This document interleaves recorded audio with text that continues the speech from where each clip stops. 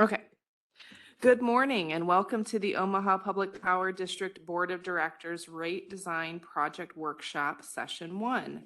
Notice of the time and place of this meeting was publicized by notifying the area news media, by publicizing same in the Omaha World Herald, oppd.com, OPPD Community Connect, and social media, by displaying such notice on the arcade level of Energy Plaza, and by emailing such notice to each of the district's directors on June 17th, 2022.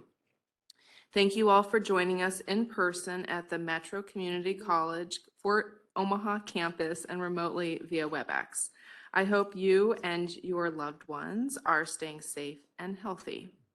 With me today in the room are my fellow board members, Mike Kavanaugh, Sarah Howard, Craig Moody, Mary Spurgeon, Eric Williams, and Rick Yoder. Director Janice Molhoff is unable to attend today's workshop. We also have our Chief Financial Officer, Jeff Bishop, our General Counsel, Steve Bruckner with the Fraser Stryker Law Firm, and members of our board meeting support staff. Members of OPPD's executive leadership team and subject matter experts also are here and participating remotely. Additionally, we have 15 attendees on WebEx, consisting of OPPD employees and members of the public. As a reminder to board members and OPPD staff, please mute your microphones to reduce background noise. To members of the public, thank you for attending. You are in listen-only mode. If you have any technology questions, please use the chat feature in WebEx to communicate with the event host. If you are disconnected from the WebEx conference, we ask that you rejoin in the same manner as when you originally joined. The board will not be taking public comments during today's workshop.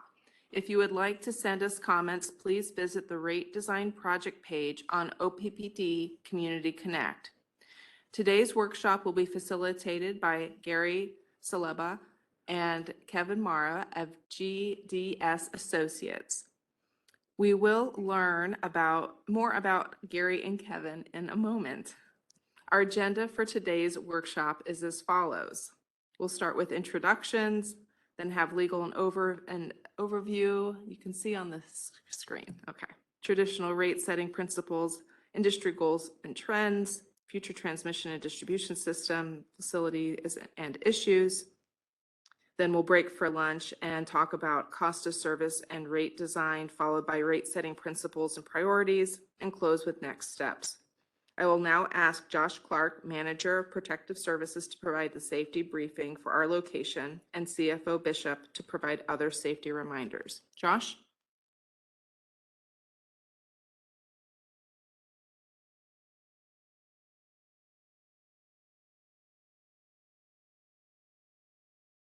At this beautiful location here within Omaha at the Mule Barn. So as you saw when you came in, this building is of a newer construction or renovation. So there are emergency exits at all four corners of the building. The closest one that we have to this room is currently right through this door here, which is what we would use in the event of an evacuation of the building.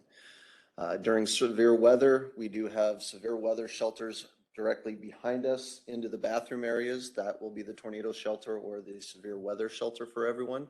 There's also fire suppression and first aid equipment throughout the building, but we also have some first aid equipment located in the back of the room where I am located. If there is any type of emergency, we do have the luxury of having access to the college campus security or police force, which are on the campus, so just a phone call away. They are aware of the meeting and ready to respond if needed. And of course, in the event of any type of emergency, I will try to guide everyone in the room as best I can. For those of us watching online, we do recommend everybody have the same type of materials handy to them, whether at their own workplaces or watching from home. So be aware of your own first aid and fire suppression materials. In addition, since we are off campus and on a location outside of OPPD, I would recommend everyone remind themselves about good cybersecurity practices. Watch out for emails that you don't recognize. Don't click on anything that you're not sure of what it is or where it's coming from. And then finally, within OPPD, we also recommend psychological safety in addition to physical safety. So we want to make sure everyone understands that these types of meetings are meetings where we appreciate outside and internal ideas and thoughts, and we want to recognize them. We want to be a meeting of trust and support for one another, and also understand that constructive criticism can only make us drive forward to the future. So with that, I will be in the back of the room, so if anybody needs anything, please don't hesitate to ask. Thank you.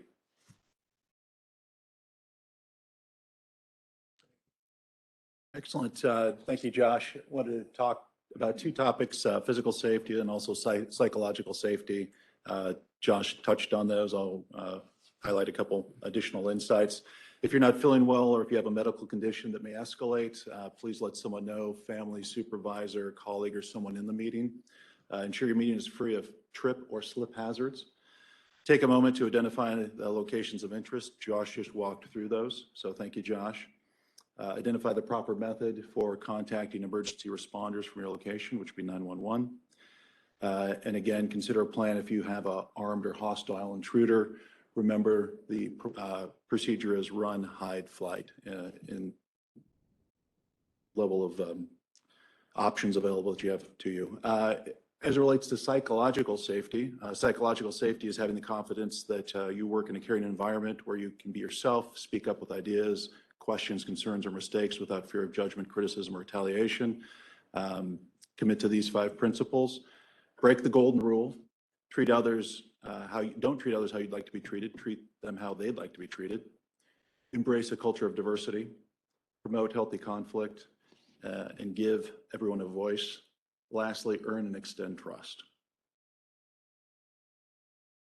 Also wanted to talk about a couple items as it relates to the time of year. We're in June, so the heat's increasing. Heat-related illness prevention, again, that can impact everyone regardless of age or physical condition. Make sure that you're staying hydrated and you're aware of the conditions for yourself, but others around you as well. In terms of storm preparedness, this has been new to me. June is the peak month for tornadoes in Nebraska. So again, pay attention to forecasts and have a plan for shelter if there's a chance for severe storms. Lastly, this is always top of mind, avoid sprains, strains, and tears. These are avoidable. Make sure you're taking the proper precautions, avoiding those instances and areas where you could potentially find yourself in a compromising position. Again, we continue to have those while relatively low in occurrence. Those are items we want to make sure we're avoiding as they impact people's lives. So again, please focus on those items as we're thinking about health and safety for the month of June.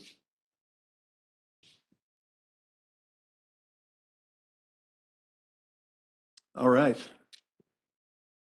Before we jump into the details, I want to say good morning. It's fantastic to see everyone. This is a new location to me. It's exciting to get better acquainted with Nebraska and see new locations. So it's great to see everyone here. Glad that our folks who came in from out of town were able to make it. There's been additional challenges with air travel, so fantastic. We were excited when Gary had a contingency plan with multiple airlines to get here. So thank you for coming in from Georgia and Washington. Before we jump into the presentation, I did want to take a moment to highlight 2 items. One, this is a big ask of time and effort from the board and staff. And so up front, I just want to say thank you as we jump into this project. It is a significant amount of commitment and want to thank you up front for that. I do want to reaffirm the importance and desired outcome for this process that we're about to embark upon. And as we think about it, it really ties back to our mission in terms of providing affordable, reliable, and environmentally sensitive energy service to our customers. And we think about it, and you look at what would be of high importance and high impact to our customers, rates would definitely be within the top 3. And being CFO, I may be a bit biased there, but obviously of major importance. But when we look at that and look at rates and rate design, not only does that determine the bill for our customers, but it also impacts and influences how they consume our product, which again then gets back to not only affordability, but how we run the business reliably and how we are able to move forward on our programs around environmental sensitivity. And that impacts how we manage our business, not only today, but how we will look strategically at our business in the future to meet our customers' needs. And that's, again, I highlight the importance of this project as it relates to our broader mission. So with that, as we level up in terms of what the outcome for this project will be, the goal is to come together with a unified voice for the board, prioritize our rate principles and rate design that the management can utilize to shape our customer rates in the future. To effectively enable this outcome, we need all the board members to have a consistent base level of understanding of the language of rates, concepts, industry trends, and in the process, make sure that we're getting feedback from what our customers are desiring from us from an unbiased perspective. We obviously are human beings. We walk in with bias. We want to make sure we're getting good feedback in terms of what our customer base is providing to us. And then with that, utilizing that information to ensure that we've got the financial health of the utility in mind through this process. And so with that, I do want to commend the board in terms of your interest in this project. It's the first of its kind. We haven't done this before, but as we think through what that means to our ratepayers in the future in terms of how we design rates, as we employ new technology, and as we continue to think strategically about the projections for the utility, this will be an important part as it relates to how we deliver the mission for the utility. And again, I do want to just thank everyone for their time and effort and for our consultants for their ability to participate today. As we look at the project, again, we've gone through this in detail. It's a two-phase effort that we've got underway. The first piece is really to focus in and educate and prioritize what the rate principles and what the rate priorities would be. We've got board members with different tenures and different backgrounds as we enter this project. Some with 2 decades, some with two years, and again, different levels of expertise. The goal here is to get everybody on the same sheet of music.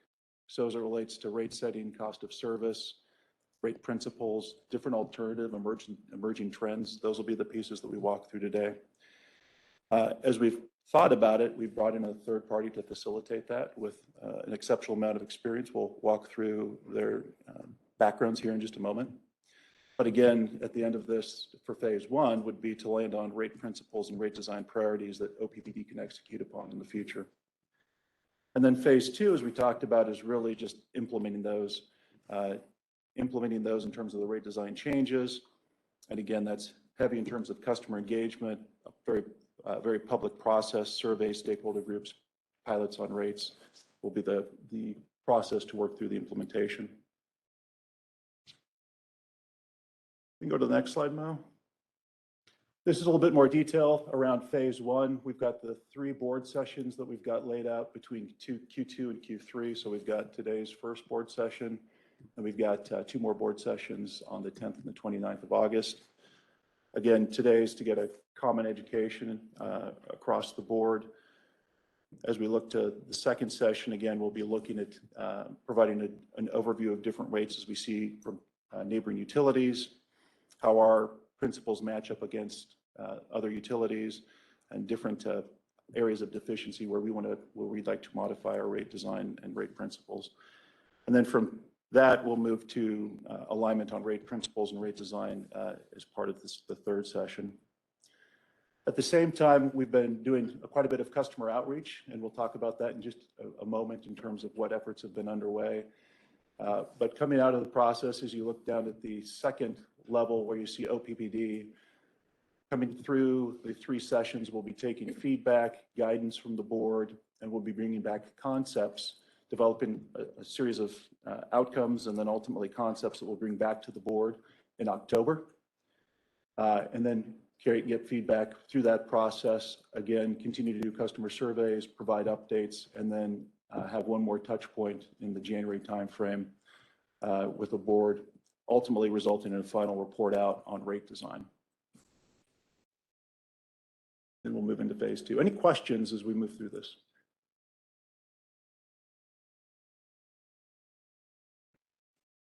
Go to the next slide, Mo. I don't plan to go through this in detail, but I wanted to highlight the amount of work that's gone on behind the scenes by a number of different areas of our business: pricing and rates, product development and marketing, communications, public affairs, legal. We've got a core team and a steering committee that are actively engaged in developing all of the work products and producing this, coordinating with our consultants, and again, facilitating the entire project. And I think a good chunk of them are virtual, but I would ask any of the core team or steering committee members to stand up. So thank you. You guys have been putting a ton of time to get us to this point.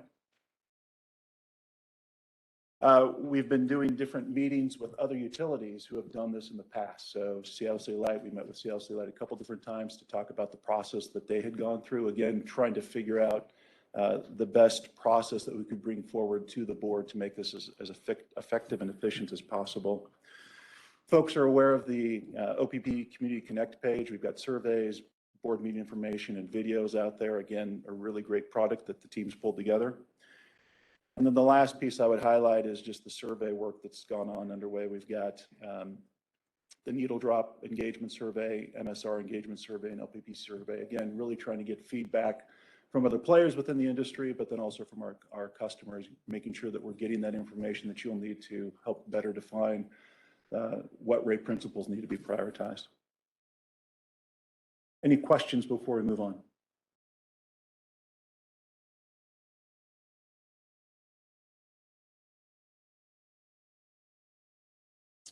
Okay, we've got today's agenda here. I don't know if you want to walk through the agenda and introductions. Morning, I'm Gary Saliba, and this is Kevin Merritt to my left. I'm the money guy, Kevin's the engineer, so we'll get that up front. I'll talk to you about money. Kevin will talk about all the technical aspects of things. So I think we got both ends of the gamut covered as far as technical expertise goes. What we wanted to do today, go to the next slide, Mary. Yeah, what we wanted to do today was to run through the rate setting process, give you a feel for what the objectives are from our end. And I'll spend some time on that after we get introduced. Go through some traditional rate setting principles. Just so you know, we call it generally accepted rate setting practice. GARP is the acronym we go by. We're going to try to let you know what GARP is from our view. And at the end of it, talk about what issues you have. It's one of these things. Kevin and I don't have a horse in this race, but we've been doing rate work for decades. And so we're just tell you what we see, what we hear, and what we think, if you want to know, without really having a preordained outcome. So we're going to be maybe painfully candid, but we'll be candid with you. So today, we'll go through and discuss cost of service and rate design. I'll talk about bond right and some of the things you probably already heard about with respect to rate design, so you have context for how people actually set rates. Go through some examples. The rates are changing right now. There's a lot of new stuff out there. We're going to kind of go through and try to give you a feel for what other people are doing and why they're doing it and how they're doing it. Again, with the objective being, Kevin and I feel that it's hard for a policy board to make informed decisions without strong analytical support. You got to know kind of what the facts are before you can make good policy calls. And so today is all about figuring out what the facts are and how rates are done, so you understand the analytical construct. And at the end of the day, in a perfect world, we'd get everybody to agree on how to set rates at OPPD. You know, that would be the ultimate outcome. I'll talk about this in a second. I had a job like Beth's when I first started. I was the rate guy at Indianapolis Power and Light. And I can't tell you how many times and I took care of rate cases. I was the one that designed rates and came to the board and tried to get approval. And I'd come to the board with a set of rates and they say, we don't like this. Come back with another rock, without any guidance about what that rock was supposed to be, how big it was, what color it was, what shape. So the other thing, just from a staff standpoint, they've asked me, or Kevin and I, please get some direction from the board about what they want, so Beth can at least have a heads up about what to bring up to you next time, and Jeff, of course. But Beth, you know, I was in Beth's job where she's actually doing the hard work on that. So that's what the objective is from our end. Next slide. How about our experience? Can we find that? There we go. Kevin, you want to start? Sure. My name again is Kevin Mara. I'm the Executive Vice President at GDS and the Principal Engineer. I've got a double E from Georgia Tech. I've been in the industry for probably too long, I guess. Everyone asks me, when am I going to retire? So it must be soon. I'm a registered engineer in 22 states. Do work really all over the country. I have projects going on now in Alaska, Florida, and Vermont. So really I'm scattered around.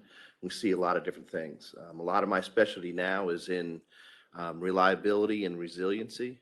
and what's happening in the industry to that extent. Do a lot of planning studies for utilities as well as engineering and just general engineering services. Yeah, and from my standpoint, I was the CEO for EES Consulting for about 35 years. And 2 years ago, GDS Associates purchased EES. So now EES is a wholly owned subsidiary. And I hadn't had a boss other than my wife for about 30 or 40 years. And Kevin is now my boss. So notwithstanding that, we've gotten along just fine. So, you know, I'm a economics and master's undergraduate and an MBA. Grew up in Indiana. Went to work for Indianapolis Power and Light when I was in college and stayed with them for a while after I got out. I'd say I was the head of the rate department. And as far as the stuff I've done in this area, we teach the technical schools on cost of service and rate design for the American Public Power Association, for the American Water Works Association, for Northwest Public Power Association, the Canadian Energy Association, California Municipal Association. So we've probably given, I don't know, 100 or 150 technical schools on rates and cost of service for utility employees. With respect to board presentations, Kevin and I have done dozens, if not hundreds, of these kind of seminars for boards. Because there's so many objectives and possibilities and rates, it's hard for 6, 7, 8, 9 people to agree on that. So we have these sessions to facilitate the discussion among the board to see if you can come to a mutually acceptable grounds on some of the higher principles for rates, and that's what this is all about. So with that, Gary, I was going to highlight too, just in terms of your experience, obviously the multiple different industries, utility industries, in terms of electric, water, natural gas, wastewater disposal. But I also found it very interesting in terms of looking at online, the fact that you've done over 400 cost of service and rate design studies and have done expert testimony and opinions being provided on over 200 different proceedings. So again, in terms of experience and background, I thought that was very useful in terms of what you've seen and the depth. So we're excited with what both you and Kevin bring. thanks for that. Rates and cost of service is one of our primary service offerings at GDS. We've been doing it for decades. And like Jeff says, we probably do 40 or 50 studies a year in this area. And so it's a primary focus for us, and it's all across North America. We work up in Canada, down in Florida, and California, Washington, Vermont. You know, we pretty much hear it all. So we've got some experience in this area, and we hope to share it with you.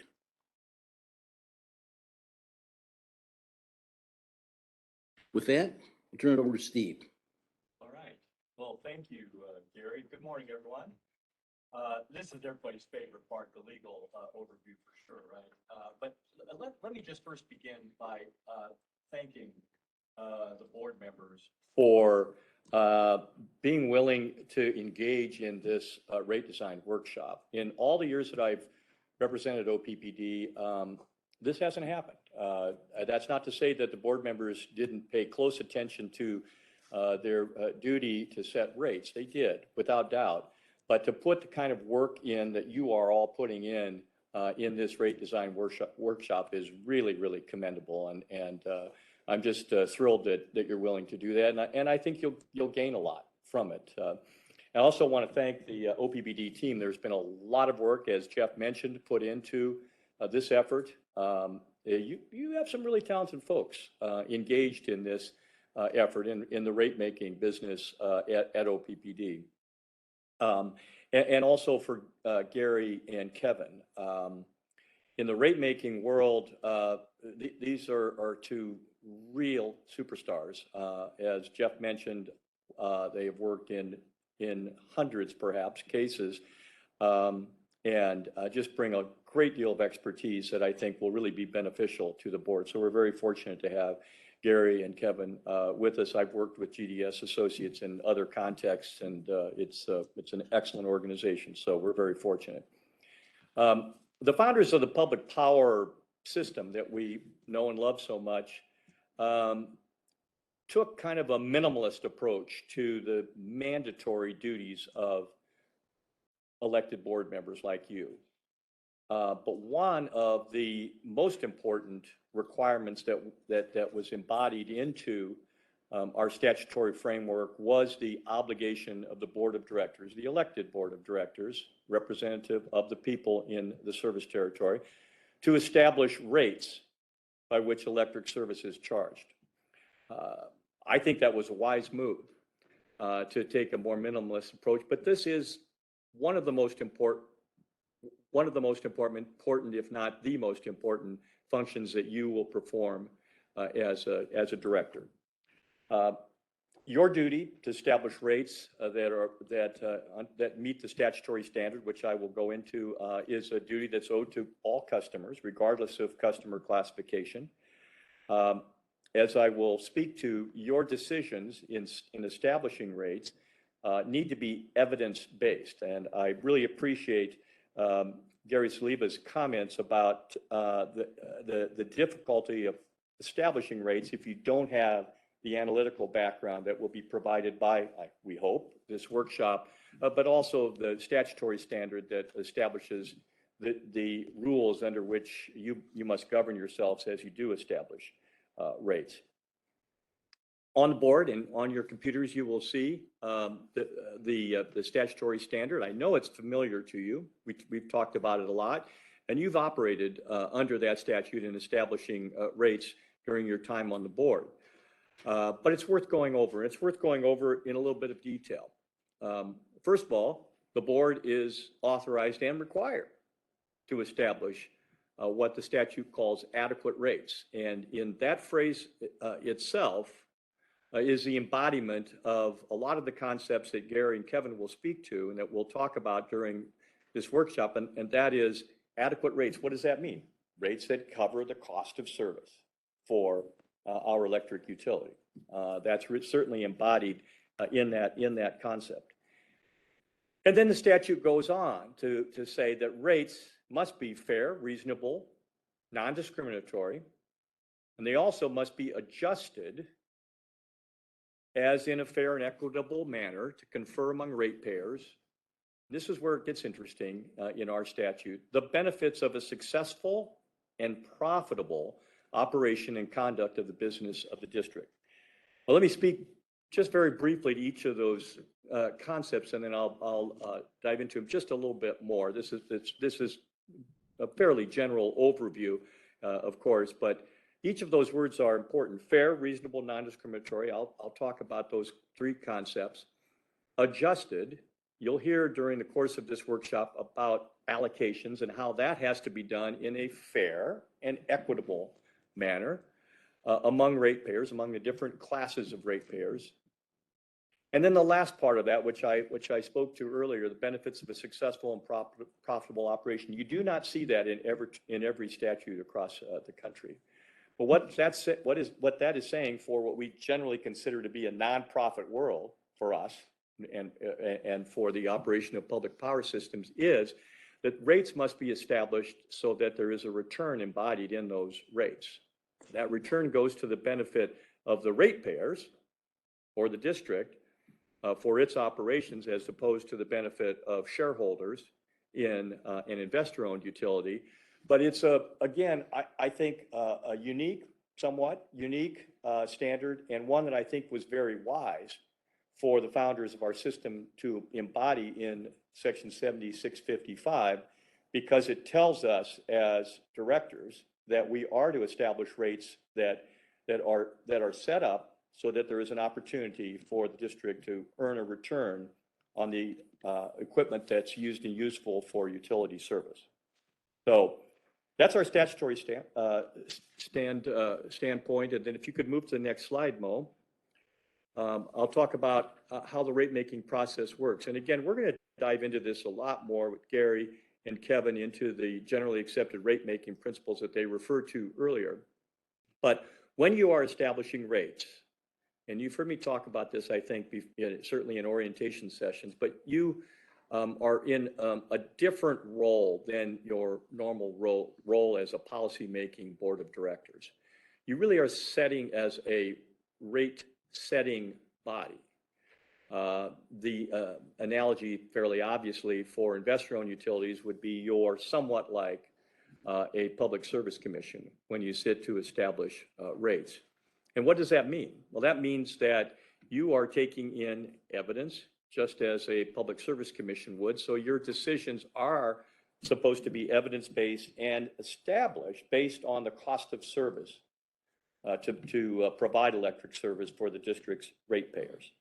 And again, we'll be talking about all those important concepts of the cost of service, the cost causation concepts, the allocation among rate classifications, and similar concepts that form the basis for evidence-based cost of service rate making. The third point you'll see on this slide is one that is important to speak to, and that is that as directors in your rate setting capacity, you rely on expert opinions from the district's rate consultant. And very importantly, that is one of the few consultants hired by the district that reports directly to you as directors. That rate consultant is responsible to the board of directors, clearly works with the district staff in bringing forward the proposed rates to you. But that rate consultant is your rate consultant and is to be relied upon you for determination whether the rates meet the appropriate statutory standard and other generally accepted rate making principles. And then the final bullet on this slide is that your rate decisions and the rates established by the district are subject to judicial review. And that judicial review takes place in our trial level court here in the state. For us, it would be the District Court of Douglas County. Oppd itself has not had very many challenges to its rates over the last 30 plus years, and that's good.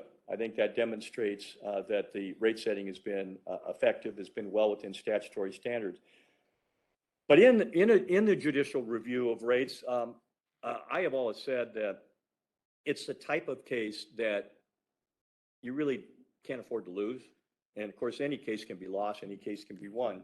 We all know that just by common sense and experience in life, right? But the reason I say that is that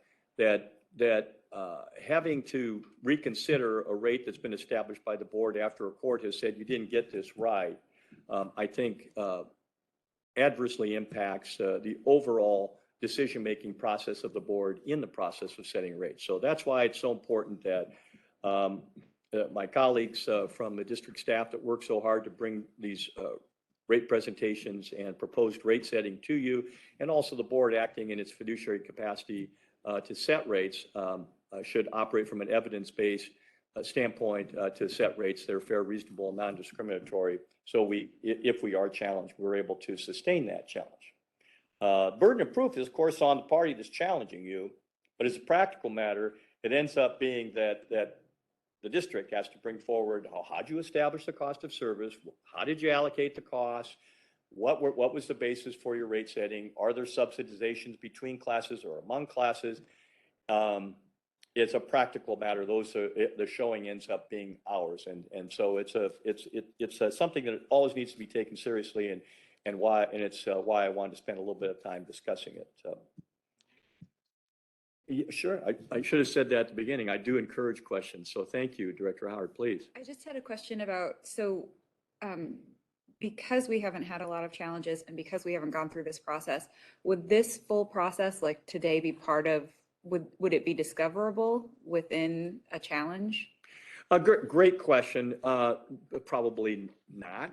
Although I think the reason I think your question is really perceptive is that one could see that if you as I think I know where you're going, if you as a board did something that was contrary to what we're talking about here, saying, hey, these are the generally accepted rate making principles, this is a statute, and there was something contrary to that, it doesn't take a lot of imagination to say an enterprising plaintiff's lawyer could say, well, back in June 22nd of 2022, you had Bruckner up there telling you this, and you had an expert, Gary Saliba, saying that, and you didn't follow that. I think that's what you're getting to, Director Howard, and I think it's an excellent point, and I think it puts a a little bit of emphasis on why I think the rate setting process is so serious and one to be taken so serious. And again, knock on wood a little bit, again, in my years of experience with this board as well as other boards, I have seen the district's board always take the rate setting process very, very seriously. And I think the proof is in the pudding, and that we've been fortunate enough to have minimal challenges, at least during my time. So thanks for the question. That's a really important point. Key terms, if you could go to the next slide, please, Mo. I said I would break down a little bit the concepts of fair, reasonable, and non-discriminatory, and I want to be aware of our time. But the concept of fair, I really hate to use the same word in a definition. I think I was taught long ago not to really do that. But what it really does is it means fair compensation for the service provided, not an over recovery, not an under recovery. It's an effort to be somewhere in the middle in terms of cost recovery. Reasonable, to me, embodies the concept of basing rates on the cost of service and providing the utility, back to the successful and profitable operation component of the statute, an opportunity to earn a fair return. It's not a guarantee, but merely an opportunity to earn a fair return on the fair market value or the value of the equipment that's put into utility service that's used and useful for that purpose. It's not in any way a mathematical formula, but it is a standard that's applied both from the standpoint of the district as the provider of electric service as well as the consumer. And this is probably a good point for me to say something I know is obvious to all of you, and I've talked about it before in orientation sessions with board members, and that is, while you do sit as a rate setting body when you establish rates, somewhat uniquely, you also, because you are elected directors from among the ratepayers of the district, you also have another hat that you wear on behalf of the consumer of our product. And while that might seem a little bit schizophrenic at times, it really isn't. It's frankly one of the unique features of the public power system that has sustained the operation of the public power model for a very long time. I think it works well. It's good to keep both of those roles in mind. Again, evidence-based, cost of service, but your role also is to look at rate setting from the standpoint of the consumer, our customer owners. Non-discriminatory is the final standard that's in the statute. And candidly, that's where a lot of the legal challenges may arise. Because what you're looking at there is, if you're setting rates for, let's say, the residential class, the residential class has a very similar profile. Some use more energy than others, but it's generally a very similar profile from the standpoint of what it takes to serve that customer. So if you're establishing classifications within the residential class, I'm just picking them arbitrarily, where one group pays more than another group, that could be a target. And that's the kind of subsidization that the statutory standard non-discriminatory gets to avoid distinctions within rate classes. There are other types of subsidization that can occur and that have been litigated across the country, but that's one that's fairly obvious. And finally, a couple of cases I want to highlight in the last slide. Thank you, Mo. There has not been a great deal of litigation around rate making in Nebraska, but one of the cases that is fairly famous or infamous, depending on your point of view, I guess, is a 1983 case that went to the Nebraska Supreme Court and involved Wheat Belt Public Power District out in the western part of our state. And in that case, the utility needed to recover the cost of a peaking unit, natural gas unit that it had constructed, and wanted to charge all of its customers, of course, to recover that cost, but established their rates in two different classifications for their customers based on when they came on the system. So those who've been on the system longer paid less, and those more recently paid a little bit more. And Supreme Court said you can't do that. That's an improper subsidization. Customers must be charged the same rates for the same service under the same or similar conditions. You simply cannot charge one group of customers more just because they came onto the system at a later date. So that's probably the case that's cited the most on the non-discriminatory subsidization component of our statutory standard. And then the Landfair versus Oppd case I put up there because it is one of the cases that I've handled during my time representing the district, and it was a challenge to the street light rates that the Board of Directors established for the city of Omaha. An individual named Landfair thought that the street light rates did not meet the statutory standard. We were able to prevail on that case at the district court level. Mr. Landfair took the case to the Nebraska Supreme Court, and the Supreme Court established, I think, some pretty good law for this type of rate, and that is that the proper measure of recovery is the reasonable value of the services provided by Oppd to the city to provide street lighting throughout the municipality. And that is one of the cases that we rely on for the way that we do establish rates for street lights today. Pardon me? Yeah, that they were excessive, that the rates charged more than the reasonable value of the service that was provided. And Mr. Landfair, who, as it happens, was the brother of a lawyer who eventually went on to Nebraska Supreme Court as a justice, kind of interestingly. But Mr. Landfair thought that was unfair and so challenged the rates. And so that was a claim. Fortunately, we were able to prevail in that. And there have been a couple of other cases, none that have gone up to the appellate court level where you have a decision that establishes law for the rest of us to rely on.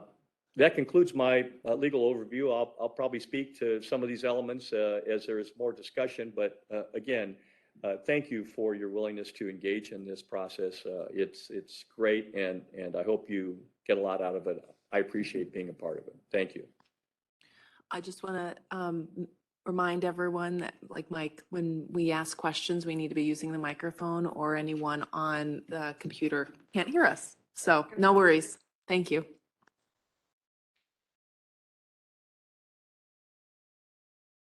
Excellent. Any questions before we jump into it? Obviously, today's the day for you and this process. So again, we've brought in the consultants are here to address your questions, educate. Steve's here to provide legal assistance to the board. The staff's here as well. So please ask questions as we jump into it.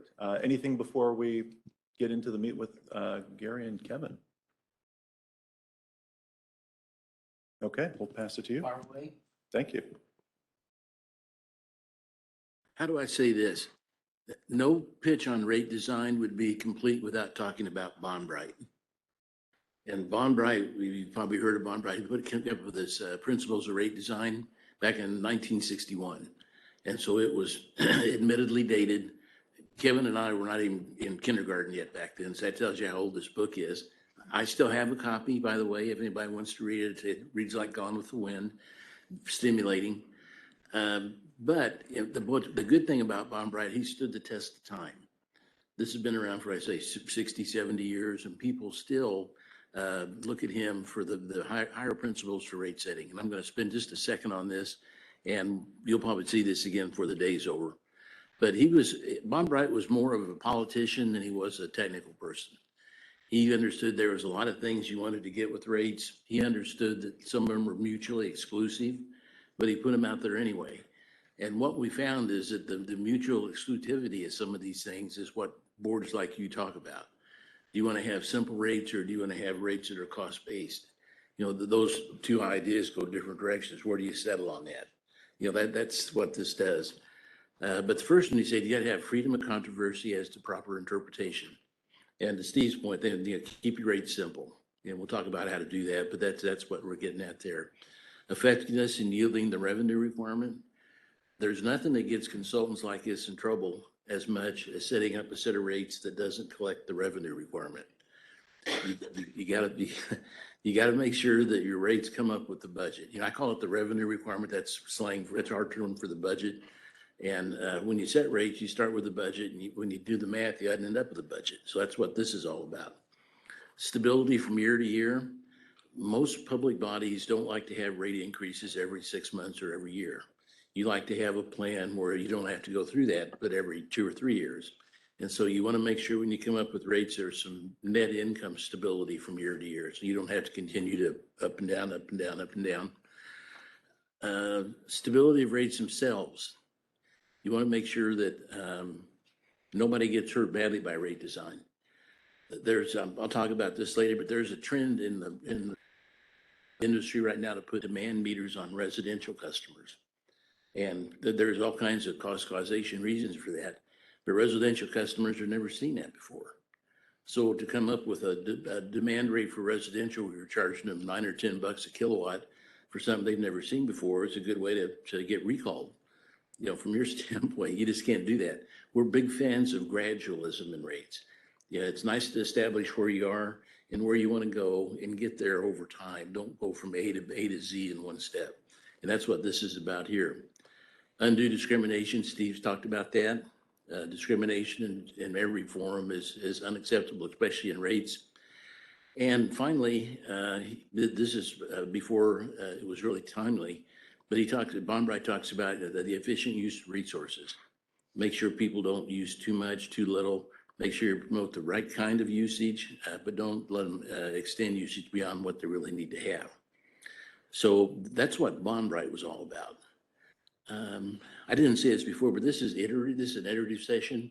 This is not a lecture. This is not meant to be a lecture. You hear these things, you've heard them before. We would encourage board discussion about that. If you want to quiz us about what other people are doing, or you got questions about what it means, it's all about getting it on the table. And, the objective today is to get all of your issues on the table. So next time we get together, we can address that. So, make sure you speak up so we get a good list of what you're interested in hearing about, what your issues might be, so that the next go around, staff and us can address them. So I'll take a breath there. Yeah, Rick? Yeah, so I do appreciate this. I especially like the last bullet and would love to learn more at some point about examples of that. And maybe that's something that comes up in a later session and we don't have to talk about that today. The other thing that struck me on this particular slide is the equivalence of the cost of service analysis to science and rate design to the art form. Even within science, I know if that science matures over time, that studies can contradict each other and based on assumptions, based on different models and different schools of thought. But eventually we get to something that we know to be true. So especially given Steve's mentioned more than once of the importance of the cost of service understanding, I guess I have an understanding, or I wanted to probe a little bit on your view of different approaches to the cost of service analysis. We've got a whole slide on that, Rick. Yeah, to address your higher principle there, we think, in our jargon, we say the revenue requirement and cost of service are science. The budget's based upon expenses and capital budgets and how you finance them and all that. So there's science in that. And the cost of service, we do our best to make sure everybody pays their fair share. That's a goal of cost of service. Having said that, there's some assumptions within cost of service. And we're going to talk about that because you're exactly right. There's different ways of allocating cost, and they could all be generally accepted from a legal standpoint, but they don't always fit a system. So the system which is best is usually system specific. You've got to take a look at the unique characteristics of OPPD and come up with something which is quote unquote generally accepted. And I'll talk about that because there's a couple areas within the cost of service where judgment's required, and there's some policy input, to be candid. So I'll highlight those. Thank you. I would add that part of that development of the science is more of this AMI data. Before it was We think that's how the load is going. We think that's what's happening, but now with more detailed load data, it's giving us more refined assumptions, and that also changes how rates are done to some degree. And you're on the forefront of that. Chair, do you want to? Go ahead, Director Williams. Thanks. I have kind of a general question.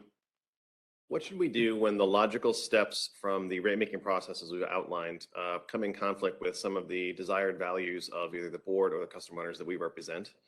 And I understand the logical process that occurs and all the technical steps, and as you described, the revenue requirement and cost of service are science. I get that. And then at the end outcome, when we recognize that does not match what the customer owners want or what the board understands the desire of the people we represent to be, how do we square the differences between the strictly logical description that you've given and something that people have told us they want? Eric, I think that's what this session's all about. You know, we'll tell you how the math works. And if the math doesn't come out like you got to tell us how you want it to come out or what's wrong with it. And that's where we look at it at mitigating circumstances, which are in keeping with the things that Steve has talked about. Yeah, we've got to, you kind of got a fenced off area based on Nebraska statutes. You got to stay within that, but you've still got some room in that. So, you know, you just, we'll tell you how the I'll call it the GARP math, general accepted rate setting practice turns out. And if you don't like it, tell us what you don't like about it, and we'll see if there's a way to fix it. Follow up there, GARP, is that a legally defined set of terms as it is in accounting, or are there different sets of principles that are understood by different people? And I mean, I guess I'm curious, how tightly defined are those practices relative to the use of a similar type of term in other industries? Okay, when we talk about GAAP, you know, generally accepted accounting practices, there's a code for that. There's a book you can look at that tells you where all the accounts should go, which debits or credits go out and all that. There isn't such a thing like that for rate setting. GARP, you know, in my view, is something that's developed through industry practice and precedent. You have to take a look at what other people are doing, take a look at what the trade associations are suggesting in the lectures, see what the courts have said over time. And based upon that, you come up with a set which is generally accepted. But again, our experience has been what's generally accepted for one utility may not be for another. You know, it's regionally specific when you come up with what GARP should be for like Oppd. I agree with Gary's comment. So what is, I think it's on, yeah. What is generally accepted is fairly well established. There's a lot of judicial precedent, not so much in Nebraska, as I pointed out, but there are a lot of cases around the country that those involved in rate setting look to and would advise this board on as being generally accepted. But within that set of generally accepted rate-making principles, to Gary's point, there is the opportunity for a rate-setting body like this board of directors to establish rates using principles that are more appropriate regionally or for this specific utility. Having said that, you can't make something up out of whole cloth. You can't do something that is contrary to the statutes or doesn't fit the statutory framework that gets into subsidization within Class X. That's it. So there's lines that you can't cross, but there is leeway there. I think that's the main point that both Gary and I would like to get across. So really to maybe put a little coda on that, Director Williams, your question is a really good question because yes, you've got constraints. You know, that's what we're talking about. You know, the statute, generally accepted rate-making principles, and you won't always perhaps be able to meet what customers are asking. But I would say that there is flexibility there to do a lot of it. And to the extent that there isn't, there is always the opportunity to change the law and allow other types of rate making that fits within the legal standards. I hope that's responsive to your question. I'll add to that, Director Williams, from an engineering perspective, right? One way that you do rates is you come up with all the budgets, things that you want to build. And then you try to go set rates and you're like, oh, geez, rates are too high. Well, maybe we got to cut some of those budgets. You know, you have to maintain reliable service, but there may be some other things where there's flexibility within the, you know, the board's guidelines to try to achieve that. And, you know, example might be reliability. A lot of jurisdictions are looking at undergrounding. Great, but it's a lot of money, and can you afford it? If you told me to go do it, well, I'll give you a budget, and then you do the rates and go, uh-oh, this isn't going to work. So there's some give and take, I think, with those types of directives that the board definitely would have if you came up with a mismatch as you get through the rate process. Yeah, and GARP has changed. You know, Kevin and I have been working on this for 3 or 4 decades, and GARP has definitely changed over that period of time. And we'll talk about some of the trends we're seeing and why it's changing. So it's evolving. It's not like GAAP. Let's put it the other way. So, any other thoughts about this? We mentioned a 10-10-15 break. Is this timely, Jeff? Sure. Absolutely. We can take a break. Are we, let's see, looks like maybe a 15-minute break or so? Okay, thank you. Go ahead. Good to go? Yeah. Jeff, do you want to start with anything? Yeah, again, we just continue to encourage questions. That'll be part of the process and ultimately what we're going to bring back is solutions to the questions that are being posed. So. Good enough. Thank you. So we got about an hour here to talk about general trends in the industry, what people are doing, sort of what state of the art is on it. And there's about 10 or 15 issues here, which we want to talk about, which bear on rates. And just to get ahead of the script, just before lunch, we're going to give you a sheet and ask you to prioritize all these in your view. What's important, you know, trying to get a feel for what of these matters and what doesn't. And so we see where the board is, and we're going to take them. Mo will pass them out towards the end of this session, and then fill them out between now and lunch, and they'll tabulate them. We'll talk about them after lunch. So if you got, you know, there's a reason we're talking about this. We're going to ask you about it. So the first one is cost-based rates, and customers pay for what they use.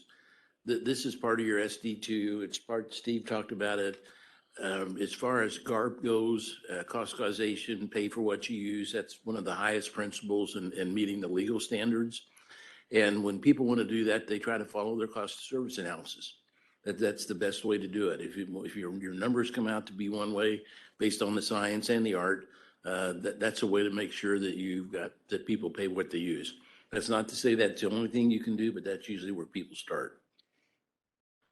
The next one, sustainability, reduced greenhouse gas. We talked about how GARP has changed. I'm old enough, I remember never talking about this. And it's become very topical now. And it's just within the last 15 or 20 years. So this is one of the evolving things we're looking at. What are people doing? They're changing their resource portfolio mix.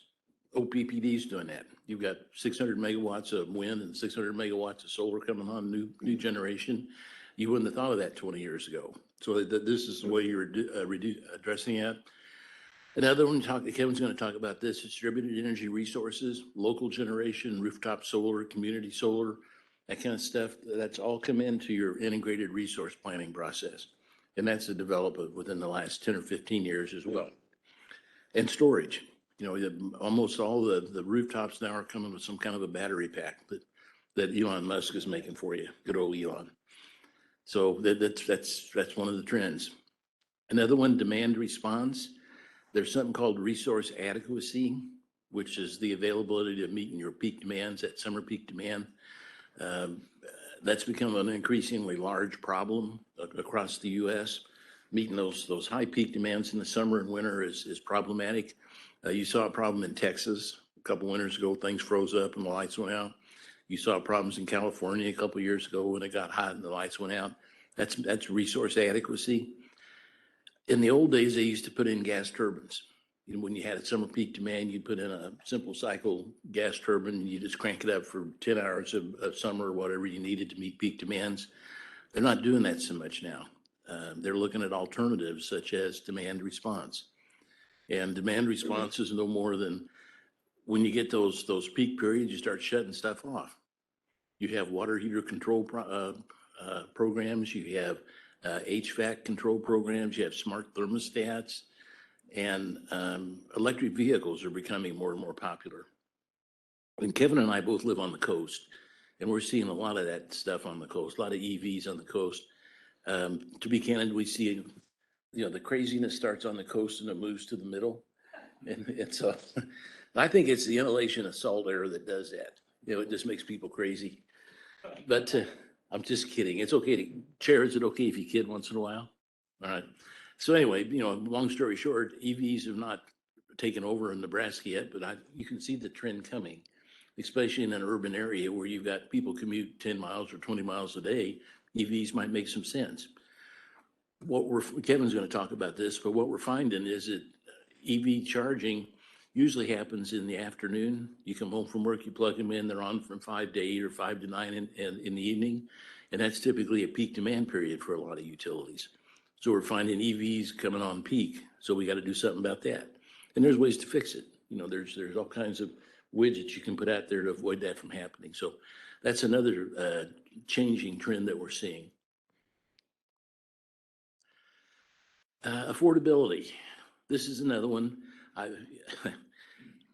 was when I was in college in Indianapolis Power and Light, I was young and could jump and run, and I was a cutoff guy. And we didn't really care about affordability back then. Somebody didn't pay their bill, they'd send me out there and I'd yank the meter and run to the truck and put it in the back, and too bad. That's changed. You know, you got to, anymore people have to look at affordability. That's part of your social responsibility, or a lot of the publics feel that way. And the way people are dealing with that, when you have a rate change, we take a look at, do typical bills for everybody. We say, okay, here's what you were paying, here's what the new rates look like, what's the delta? You know, are some people, some groups of people getting disproportionately big increases? Is there something we can do about those increases? Can we help them somehow? This has all come into play in the last 10 or 15 years. So this is part of the evolving GARP as well. And I might add, if I may interrupt, Gary, to that point, I know the board is well aware that OPPD has brought in some programs very targeted towards the affordability issue, and I think is in many respects sort of leading the industry, at least in this state, in that regard. All of which are based on both the evolving rate-making principles, but also really there's a business case to be made, frankly, that keeping folks on electric service, avoiding shutoffs, which cost money for the utility, minimizing your write-offs, which cost money for the utility, are well within accepted rate-making principles. There's a limit, and we can talk about that, but it's certainly well within current rate-making practices, as Gary is indicating, to monitor affordability indicators the way you are. Stephen, is now the time to explore? There's a limit. I'm interested in that. Is that? I don't know. I don't want to step on Gary's section, but I'd be certainly happy to talk about it. You bet. I'm just curious if it's firm, if just, I don't, it's not the sky, but help me understand when you say there's a limit, what do we mean? So the limit would be, I'll give a you know, perhaps a more aggressive example to illustrate the point. If you were to establish a different rate for the residential class for those who are under a certain income limit, for example, that I think would be problematic. But having certainly monitoring affordability, Gary indicated, you know, showing, you know, what's the impact of a change in rates on a different, you know, different folks within the residential class, showing a typical bill when changing your rate design. Can we establish kind of the type of programs that I just alluded to that help? Can we call on additional public resources in some fashion and see that those go to the people who need it the most? All of those, I think, are well within the ability to address affordability, but there are certain lines you won't be able to step across unless, in my legal opinion, unless there's a change to the law. And some states have done that, frankly. There are states or public service commissions, more likely, that have established ways to help those who are most affected by utility rates. That's helpful. And it leads me to wonder, as we think about kind of these workshops and what we're going to do going forward, the difference between rate design, rate making, rate policies, and then other programs and ways that we can achieve different policy objectives that aren't achieved through a rate design process. Should we be mixing those together as we think and go through this process? Should we make a really clear line and push them apart? Great question. Gary, you may want to address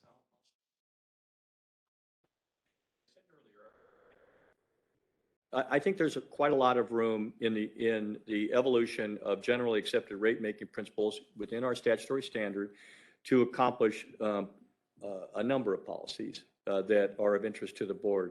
There are limits to that. And back to a point I made earlier, you certainly want to maintain the evidence-based approach that I described when I was going through the legal overview. You certainly want to base decisions on cost of service. And you certainly want to make sure that the district's rate consultant is on board with anything that you pursue in terms of evolving rate designs. But subject to those general guidelines, I think and believe that is part of what a board, particularly a public power board, should be looking at. It's just that it's really important for all of you to understand that there may be some lines that cannot be crossed, at least under the current law. And again, you don't really want to find yourself, staring up at a guy or woman in black robes to, defend your decisions. That's the place where you try to avoid. So, Gary, do you have anything to add on that point? This comes up all the time. This is nothing unique with OPPD. And what other utilities are doing are two or three things. One, they have some kind of a voluntary program where people could contribute more than what their actual power bill was, put it into a pot, and that takes care of low income or needy people somehow. Another thing is they changed the state law.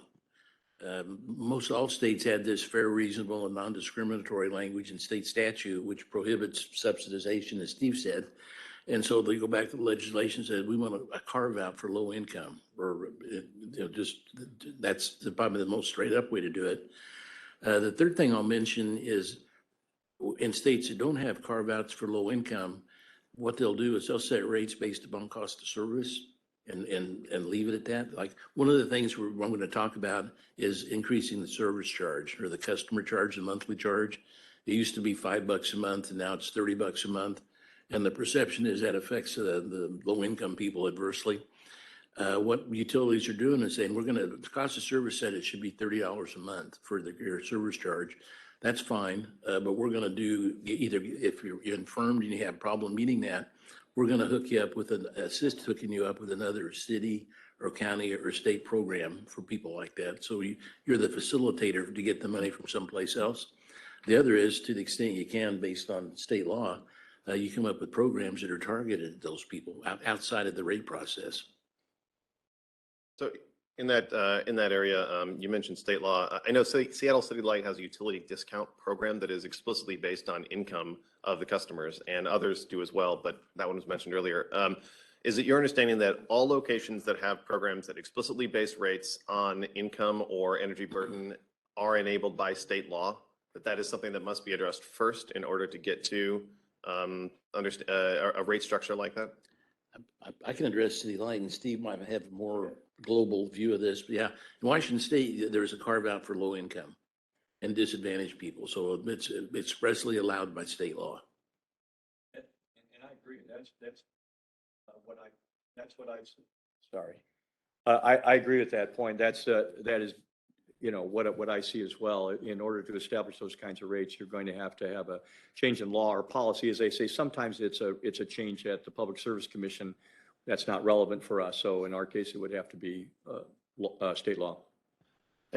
And I ask, because we just had the SD2 rates monitoring report recently, and we saw a graphic that reflected the locations where energy assistance program payments were distributed and the energy burden across different zip codes in our territory. And there are a few in my district and a few in Rick's district, the southeast corner, as well as Dr. Molhoff's. Those are the easiest to see on the map because they're physically largest.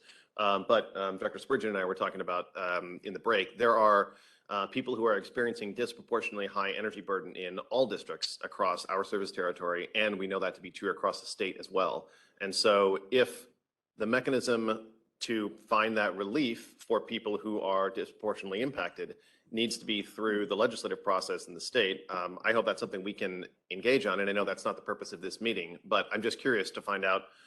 We are working on the customer assistance program pilot, which I'm very supportive of as a mechanism to provide assistance outside of the rate making process.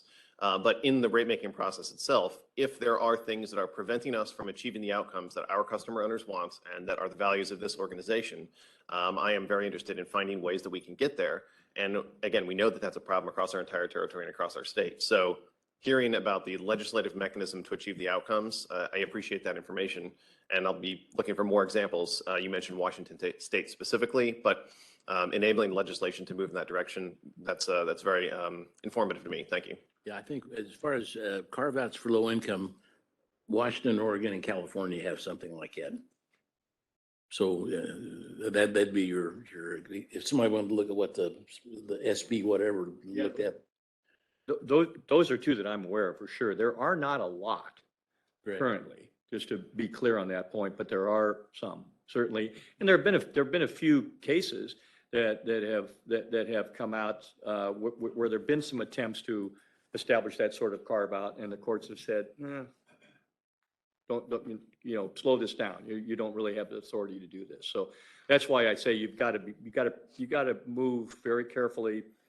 Base what you do on defensible business positions. That's why the customer assistance program that you refer to, in my view, meets that standard because it's based on business principles that I alluded to earlier. But you go much beyond that without the statutory authority, and I think you're in an area where it becomes less clear as to whether it's legally defensible. And I guess one follow-up, this is why I asked earlier, when the logical or legal process comes in conflict with the values of the organization, defensible business practice for not shutting off power for people is one justification, but the other reason would be it's just not the right thing to do to shut off power for people and significantly negatively impact them. And that is a values-based interpretation of why we should avoid that type of a consequence, but that is not a business case justification.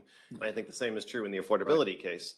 When we talk about the values, which is my understanding of the purpose of these meetings is to help establish values for our rate-making process. I mean, I'm not 100% reliant on the business case justification that it will save us money to avoid shutting off someone, when we can recognize that shutting off someone will have spillover consequences to them, kids not having electricity to complete schoolwork, or potentially we know there is a strong connection between shutoffs and people becoming homeless. I mean, there are a number of other consequences that we should be able to recognize. And this is why I asked, how do we square the legal and logical and financial position with the values that we want to recognize as an organization when they come in conflict? Because I think that there are examples where we need to be careful about saying, if we can't justify this only from the business perspective, then we can't take action. That's a position that is very hard for me to sustain because there are clearly consequences from our actions, and I want to be able to address them. Well, when I think business case, business principles, I don't necessarily think it's limited to dollars. So I guess I'm interested from a GARP perspective, is defining programs based on solid business principles. And maybe that's because it's a program that's outside of rate making. I don't know. I guess I don't know. Maybe my question is how how clear is that delineation that solid business principles is really about financial return rather than some of the other, especially as a public power entity, that to me is not the limitation. It's not a limitation, but perhaps I'm not thinking about that correctly. Is that something that you have found addressed in other places where definition of business practices or business principles extends outside of the strictly financial? Again, to Steve's point, most of the states have this very reasonable and non-discriminatory statute without carve-outs for low income. And what they've done is to set rates based on cost of service and come up with programs that are outside of the rate setting process to address some of the other issues.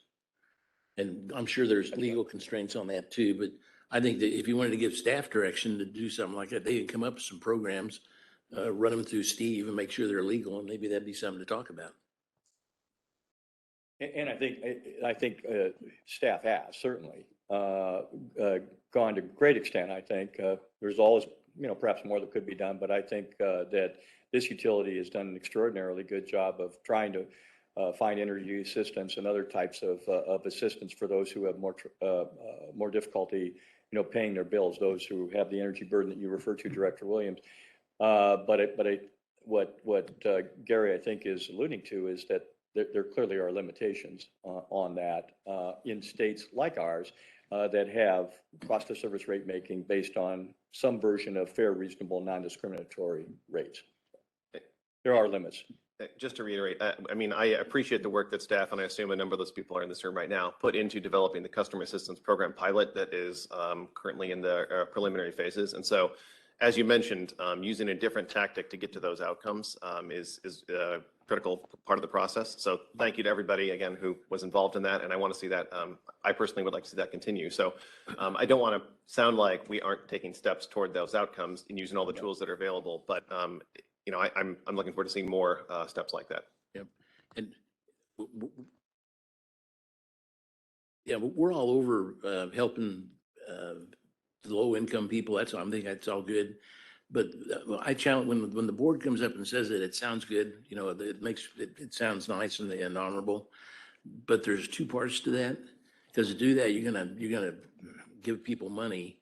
You also have to tell staff where that money is going to come from. It's a two-edged sword. They don't have a money tree. That's fine to give it to somebody, but you got to tell them where to get it. Thanks. Well, a few comments. I've been trying to jump in, but I'm a little slow these days. So I too appreciate the pilot program that we have, or the new program that's rolling out. I also appreciate all of the work that's gone into identifying the stresses on affordability in our service area. And I think we have many options, and I think there may be more than one outcome of these sessions. One outcome may be a greater amount of personal or maybe even organizational resources in doing something that Stephen has mentioned repeatedly today, that the current law binds us. Obviously, there's an opportunity to work on changing that law. So that's outside of the bounds of what we can do around this table and with our consultant today, but it is something that the board might ask about among its staff. I, at one point, went through the utility rates database that NREL has, and I counted utilities in 13 different states that have low income rates. So it's not one or two, there are several, and it's not all utilities in those states, just some utilities that have that. So I think there is certainly an opportunity to do something there. But there are also other opportunities, and I would really appreciate you pointing those out, either when we talk where the opportunity is for the board or for staff to address. One that comes to mind, and I could be wrong, but one that comes to mind is I understand that serving multifamily homes, dense, compact, multi-user areas cost less to serve. So a cost of service study would show that. We do not have a different rate for multifamily homes, for example. So it seems like that would be within the opportunities to not to stereotype or broadly, cast who those are who need assistance. But for those who do need assistance that live in those types of housing, that would be an assist. So it's a multifaceted opportunity. I think, so I appreciate you mentioning that there are ways that utilities have chosen. They've used universal fees or social fees, kind of flat for everybody to help fund where statute does prohibit us actually creating a new rate class. But it is okay to set up just a universal fee to say this is for the social good or for, I'm not quite sure what the categories are. I first saw it in the LIHEAP clearinghouse where they listed about 7 different synonyms for that same process. So that too would be a way to do it. And yet the difference between those who are assisted and those who need assistance is still pretty large. I think OPPD is a leader here. And I don't presume to say that we should meet everyone's need. But I do think we should examine all of the opportunities we have available to us for that. So any insight you have on other approaches through the course of this would be appreciated. Yeah. Should I respond? Please. Yeah. Your point about apartments, multiple family dwellings is accurate, I think. Most of those who got 100 amp services, most of the single families got 200 amp services. Their appliance saturation is different. It's a lower usage level. Some places have looked at different rates for multiple family just because of cost of service. They have smaller capital facilities to serve and their load curve is different. So I think that's something that staff could take under advisement. Look, they'd want to do some load research to see what the load curve looks like for multiple family versus single to make sure there's a difference. But with that predicate, I think that's something that could easily be looked at. A follow-up question, I don't know that this makes sense, but it seems to me that if there is a disparity among customers in their incomes or household effective buying income, whatever, that it may be that some of those customers have fewer computers, fewer phones, fewer, electricity consuming devices. I don't know that it necessarily makes sense, but I posit that it may. That if there was some way of judging energy use per square foot of a household, that might be a way to set up a different rate class that would not necessarily benefit just one segment of the income spectrum, but would benefit anyone who has a less wasteful, what were the words on that slide? Less wasteful use of the service. Yeah. We're here to round out the picture. And for a multiple family like that, you would probably get some low income people that lived in apartments. You might also get the people that have the fancy condos up on the hill. So you'd have to look at it. One comment I might add, Director Yoder, to your point about universal fees, I think you referred to that. I can't say that I've looked at every single state or every single program that's out there. I'd be willing to look into that.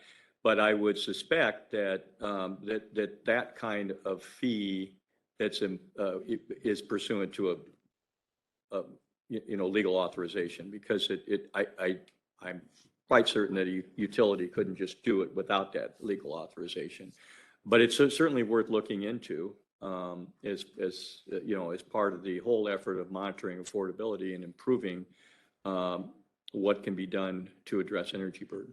Yeah, to follow on that, there are several states that have what they call a system benefits charge, where they collect 2% or 3% off of every bill, and it goes into a pot and it's distributed for distributed energy resources, for demand side management, for low income assistance.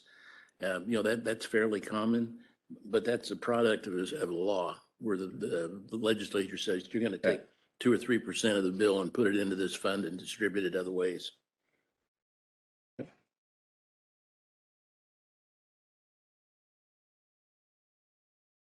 Sheriff Director Spurgeon had a question. Oh, I'm sorry. Go ahead. One of our SDs has to do with economic development. However, so I think it's important sounds like we would need to move to a law, work for a law to allow us to have another rate class. And I think it's important to note to our community what happens when, as you alluded, Director Williams, when a residence's electricity is shut off. I mean, I think the Sienna Francis house here in Omaha is like bulging at the seams, is what I've heard. And I don't know what happens in smaller towns where they don't happen to have housing for people who are indigent. But we cannot have thriving communities when such an essential service in this time is not there for everyone to have. There's no use in having low-income housing if they can't afford the electricity to turn on the lights and run the appliances. So I think sometimes we forget that, so a business case I think can be made to the community. Like, is this really helpful? How do we call on the philanthropists in our community to pick up the slack here? Because that's really what's happening. The various charities that we have and the nonprofits to do this. So anyway, that was my point. Thank you.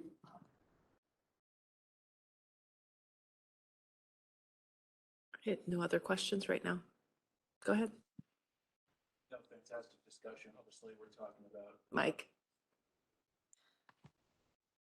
No, really good discussion. Obviously, this is a key point in terms of affordability. This topic has been raised in the past in terms of discussion of values, how that goes back into rate principles, what's allowed under the law. Again, as we look at the different principles and the topics that are going to come up, you will see different impacts as it relates to a desire to move forward with one principle, how that impacts other elements.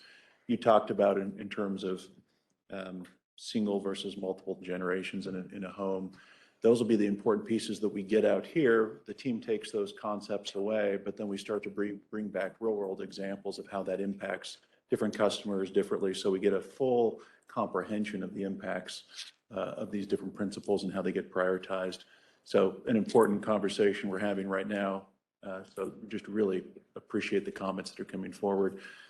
We'll have more as we continue on in terms of the other trends that are out there, what type of cost shifts are happening. We're going to talk next about kind of emerging technologies and things of that perspective. So I think it'll be a great chance for us to jump in and talk about what's emerged over the course of time in those different areas as well.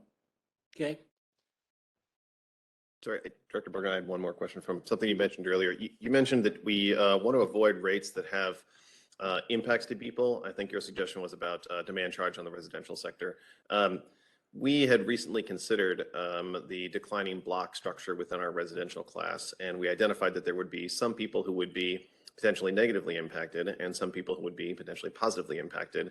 Do you have guidance on how to understand the proportion of people who would be positively or negatively impacted when trying to make a decision about that? Is that just up to us and how many comments we think we're going to get, or how do other utilities try and address the concerns? Because in that particular example, many would see a potentially small positive benefit, but few would see a potentially larger negative consequence.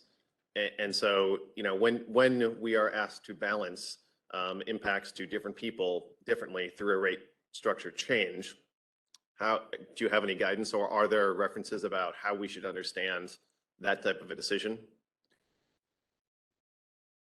Kevin and I are both cost of service guys. I think that's where you have to start. And you take a look at the cost of service, and if there's a reason for a declining block rate in the wintertime, so be it. If there isn't, figure out what the cost ought to be and see where you are now, and have staff run typical bill impacts. And say if we go from a 3-step declining block rate to a flat rate in the wintertime, how many people get hurt, how bad did they get hurt, and who are the people that get hurt?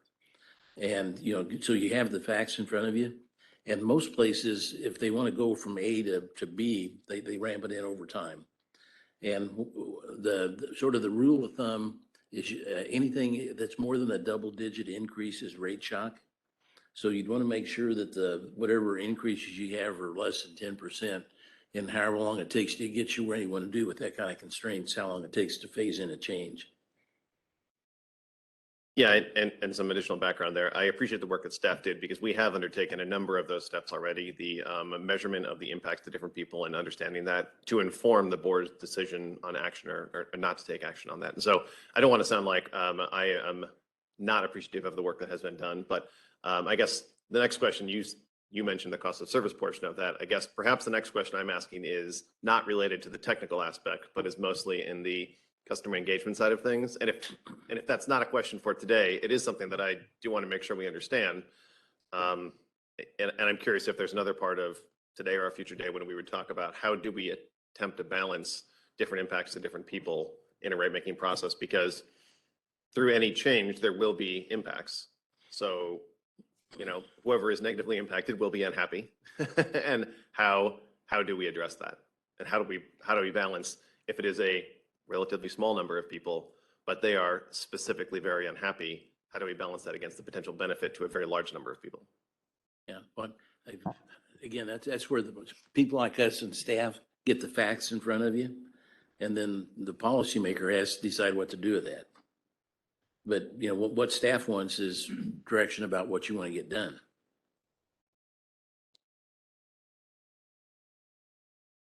I just want to circle back. I mentioned looking at synonyms, and so I wanted to provide you with those that came out of the LIHEAP clearinghouse document. The states variously refer to these charges as public goods surcharge, system benefits charge, which you mentioned, societal benefits charge, public benefits fee, universal service fee, universal energy charge, and meters charge, et cetera. That was the quote. So there are many terms that are out there for that. Yep. That's all. Yep. And again, that's given state law allows that. That's how people fund some of these other programs that you've been talking about. But they don't do it through rate structure. They just take a flat percentage off everybody's bill, put it into a pool, and then distribute it based on policy call.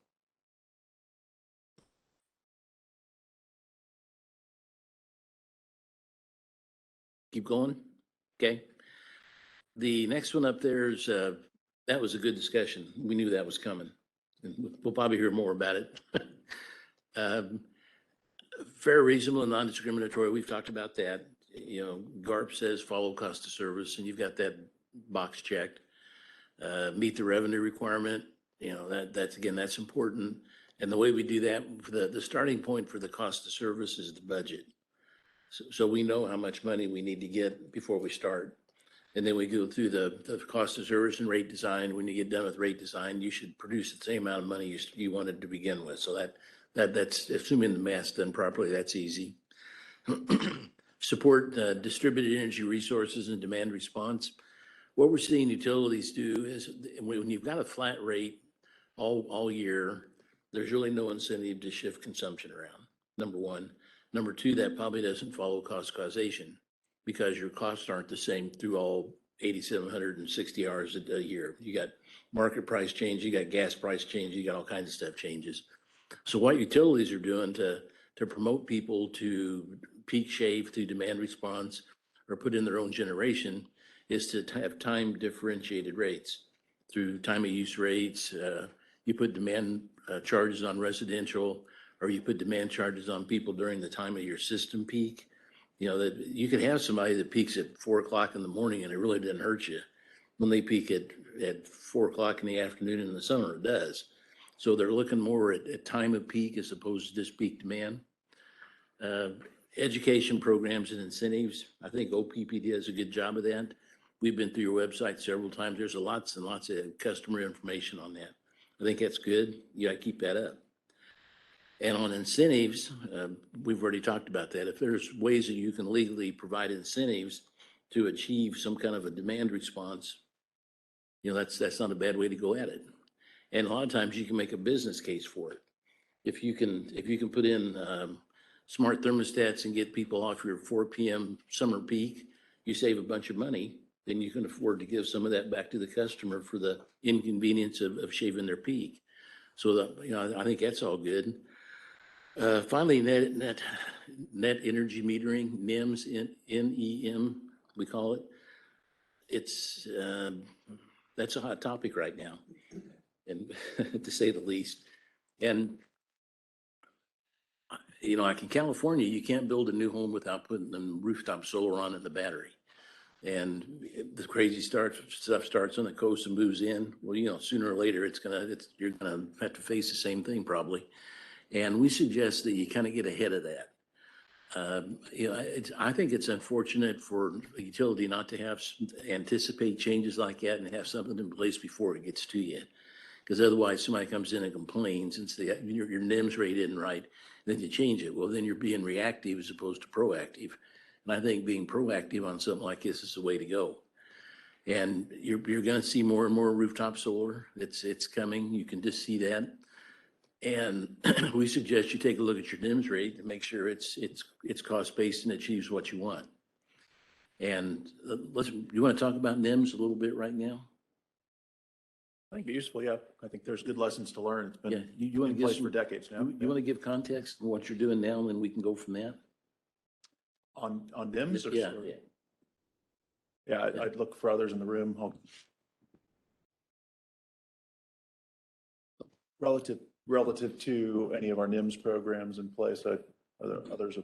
Yeah, maybe let me talk about the background on NIMS and what the controversy is, and then staff can kind of think about it and they can go next. But the typical NIMS rate from day one has been, that's where you put a solar cell in and you've got a meter outside your house and you're generating power at some times and you're taking power from the utility at the other. And so what's happened traditionally is that the utility lets basically the meter run backwards, where if you're producing power, you just don't take as much from OPPD. So you're basically what you're getting credit for on your own generation is the full retail rate. You're getting about, let's say, 10 cents a kilowatt hour credit. The debate is, well, it's, at 10 cents a kilowatt hour, that makes solar pencil out pretty quickly. You might have a 7 or an 8 year payback. But is a utility really saving 10 cents a kilowatt hour when you're doing your own generation? And the honest answer is probably not. The utility is saving your power supply cost, which might be half of that. The other half of your retail rates for the poles and wires and substations and all that, and they're not saving anything there because those facilities still have to be there. So the debate is, is it fair to give people the full credit for the full retail rate for NEMS? And I hate to mention California again, but they had a 2-year PUC process on NEMS. And the commission had a fact-finding group go in and took a look at it. And the consultants came up with the same answer. Says you're giving them credit for about 10 cents and they're saving you 5. So the other 5 is being collected from everybody else. So there's a cross subsidy between the NEMS and the non-NEMS people, or a subsidy to NEMS. And so the PUC, the California PUC said, we can fix that. We're just going to put in a fixed charge on all NEMS customers. And it was about, I can't remember, 40 or 50 bucks a month. If you're a NEMS customer, you got to pay that, and then you can run your own solar against the meter, and everybody else is held harmless because you're paying your fair share as a NEMS customer. That created a huge backlash. And every solar developer, every person that had solar comes in and says, you lied, you cheated, you said you love me. You said you're going to give me 10 cents a kilowatt hour. I put this stuff in, and now you're cutting the subsidy in half. That's just not right. That's a bait and switch. And they went back and forth and back and forth and back and forth, and finally kicked the can down the road and says, we'll look at it next year. So nothing happened, basically, after all that. But that same debate is ongoing in most all the states right now. And that's something which OPPD is going to have to deal with at some point too, I think. So let me stop there. Yeah, that's kind of the backdrop on NEMS rates and what the controversy is about. And So I see a tension here. I understand the payback and fairness that's being offered, and yet at the same time, OPPD has policy goals for carbon, for example, that require not just OPPD, but the community to adopt new technologies. And so we have an unspoken role and maybe even an unrealized role in diffusing innovations, in increasing customer adoption curves. We're kind of the same age here. Well, my first car didn't have air conditioning. You know, I didn't start out buying a Cadillac because that's all that had them back when I had my first car. And technologies do come out at a higher cost. And yet there is public interest and public good. And when it's tied to a policy that the board has agreed upon in accelerating some of those customer adoption curves. So that's how California got into trouble. They saw this as a policy with a larger good goal. And then there were some issues there.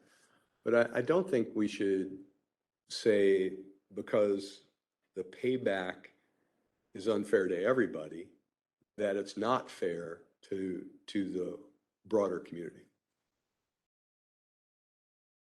Yeah, in the California situation, the proponents of keeping NIMS like it is said, well, there's a cost of carbon emissions, which should be included in the cost benefit analysis. You know, it wasn't just straight cost of service based on utility costs. It was the avoided cost of carbon emissions, which helped get it back to support where it was, but it didn't get it there all the way. So, you know, there's a lot of angles to this, I guess is my point. And I think it's something that OPPD ought to be ahead of the curve on if you can. Yeah, and I think it's a perfect example for us to be able to learn from others that have been in front of us. I think the cost shift, again, however you look at it, I think it was almost 3.5 billion on an annual basis, depending, you know, that study's been done by E3. We could look at that, but the point is we've got information we can learn from others, make our own decisions, but it's a really great opportunity as we look at others who have taken on different principle and policy decisions to be informed from what that information provides us as we look to modify our rate principles and rate designs in the future. So I think it's a great takeaway. We should be looking at that on all the different principles that we're discussing. So I'll add to that in the state of Georgia, the law in Georgia is that utilities have to provide net metering for a certain percentage, and I don't remember, maybe 5% of their total kilowatt hour sales has to be net metering to incentivize that growth curve. First ones in are getting sort of a break, and once you fill that, right, you've kind of pushed it along, much like a tax credit, right? You're putting a tax credit for those who come with solar first, and then we expect that to go away sometime in the future. So that's a different way people are doing it too. Yeah, I'm glad to hear that. I mean, people have probably read The Tipping Point or heard of it, and you know that's incorporated into the older and more academic, perhaps, diffusions of innovations book that's out there. That I think you do have to recognize there's a tipping point, and that's what that 5% is for, is to get you there a little faster. Yeah, thinking about how other people do it, which sometimes is helpful for a board like this. You can if you can encourage or discourage NIMS with rates, for sure, you know, and how much credit you give them for their own generation. You could also have a mandate, you know, have a state mandate. Anybody who wants to put a new house in has got to have a rooftop solar and a battery on it. You know, there's the carrot and the stick. Well, that'd be the stick side of it, but that's another option. And the third option would be some kind of incentive, where either through the state or through the county or through maybe OPPD, if Steve's not listening, you could encourage people to put in solar by giving them a free transformer, you know, so give them some kind of credit outside of rate credit to put in solar. Yeah, I guess I can't let that go. Yes, Lincoln Electric System, Lincoln Electric System does have an incentive for distributed generation, south-facing, different from west-facing, to recognize the later afternoon benefit and the higher cost relative to the annual production, a program which I have long supported, and I hope that we will implement. Following on our pilot version that's implemented this year, I strongly support seeing that brought forward into the COP for 2023. You mentioned the different type of NEM programs. I know that some solar advocates are not thrilled about the idea that after you reach your monthly consumption, our NEM program falls back to the offset cost of production. And that was a lower incentive when originally approved. And so we were not as generous upfront as some other states were. But it does avoid some of the consequences that I think California and Florida right now are trying to pull back because they are in some view, overly generously subsidizing people who are generating excess electricity on top of what they've consumed. But we will not encounter that problem because that was not the way the law was written here and not the way the program is implemented here. Our structure encourages people to generate up to their own monthly consumption, but not more. And I realize there's some technical balancing at the end of the month is different than time of day. Hopefully storage will help to overcome some of that. I hope AMI and some time use rates will help to adjust some of that as well. But about our proactive view of more distributed generation and DERs in our territory in the future, I think we are in a pretty good position. I think the current net metering policy sets us up well to say, yes, we want to support people who want to generate some of their own electricity, both for the benefits that it provides to them, but also some of the currently unaccounted benefits that it can provide to the broader system. But we don't want to encourage 350,000 individual small power plants on all of the homes in our service territory to say everybody should have 50 or 100 kilowatts on their property. That's an unreasonable position. So I think that we are generally pretty well suited for the future. And I'll be interested to hear more from staff when we have future discussions about this. But I think we are not likely to encounter some of the significant consequences that have occurred in other places because our policy was not as generous up front, which led to slower adoption over the first 10 years of the policy. But now we are less likely to have to walk it back as we move toward the 1% that was covered by the legislation, and then hopefully toward a higher percentage after that. So, kudos to the legislators who brought that policy forward at the time. And I hope that we don't end up catching the same kind of a desire to roll back something that wasn't as generous in the first place.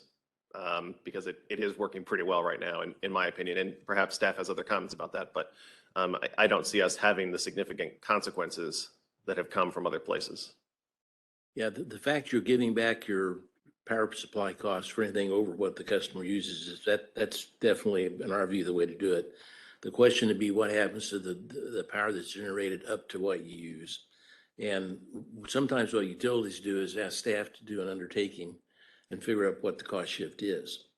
And if it's $10, no bill, big deal. If it's 10 million, maybe you want to do something. You don't know until you see what the numbers are, but that might be a good place to start. Well, and one more point there, I mentioned during the SD2 monitoring report that we have done a good job of accounting for some of those costs, but I think that there are currently unaccounted benefits, and I understand that on the distribution side of the system, it is extremely complicated and computing power really struggles to get modeling down to every device in every home. We're getting closer to that.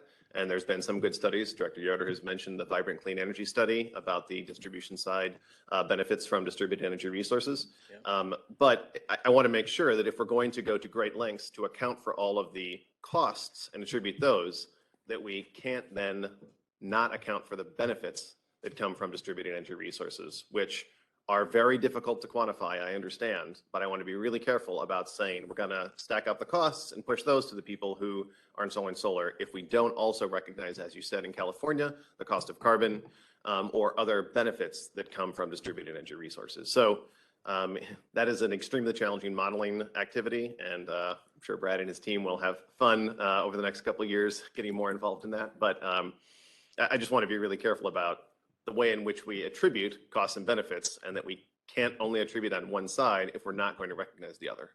Yeah, we feel you should be symmetrical on your level of analysis between the benefits and the cost.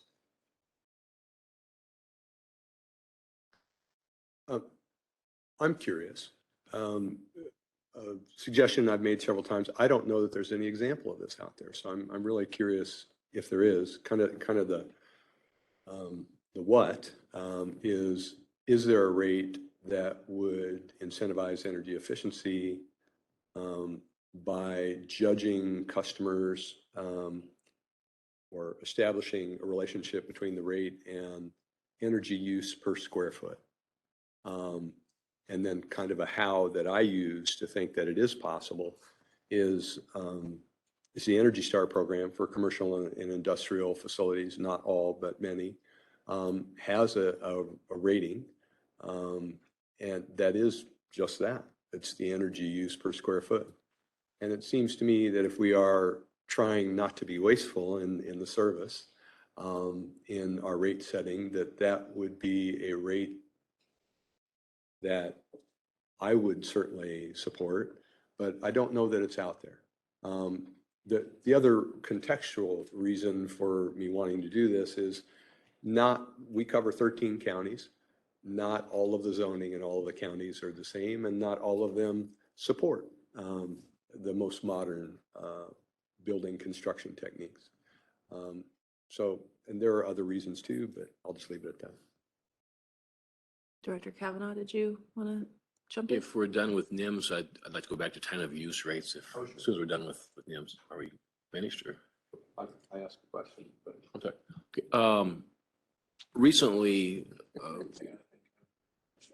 Okay, I yeah, did ask a specific question. yeah, let's answer, yeah, let's go ahead and answer that question and then we'll jump to time of use rates.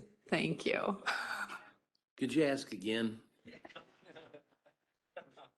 Are you aware of any rates that are being used now that are based on energy use per square foot? So building A and building B are two identical buildings, but one has half or achieves a certain threshold of energy use per square foot. I haven't seen a rate based on efficiency per square foot in buildings. However, that metric is used to determine whether you should have a separate class of service for a certain kind of person. And it's also used for determining whether you get funding for demand side management and DR and some of that. You have to meet a threshold before you qualify for any incentives. Yeah, so that metric is usable, but I haven't seen it used per se in rates. Okay, now you're going. Go ahead. okay. If we could go back to the time of use rates for a second. A while back, we received a brief update. It might have been a one-on-one. I don't even remember about. It's a long-term process that we would be going to converting over to time of use metering and such, which would allow us to obviously then have time of use rates down the road. And I realized there's a lot of infrastructure that needed to take place before the meters would ever be installed. It's a several-year process. I'm just wondering if there's any type of update as far as where we stand on that now. Anyone here would be able to answer that.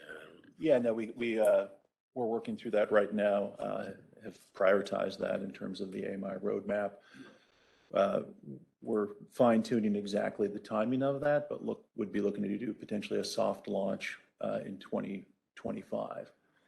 So getting meters out deployed, there's a ton of supporting technology needs to be put in place on top of the meter data management system plus the meters, but 2025 is tentative right now, but more to come on that. So is it still in the research process or is it actually a go?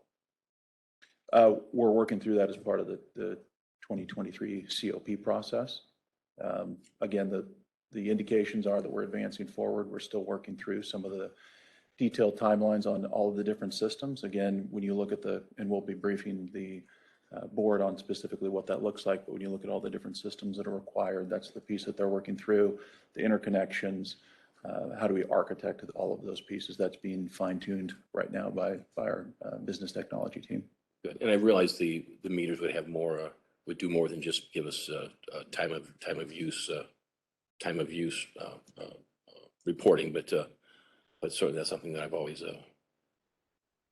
hoped we could have gotten Really years focused ago. on that two-way It's good to hear. communication for our customers and additional information they can utilize in terms of their consumption.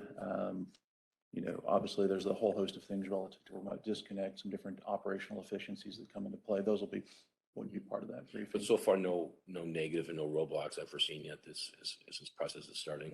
Again, I'll defer to those for the I hate to put you on update, the spot. I know. but I'm not aware of, but again, I don't want to presuppose anything from their perspective. I do think it's important to highlight what we're talking about here in terms of Nems solar deployment. We talked a little bit about block rates. We've also talked about affordability. we're going to be talking about all of these things and how we prioritize those from a principal's perspective, because again, as we've seen in different studies, different outcomes, they can impact the other negatively. And so that's why we're going to be very intentional with hearing from the board about what your desires are, and then we can come back with concepts. But getting a listing of your issues, what you find to be a prioritization of those principles, as we're going to get to here in just a moment, is really key. But I like the fact that we're having this dialogue so people understand the interplay between, we want to advance solar. Well, what does that mean in terms of affordability for our most vulnerable? How do we avoid cost shifting? How do we make it equitable? How do we look at in terms of how we would implement a block structure? You know, how would we modify things? So again, fantastic discussion. These are all things that we need to get out on the table, which is taking place. So Good. Pass it back to you. Right. Can I ask one more follow-up? Because we were talking about the time of use. My understanding is something like 60 or maybe 70% of the country has AMI hardware currently available, but there has been some criticism over the last 10 years that the systems did not deliver as many benefits as were originally anticipated when that rollout began.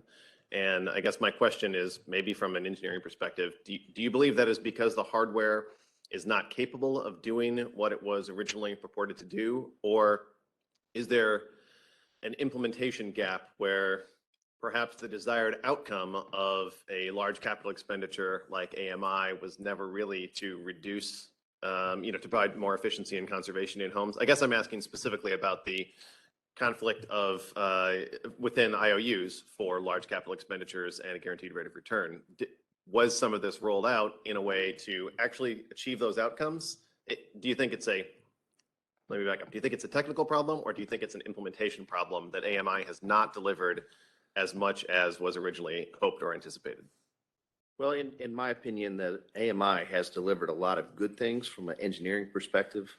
When there's an outage, the meter calls the utility and says, hey, I'm out, right? That really helps with outages, helps track people who have had a lot of outages. So when they call and complain, I can look on the screen and see exactly what happened to them. Remote disconnects is a huge advantage in reducing the cost for that, but also from the safety. Gary was talking about pulling the meter and running. It's kind of nice to be able to do it remotely. And then when they say, hey, we've paid, we can turn it back on right away. We don't have to dispatch anybody. Those are huge benefits to the utility. In terms of system modeling, I know exactly how much each home or business is using in the model itself. I know exactly how much they're using at any 1 hour in the year, again, for modeling and trying to predict how our system's going to go. I think the challenge was more that time of use was going to be this great idea that customers will be incentivized to not run the dishwasher after dinner, and they'll run it late at night. But we're not seeing that kind of customer reaction to it. I think that was been more of the issue with the AMI not delivering. And I mean, is there research into figuring out why? I mean, if the market is essentially sending a price signal to say, we encourage you to consume off-peak, and customers are not responding, is it because the change in cost is too little to trigger an action on their side? Or do we know what leads to good, successful implementation of AMI and associated rate structures, and what has not led to good implementation? And I know that's a big question. I don't expect a comprehensive answer now, but are there places we can look so that as we look toward the 2025 potential rollout and the associated structures that go with it, is there a best practice manual for AMI and time of use rollout that we can start to review and be prepared for? I think the engineering perspective, rolling it out, plugging it in, making it operational for the engineering piece is pretty well established in the industry for best practices. How you use it for rates is the trickier issue. Gary shared with me just recently a study that said that with the time of use rates, you had to have the differential of 10 times, right? That during peak periods, you're going to pay $1 a kilowatt hour versus 10 cents. I mean, it had to be huge. For my wife to decide to delay to run the dishwasher and we save a nickel, she's probably not going to do it, right? We delay running the dishwasher because it's loud. It's not because it's going to save me a nickel. And I think that's the part that's hard. We're seeing more of this in terms of rollout is with electric vehicles. Electric vehicles are going to hit the demand side peak really hard. So there's a lot of incentives to try to shift electric vehicles off of that peak using the time of use. Yeah, just to add on to that, most places start with voluntary time of use rates, and people that can shift consumption and save money do it during the voluntary stage. The ones that know about it, the ones that are informed, the ones that do the math well are doing it. Once you're through that and it's mandatory, almost by definition, you're getting people that either can't shift or don't want to shift or don't know about it. And so once you get through that first tranche, the reaction to time of use rates is very small. And there was a good study done by, I think it was California Energy Commission that Kevin referenced about, 6 months ago. And we could send that to Jeff and he can circulate it. But it talks about how the economists talk about inelasticity, where people's consumption doesn't really, they don't care what the price is. The inelasticity of demand for residential is like between -0.1 and -0.2, which means you've got a 10% increase in rates would cause a 1% change in usage. So, and for this time of use, it's even probably smaller than that. So, but we're still putting in time of use rates because they reflect cost causation better. Because prices do change during the day and time of use rates reflect that. So we think you got to put in time of use rates just to reflect cost causation and users pay for what they use. But I wouldn't expect a huge shift in your demand because of that. If you want a big shift in demand, you need to have a switch that you can turn on and turn off through demand response is what I'm thinking about. Water heater switches, things like that. That works. That works. That's a mechanical switch. Pricing signals after a point just don't seem to have much effect on usage. I think you'll see more of that effect on a commercial building on a time of use, but not as much as residential. Yeah, you guys have a much deeper background than I do, but having gone through a couple AMI implementations, I'd actually break it out into 3 different areas: the technology, implementation, and then as it relates to rate design and execution. Technology is solid. I think on the implementations, people don't fully always implement the product in terms of all the back-end systems that are required. They don't conceptualize what's all needed to actually get the benefits and outcome that would be in the original business case, supporting utilizing all of the facets and outcomes that could come from deployment of AMI technology. And then I think you did a nice job of highlighting the execution side of rate design, right? But I would break it out into 3. And typically where I've seen the failure has been on the implementation side of the systems, getting everything up to speed. As you'd highlighted, gathering all of the data that's available, knowing specifically by customer what their consumption is, utilizing that for load forecasting, and then working that back through your business to get better outcomes. There's a lot of other things that take precedent in front of that oftentimes, and people don't fully execute and get the benefits associated with those implementations is what I've experienced. Again, since we're going to be on the backside, we're not beta testing AMI, right? We're going to have a lot of good opportunities. A lot of different implementers are out there that can do it very well now. So we should have a better outcome. Director Yoder? I don't know that there's a manual, but I would recommend, as I always do, ACEE's Behavior, Energy, and Climate Change Conference. It's well worth the money to attend, and that is where the research community meets and talks about their research and their papers. And it varies between Sacramento and DC every year. And that's where I learned that, customers aren't monolithic, right? Mm-hmm. That whatever our rates are, whatever our technology is, there's about a third of, rule of thumb, third of them who are interested, a third who are always, planning their next vacation or whatever, and a third of them that are educatable, I guess. So we're not, I think you make good points here, and I have a question. On this on-peak demand charges, so is that the on-peak demand charges, are we just talking for commercial and industrial, or is that where the proposed or eventual or possible residential demand charges come in? Would those only be on peak, or how are those described? I'll start with a typical disclaimer. It depends on your system. But what I know about your system, I think it'd probably be on peak. You got a predominant peak when it gets hot and, or cold. And I think that's what, causalizations, that's the peak that the system engineer designs for. They've got enough generation capacity and transmission capacity to meet peak load. So that should be the predicate over which you collect your money.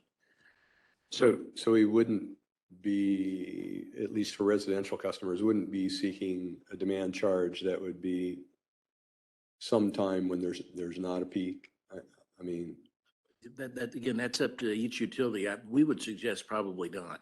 Yeah. If they want to peak at midnight, no harm, no foul. That'd be fine. I think what you want to do is signal them not to peak during the hot summer, the cold winter, or between 5 and 8 or so, when everybody gets home and cranks up the dishwasher and the oven.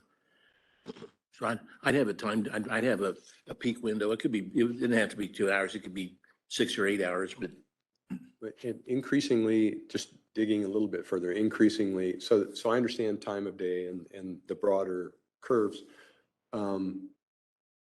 But it occurs to me that we have times when the wind does not blow. That might not be the same from day to day. Are there demand charges associated with that kind of variability? usually not. Okay, thanks. Yeah, there may be a time when that does, but right now your wind is a very small percentage of your generation mix.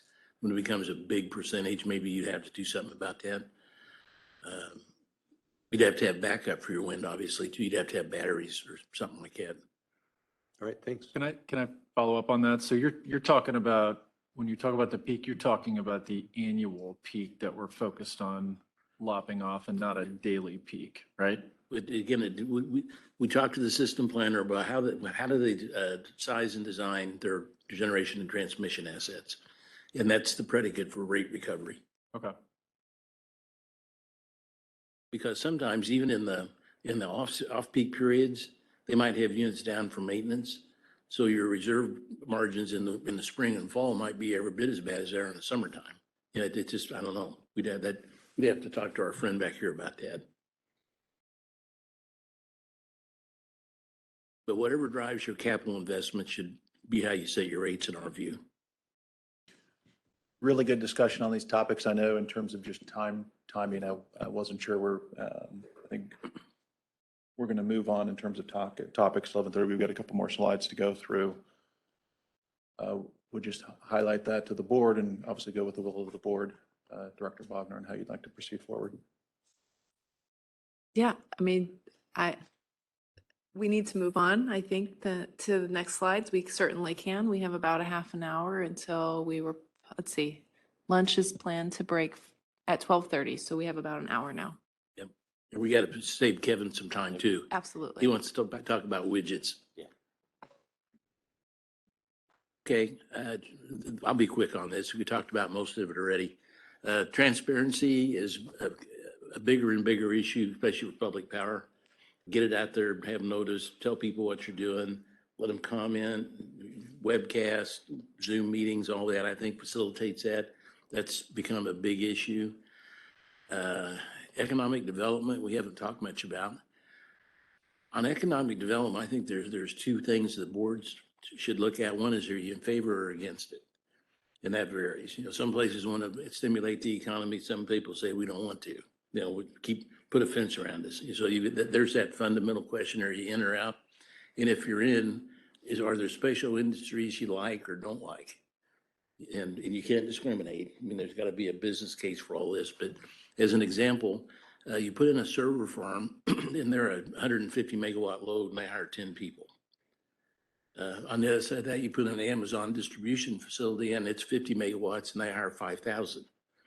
So there's macroeconomic impacts. You have to go into that. So it goes back to the business case.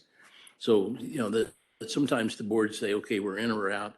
And if you're in, then we suggest you talk about who do you like and who don't you like, or should there be criteria around that? You want to talk about that? Is that an issue with you? So I'll just offer my opinion.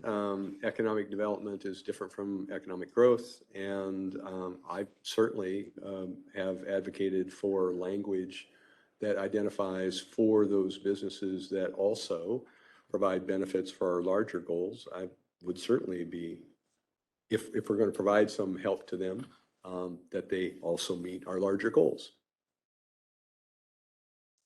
Well, Eric brought up the point on the cost benefit for Nems. Take a look at the pros and the cons and make sure it's robust on both sides. I'd suggest the same thing on economic development. You know, you just don't look at the utility costs. Take a look at some of the macroeconomic impacts that it brings to the community as well, in determining whether it's a good or bad. Yeah, for your information, we literally just did the economic development policy update discussion last week. So we've had quite a bit of discussion on this. And you mentioned a large data center with low employees and a large service center with lots of employees. And we have had both of those in the last few years as well. So all of the things that you said are actually occurring right now in our service territory. And so we've had really good discussion on that. Good.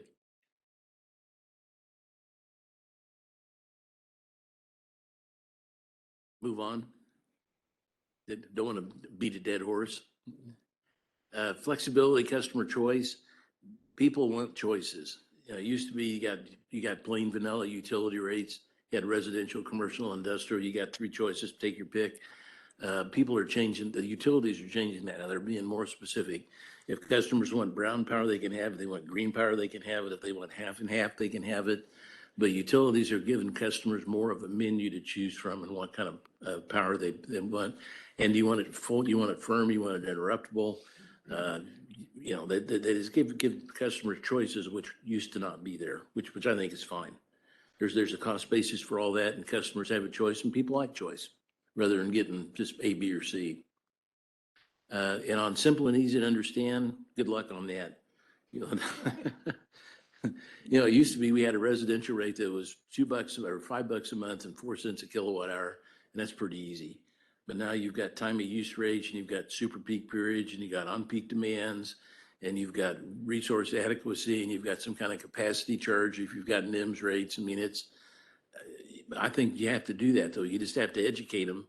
But if you want to follow cost of service, cost causation, if you want to give customer choices, if you want to avoid cross subsidies, I think you're looking at a fairly granular rate design, which is by definition not simple.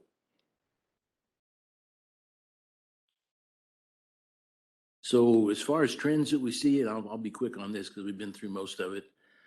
The trends today, we're seeing requests for customer choice and options. People want a choice. They don't want plain vanilla anymore. They want to have a choice they can pick from to match their lifestyle. Time of use is everywhere. The prices are not flat all year like people used to say they were. They vary a lot by season and by time of day, and to reflect that reflects cost of service and cost causation. Resource adequacy is becoming an increasingly big project. That's meeting peak demands because they were getting more renewables, which are intermittent. They're shutting down a lot of the gas and the coal, which were full-time, and demand's increasing. So, you know, that causes an operational challenge, which people are dealing with. Electrification's on the rise. We see a lot of, especially the West Coast states, saying no more natural gas. They're putting a prohibition on new natural gas hookups. It hasn't gotten to Nebraska yet, but you could, you know, keep a look at the coast and see what's coming your way, which means an increase in demand. So to that point, yeah, well, we've done studies on what EV penetration would do. And if every house had one electric vehicle in it, it would increase peak demand by roughly 30%, which is, you know, from a planning standpoint, that's huge because then, you know, your margins are 10% right now. 30% puts you outside the margin. So that's something to take a look at. That's coming. Make sure your energy needs are affordable. Keep looking at that. That's going to continue to be an issue, especially for public power, especially with a state with no enabling legislation to take care of your low income. I think that's something you're going to have to be clever about. Cryptocurrency.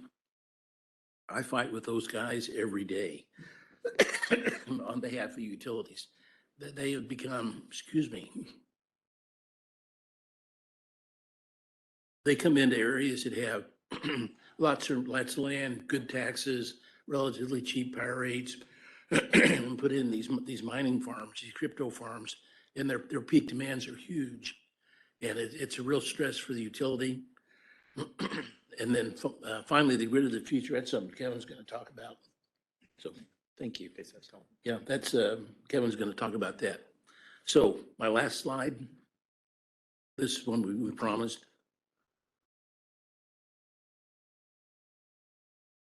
So we've talked about all these different things and rates which we're looking at. We looked at cost of service, sustainability, affordability, reasonableness. Those are all desirable attributes for the most part. For staff to be responsive, they need to know how to prioritize that. You know, what matters and what doesn't. And we figured a good place to start with that was you, since you're the policymaker. And so what we'd like to do is to have you fill this out where you rate them from 1 to 5, where 1 doesn't matter and 5 is the most important. And then we'll collect these and bring them back after lunch. No, 1 to 5 rating for all of them. Before we jump into that, one of the things that I was looking for as you were going through the trends, I didn't see just energy efficiency called out explicitly. I feel like it was embedded in a bunch of different things, and I don't know if you've got any thoughts or comments on what the trends are there. Is it just kind of an overarching, thing that utilities are doing to help their customers be more energy efficient, thereby making it more affordable? There's a connection to DER, but I didn't see it called out with its own heading, and I'm just kind of curious about. Yeah, what your take on. all the utilities do energy efficiency. Mhm. When they do their integrated resource plan, the DSM is always the cheapest. Mhm. So we encourage you to keep that up. Yeah. And that's something you can fund rather than building a gas turbine. So the economics work. Yeah. There's a funding source. We're seeing energy efficiency as a two-part. One is appliances, and Department of Energy is pushing for energy efficiency appliances, and that's going on sort of in the background, independent of what we would do as a utility. Mhm. And then energy efficiency, whether in the home or the commercial sector, on insulation and encouraging buying more energy efficiency HVAC systems. Those are going on throughout, like you said, through the IRP, and folks pushing those. Yeah. One of the trends we're seeing there is going back to this idea of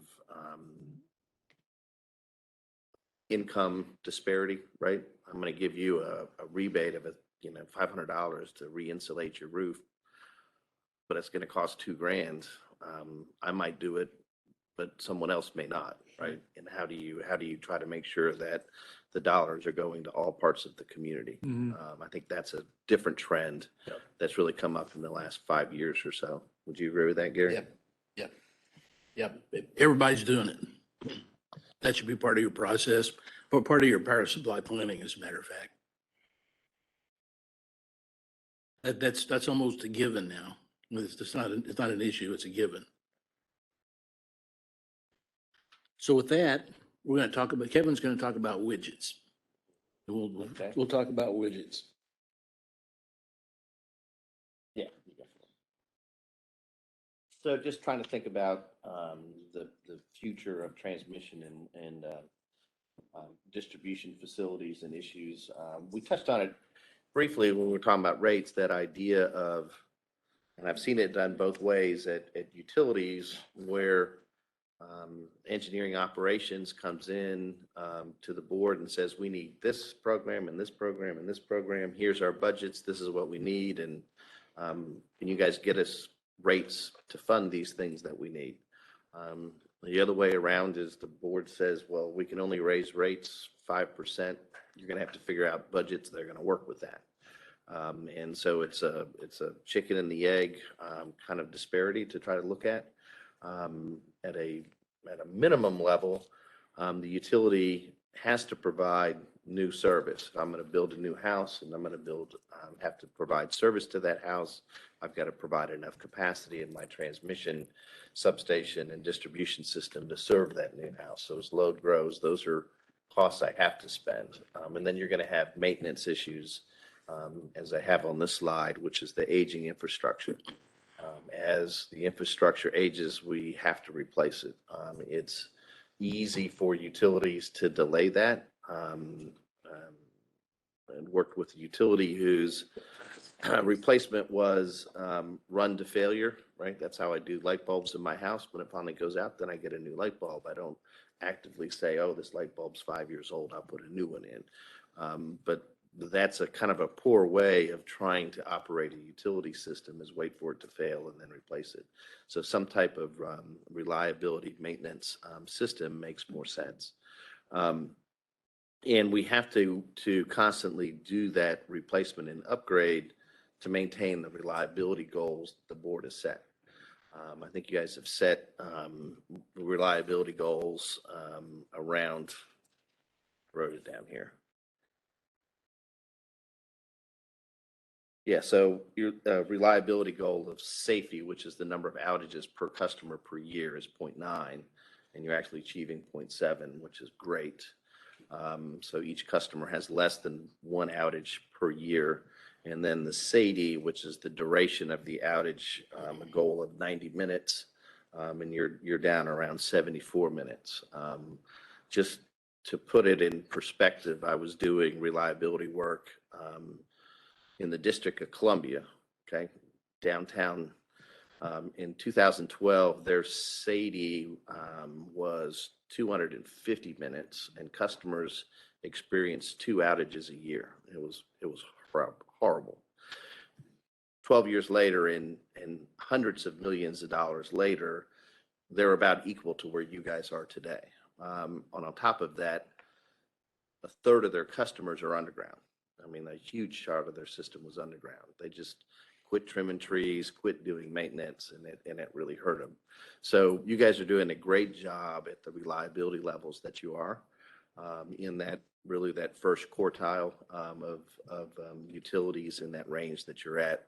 And so that's a good thing. And your team is doing a lot of good work on aging infrastructure, very proactive in pole replacements, proactive in cable testing and replacements, inspections of different components throughout your system, so that you're not running into aging infrastructure having a negative impact on your reliability. And so that's, to me, kind of a core expense that you have to have. People view electricity as any kind of commodity, right? And is the value of what I'm paying you, is that a good service, right? Because normally when I tell someone, oh yeah, I work with utilities, it's my rates are high and there's always an outage, right? Those are the two things they're talking about. Well, we can control quite a bit about the outages, but it can have a negative impact on rates because you have to pay for that increase in maintaining your infrastructure. So there's definitely a balance, but we're trying to make sure that customers see a value in that. You're doing customer surveys, and those surveys have really good numbers on how your customers presently view the value of your reliability. And so I think that's an important piece of it. Aging infrastructures like poles and substations, these things will last 30, 40 years. But we're seeing new systems come on, whether it's a SCADA system, you're implementing the AMI. AMI meters typically have an obsolescence in the range of 15 years. Just the software is changing, the components are changing. So early adopters of AMI are in their second generation of AMI. And so we're seeing early obsolescence on some of this technology, which is great. Technology certainly helps the utility in being effective in their job, but it is something that we have to watch a little bit differently as opposed to just poles and substations. Distributed generations, we talked about this. People wanting to put solar on the houses. A lot of jurisdictions that I operate in encourage people to put solar in so that you're not exporting, right? Just use it for what you need for your house, and not have the export. Well, then Nems doesn't matter at that point. Now, I put solar on my house and I go on vacation and I'm not using any electricity. Well, of course it'll export, but what I don't want to have is to have it export a little bit every day, right? I would like to be able to right size my solar would be the better way of going. Now we're seeing people adding batteries to the solar. So whether it's a Tesla Powerwall or LG Chem has another Powerwall type unit. Now that excess solar can go into my battery, and then I can tell my battery will discharge at peak periods of time because, geez, I'm on time of use. I'm gonna use my solar to offset, and then charge my battery, and then use my battery to offset the time of use rates. So a lot more sophistication in the solar and battery, and it's not to the point where I can quite go off grid, but it's getting a lot closer. Most of those systems now will have, when power goes out, they'll isolate themselves from the grid and then they can turn back on until power is restored. And so if you balance the solar and the battery right and end up with some emergency circuits, you can go 3, 4 to 5 days without power from the grid. So when you do that, right, at that house, the need for the grid is diminished, but yet I want the capacity for the grid when my system isn't working or I'm taking it down for maintenance. And so now you have to have that infrastructure in place to serve that home. So trying to balance that, even though I'm not selling you any energy. In fact, I can program the battery to be sure I never export to you, but I'm buying very little from you at the same time. Electric vehicles seem like a faraway thing. You see a few driving around here and there, but what's happening is car manufacturers are going to quit making internal combustion engines somewhere around 2035. You're just not going to be able to buy one. And if people can't buy one, then obviously there's going to be more car chargers. And it's going to have a big hit on the usage in a home. Typically, when I look at a computer model of a distribution system at peak, the average demand, and this is a diversified demand for customers, is 4 to 5 kW. Now the home can peak at 20 kW, but counting all of their neighbors, the peak, it's probably about 4 or 5. When you plug in an electric vehicle at a 120 volt charger, when you come home from work, it's 4 kW for 6 hours. And the likelihood of it hitting the peak with everything else is huge. If you have a 240 volt charger in your house, it's going to be closer to 8 kW. Now it only runs for about 4 hours. But again, if I plug it in when I come home, I'm hitting that system peak at the same time.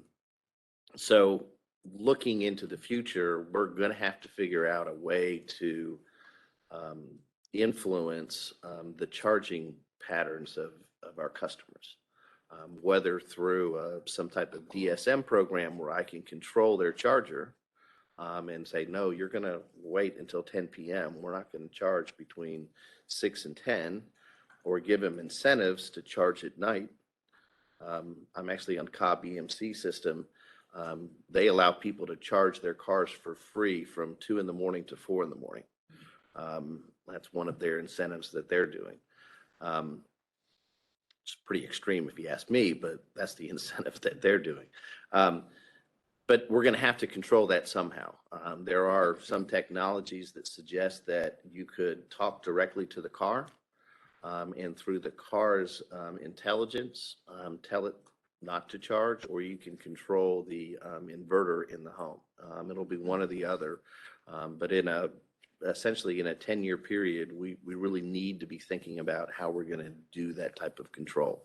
Having a DSM program and communications to the home to be able to establish that, I think is going to be something that we're going to have in the near term. And next slide. Something else that's changing in the grid is communications.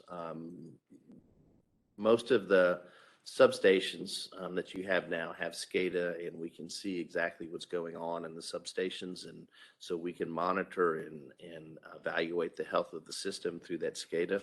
Now the trend is to take that communication path down to the home and everything else in between. So adding your AMI meters gives you a lot of visibility for what's happening at the home. It also can create a communication network potentially to talk to other devices on your system, like your downline reclosers and fault indicators, so that when an outage occurs, you already know where you're sending somebody, you already know where the fault is by having downline communication. And then that'll make our systems more resilient by doing that. If you look to Hawaii and to a lesser extent to California, a lot of Caribbean islands are beginning to see this problem too. As you get more DER, the utility is going to have to help control that DER, right? I'm going to have to say, all right, Gary, we're going to turn yours off today, and we're going to run Mo's instead, and the next day we'll switch them up so that we can balance the generation with the load. And the utility of the future may be having more of that control. The IEEE standards and the UL standards for inverter allow for that type of remote utility control. Those units are just coming out. There's not a lot of people doing that at the current time, but out into the future, I think that's going to be something that utilities are going to have to do. Communications with the customers, both at an outage level and also with their usage. Right now, I'm getting my usage information when my bill comes. If I'm going to be on time of use, I kind of need to know real time what's going on in my house. How am I going to adjust for that? So those types of communications are going to be a change into the future on how we communicate. With all this communication brings cybersecurity. We're seeing cybersecurity in our infrastructure in the office and in the substation. The more we open it up to communicate downline, the more exposed we are.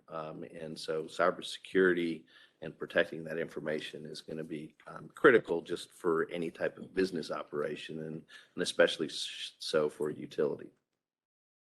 And then finally, you know, this is me coming out as an electrical engineer, and I was in the design department, and there was a group over there in the IT, and, you know, they just helped us with some PCs from time to time. Well, the IT department has grown and becoming a super big force in the utility, taking all of that time of use or that data from the AMI.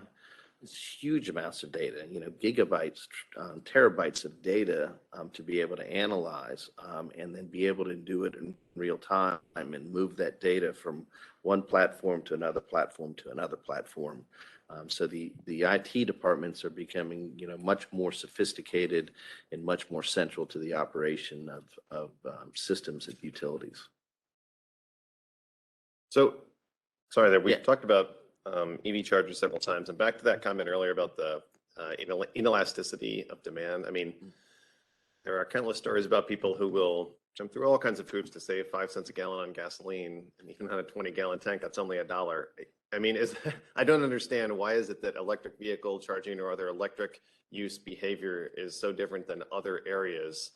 And I know this is a behavior-based question, not an engineering question, but I'm very interested at the interface of the technical components and the rate structure and the customer behavior about how we get to those desired outcomes. Are EV charging specifically, I mean, are there programs that are default in and you must opt out of off-peak charging? Is that something that has been implemented in places now, or is this all something that we anticipate will be expanding over the next few years? I mean, I guess I'm only sensitive to this because I've spoken so frequently and so strongly in support of distributed energy resources and electric vehicles as a big part of our future. And so to hear that we really are seeing struggles in other places with getting the benefits from those technologies to the utility and to the customer.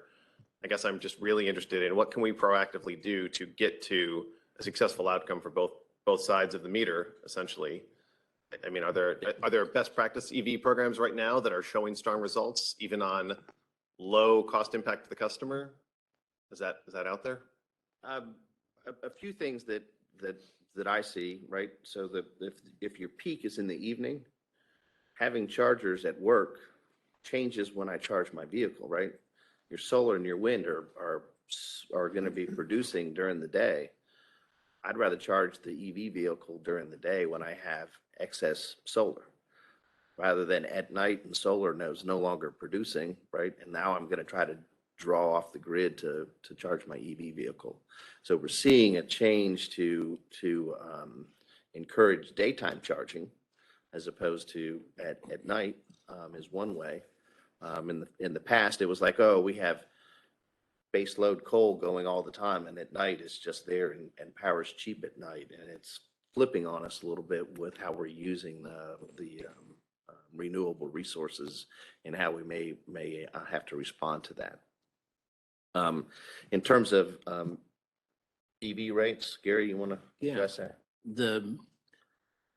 Where do we start on this? We talked about resource adequacy being a big deal.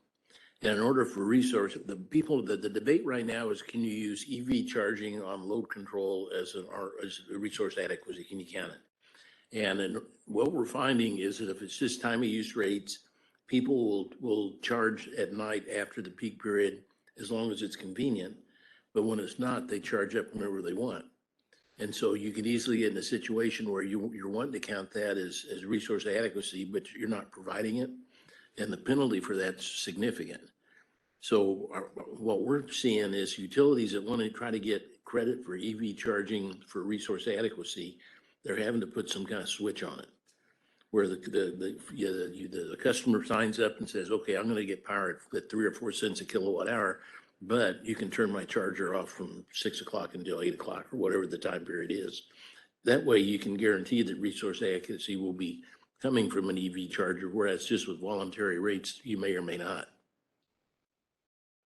So Kevin and I'm an economist. I get price elasticities and responding to price signals and all that. I understand that. But in something like this, we're finding that the demand for electricity is so inelastic that you can price it however you want, and people are pretty much going to do what they want. You need some kind of mechanical switch if you're going to make some of this work. But also on the DER, as a system planner, more people are putting solar on their homes, so it affects the system demand. But is it a firm resource that I can count on when the peak comes, or do I discount all of it, right? And so we're now getting more and more data about how it's affecting demand and how I may be able to utilize that. I see some systems who have policies that say, well, when there is an outage, all the solar has to shut off and it can't come back on until 5 minutes after I'm back. Well, it's not helping me during that 5 minutes. And so therefore I want to discount all of it. I'm not personally in that camp. I think it comes on fast enough to be able to help with peak demand and to try to track it and encourage it. Because if I can get enough DER on the system, I might not have to build that new substation, right? And I'll be able to save on capital infrastructure if it's all in place. But it is at least in the industry, it's a slow grow when engineers like me don't change really fast. And that's going to be a challenge for us. Yeah. The other thing, if you don't want to put a switch in or you find that politically not acceptable, what people are doing is doubling up on the number of applications they have. And they try to factor in an attrition rate. They say maybe 25% of the people aren't going to be around when you want. So you put in 25% more into the program than what you would otherwise. But that has obvious adverse effects on the economics. Yeah, I'm very interested in that. And I guess the recognition that rate structures alone are not as reliable for demand management as we would hope is a good recognition. And I think that's something I'm going to keep in mind because, I have heard stories about that being really effective, but hearing now, it's actually not as good as we had hoped. I think that's something that, yeah, I appreciate the insight. And mechanical direct control is the best way to assure what's occurring on the other side of the meter. Good note. Thank you. I always go back to when cell phones were first coming out and they would charge you 10 cents a text message, and some mom would get on TV and my daughter sent all these texts and I got a bill for, $500 when it was right there in the rates and she knew it, right? So instead of doing that now, we pay a flat fee for the phone, which looking back on it seems really high to me, right? But I'm happy as a consumer because I get a flat fee. I can call long distance, I can text, I can data, all of that's all built in. And so as a consumer, I'm happy that I can do whatever I want for that higher flat fee. Yeah. So it's surprising to me how consumers look at it. Like you say, I'll drive 10 miles to get cheaper gas, but I'm not shopping around for my phone. Yeah. And we hear you on that price elasticity on time of use rates is something we had trouble with. Like I said earlier, if you think about it, the early time of use rates were voluntary. And so the people on that were the ones that understood it, that had some flexibility and consumption and it worked. Once you get to those people, then they didn't sign up for time of use for a reason. Either they can't shift, they don't care, or they don't know about it. All of which means they're not going to be very responsive to it once they get put on it.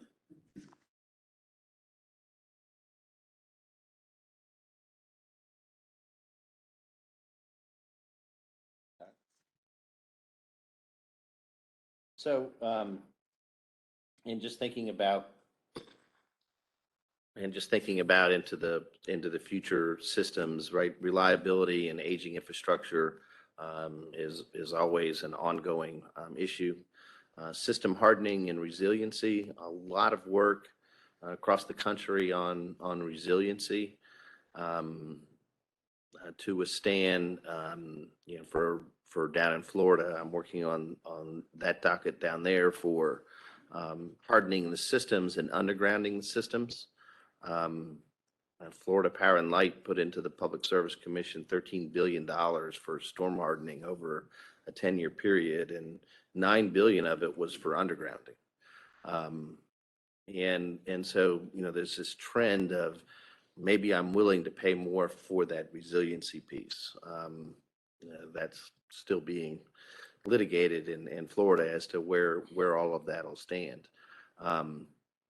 But resiliency and the ability to quickly recover from a major storm is much more front and center than it was before. We've got good reliability. Now I want you to be able to come back from a major ice storm overnight. And so that comes from investing in hardening the system or protecting the system or having redundant systems to be able to do that. Vegetation management, you guys have, I think I've read you doubled your vegetation management budget over the last 5 years, which has a huge impact on your reliability, which is great.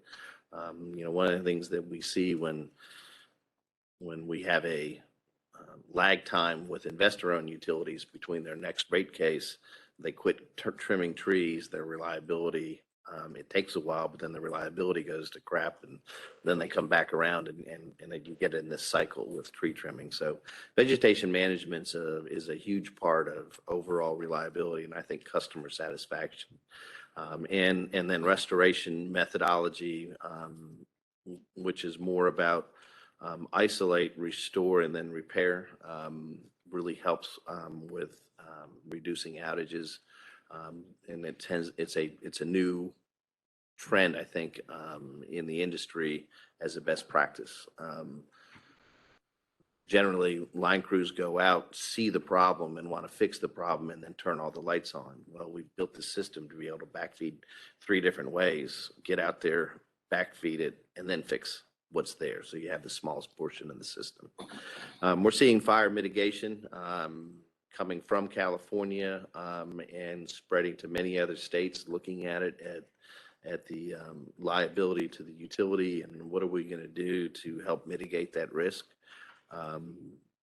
California is pretty happy to have their safety shut down, and they'll turn off a whole county for 3 days when there's a big fire risk. Causing a lot of problems, pushing more people for that solar battery, looking at buying diesel generators for communities to create a microgrid, so that while the transmission may be at risk, the community may have a lot of underground. So fire mitigation is changing how things are happening on the grid. Constantly having technology upgrades in utilities, talking about like self-healing systems and some advanced technologies that we constantly want to keep an eye on. And then, as you know, we've got the supply chain issues. Just getting equipment now is really hard. Transformers, wires, certain poles, those things are going to be a challenge, I think, in the short run. I think in the long run, the supply chain will right itself, either through pricing or through increased manufacturing because of the pricing. But it's a matter of time. But right now, we definitely have that as a pending issue in terms of cost and cost recovery.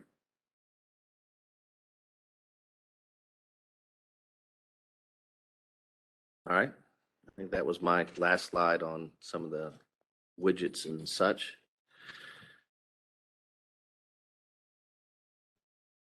We're scheduled for a break now.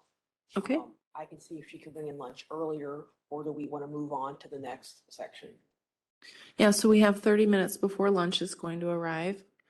So if we want to move on to hit a couple of the items in section 6, the cost of service and rate design, setting process and that type of thing.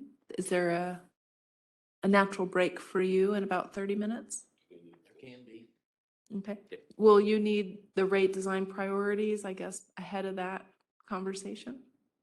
On the priorities, it'd be nice during lunch if you could fill them out and give them to Mo. Yep. And they'll tabulate them, and we'll have that as the last slide for today.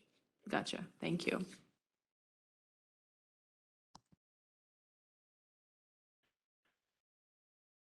Okay, this is cost of service primer 101. And some of it you probably heard, so we won't dwell on it too much, but we've been asked to give you an overview of just sort of how the math works in the cost of service. And one of Rick's points earlier, we'll talk about where the science ends and the art begins, so you have a feel for how that works as well. So there's 3 parts to the cost of service. There's revenue requirement, cost of service, and rate design. And I'm going to spend some time talking about all 3 of those. You tell me how much of this you've heard before. Give me a feel for that. I think all of these concepts are familiar to the board. We've been Introduced to them. Yeah, that's fair. But repetition is valuable. Yes. Yeah, no, I think Repetition again, is getting valuable. consistent understanding. We go through this at a higher level on an annual basis as part of the COP process. We did have a separate cost of service review in January with the board, which was new, special request that was done. So again, they're familiar, but getting a better highlighting the consistency and getting that across the board would be good. Well, on a scale to 1 to 10, how about I do it at about a 3 level? Would that be okay? Sounds great. Yes, I don't want to bore you to death, but I don't want to skip over stuff that we got to talk about too. So I'll start at a 3 and you can adjust me from there if that's all right. We will. Thank Okay. you. So anyway, so what we want to do today for the next half an hour anyway is talk about the rate setting process, big picture, how's it work? Secondly, go through some of the details of the revenue requirement, the cost of service, and the rate design, and then wrap it up with some Q&A. So that's what this pitch is. Pitch is probably an hour altogether. So I'll get halfway through it. We'll stop, have lunch, and come back. So on the rate setting process, there's 4 steps. And the first step, and we're going to talk more about each one, but big picture, the revenue requirement is the first. And that's where staff comes in with a budget. They come in with a budget. I call it a revenue requirement from a rate setting standpoint. Typically, the way most publics do it is they'll come in during budget period. You have to have is your fiscal year calendar? I can't remember.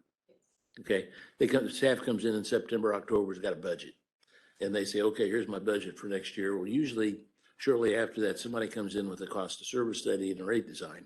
saying, okay, we need another 5% this year over last year. Here's how we think we ought to allocate that. Here's what we think the rate design is. So typically the revenue requirement is first. There's the predicate to all this. It establishes how big the pie is. This is the way we typically put it. The second part is the cost of service. And the cost of service decides who's going to pay it. And you've got a dozen different rate schedules, residential, commercial, and big industrial, little commercial, you got all the street lighting, irrigation, and all that. What we do in the cost of service is take the big pie, the budget, and say how much of that should residentials, commercials, industrials pay. That's the cost of service, where we slice it up basically by rate schedule. The third part of this is how do we collect it? Okay, let's say the residential needs to pay $100 million of the budget.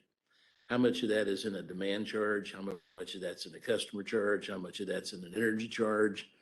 Do we want to have a demand charge that's predicated on peak only, or is it non-coincident peak? Do we want to have an energy charge that's seasonally differentiated? Do we want to do it by time of day? That's where all that rate designs where that comes into play. And then you implement it. And on implementation, before you do implementation, we usually have typical bills done. Make sure staff usually goes through and rebills everybody on old rates and new rates, all your big customers, your little customers, and in between, to see what the rate impacts are, so you know kind of how the rate design is going to work, who's going to be. To Craig's point, usually rate setting is a zero-sum game. And so if you push down one place, it comes up someplace else. And so when you change rates, you're going to have winners and losers unless you go across the board with some kind of rate increase. And you want to know who those are. So you can anticipate what's going to come at the public meeting. And maybe there's something you want to mitigate at the policy level if you don't like what you see. So, we go through that process. And then once that's all vetted, then you take it back to IT, they put in the new rates, and they start cranking bills out at the beginning of the year or whenever your rates start. So big picture on that. And typically the board will say, how long does this take? And it took me, 3 minutes to talk about it? You got to be able to do it in a week. Well, it doesn't work that way. Usually this is a multi-month process.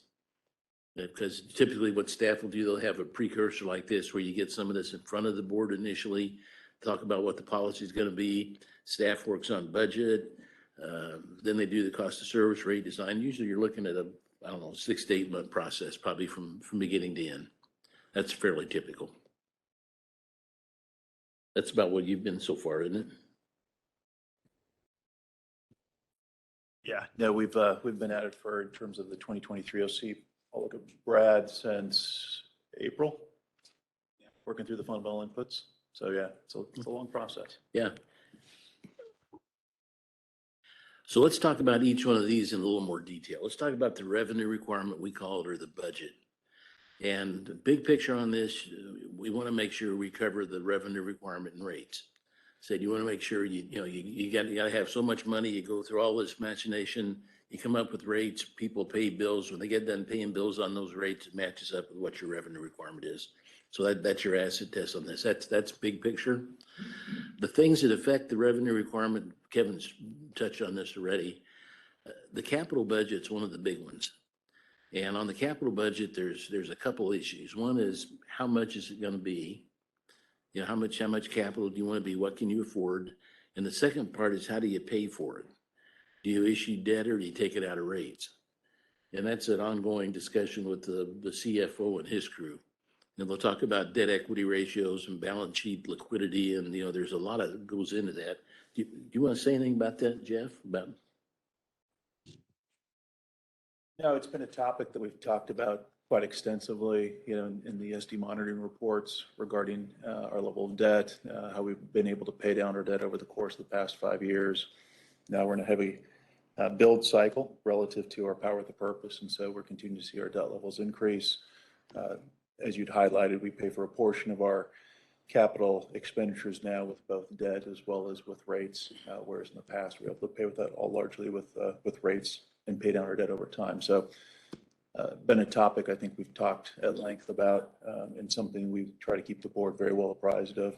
Good. On what we're doing moving forward. We'll be going out for another debt issuance here in the September timeframe, so we're bringing that forward. to the board as more information becomes available. But looking at the amount of capital expenditures we'll have in the future with Power with a Purpose, we expect to be in the debt market for the next couple of years. Mhm. And there's trade-offs on that. It seems like there's always trade-offs. It's cheaper immediately if you debt finance everything, because you only got to pay 5 cents on the dollar for what you actually put in the ground. The problem is the bank's not going to loan you all the money. It's like anything else. They want you to have some skin in the game. And so there's a balance here between how much you can borrow versus how much the bank will let you borrow. And once you get too thinly capitalized, interest rates go up, or they won't let you have it at all. So there's some math that goes into that too. Our experience on debt equity ratios, which is the measurement we use here, is most of our public clients they like to be 60 debt, 40 equity, rough numbers, and they might go 10 percentage points on either side of that, depending on their capital improvement program. And it looked like you're in that bracket. Yeah, that's right. We play right within that range, plus or minus 10. Yeah. Okay. So that's a big deal. Capital budget and how you finance it, that's something that is a huge deal. The second thing is operating costs. And there's a couple things there that come into play. One is just your standard O&M. What do you have for an escalation factor for the next year or two? Do you bump it up by inflation? Do you have labor contracts that specify what the increases are going to be in labor? Same thing with materials. It used to be you could count on materials being 2 or 3%, materials and labor being 3% over last year. And I think those days are gone for a while.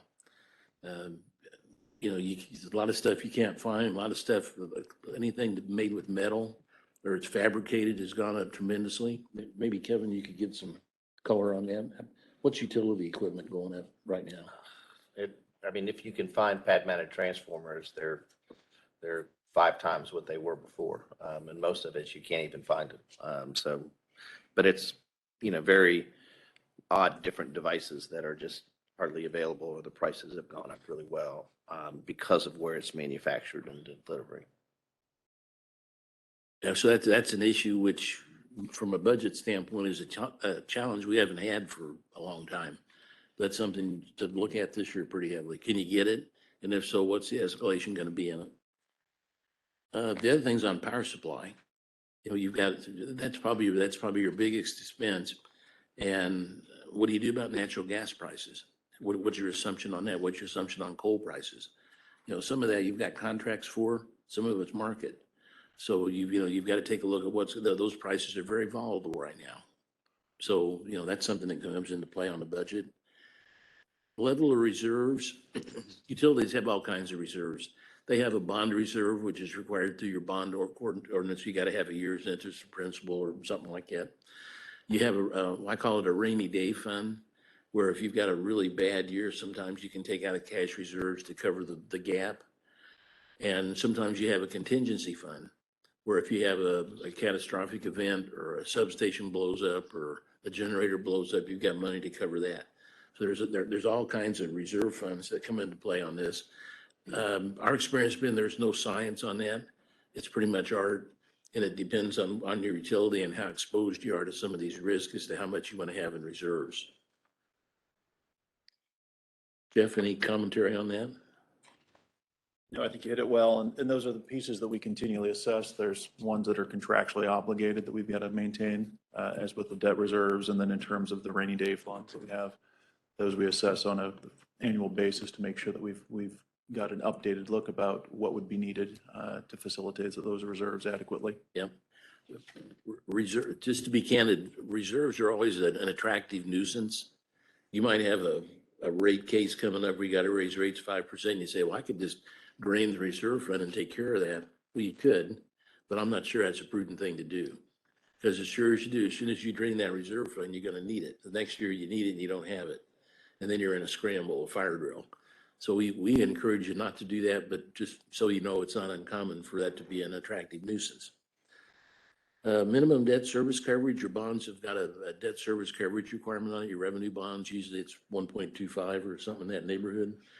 Most utility, if you don't meet that, you're in default of your bonds, which is just a terrible thing. That would make Jeff get gray hair in a hurry. That's something that CFO just doesn't want to hear about, because everything becomes due and payable, and that's chaos. So what the utilities do is to have some margin above what the minimum debt service coverage is. And most of our public utilities, their minimum might be 1.25, but what they shoot for is like a 1.75 or a 2 or a 2.5. So they've got a buffer between what they absolutely have to have and what rates are set around. So you've got some contingency in there. And I noticed you guys shoot for like a 2.0. Yeah, which is right in the middle. You know, you're very standard on that, which we think is a good idea. And then revenue stability. And this is, we're going to talk about this more in rates, but most boards don't like to raise rates every 6 months, or maybe even every year. They want to have a longer duration for your rates, so you don't have to go through all the hoops to get rates changed. And so that becomes a consideration for staff too in the rate design. How solid do you want that revenue stream to be to avoid having to have rates go up and down? And not to spoil the story, but what people are doing right now is putting more of the cost in components of the rate that don't vary much. And, you know, we talk about in rates, you've got a customer charge, a demand charge, and an energy charge. The customer charge is the flat charge per month. You're going to get your $30 a month regardless. Your demand charge, demands are fairly standard. You've got a house with an AC and a water heater, you've got a 15 kW demand or whatever it is. That's pretty steady. What's not steady is kilowatt hour consumption, because kilowatt hour consumption is a function of a lot of things, like economic development, like people staying at home because of COVID, because of weather. You know, the intensity of the weather, how many heating degree days you have affects air conditioner usage, and distributed energy resources. The more rooftop solar you got, the less kilowatt hours people use. Their peak demand is probably the same, but the kilowatt hours go down. So what we're doing to stabilize revenues is trying to get costs out of energy, which is where a lot of them are now, and putting them into a demand charge or a customer charge, which is more steady. Your surety of income is much greater. And, you know, frankly, we don't care what the actual revenue level is. What we care about is net income. You know, it'd be okay if kilowatt hour sales go down, if all that does is you don't have to burn as much natural gas or buy as much coal to where net income is the same. That's fine. What we don't want is net income to go down because people don't use as much. And you can protect some of that in rate design. Mike? I don't know if I've ever asked this question before or not, but are you aware of any other public utilities that have other sources of revenue other than their rates? For instance, do any of them have property tax melody at all, or not? Or is this pretty much it's the standard way we do it? Kevin commented too, but the publics we work for are mostly enterprise funds, and they can't get ad valorem tax.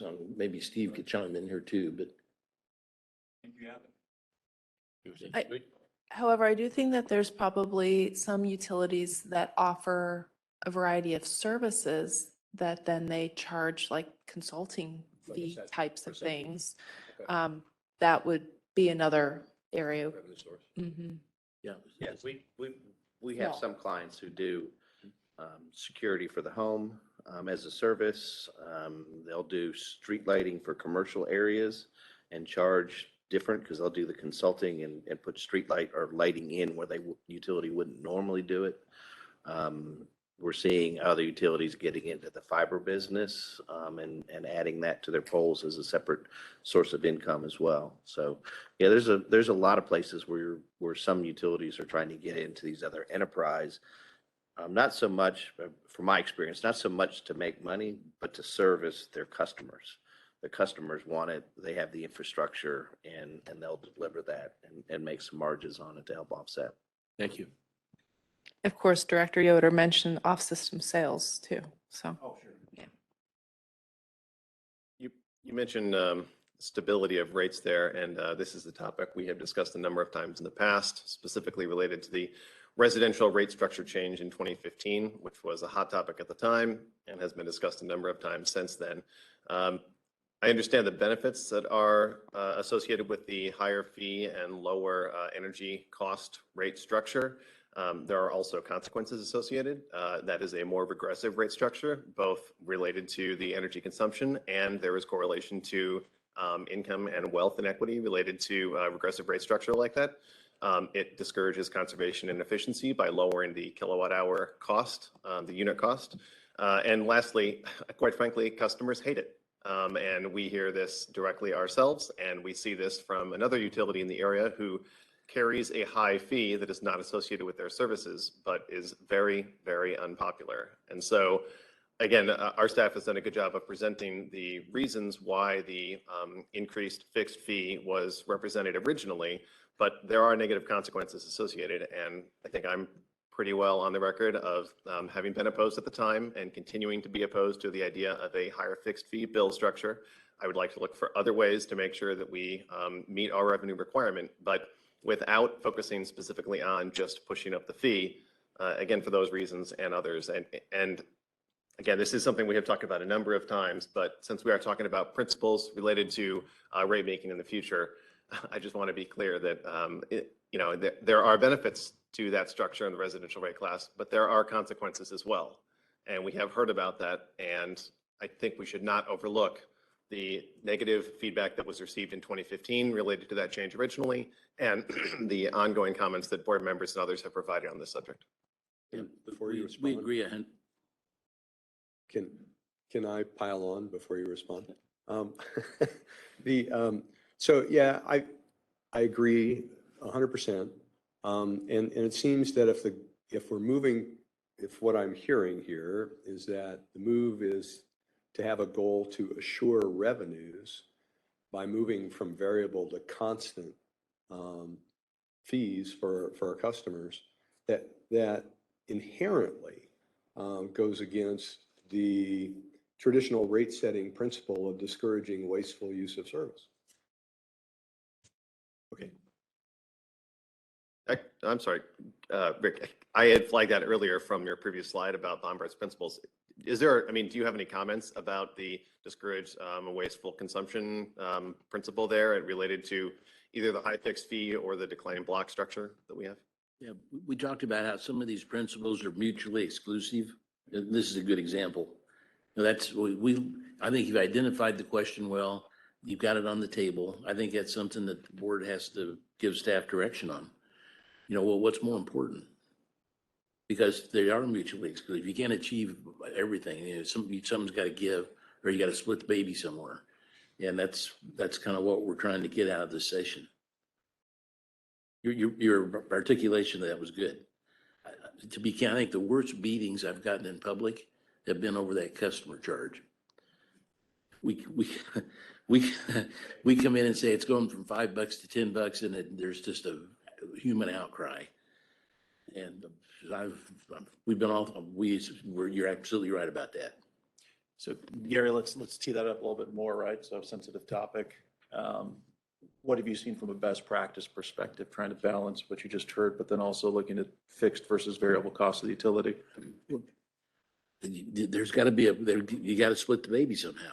I think you'll do your rate study and it'll say the basic charge for residential ought to be $50 because that's what the numbers indicate. So maybe you come in at 25, you go from 10 to 25, but you come in with programs to mitigate it for disadvantaged people.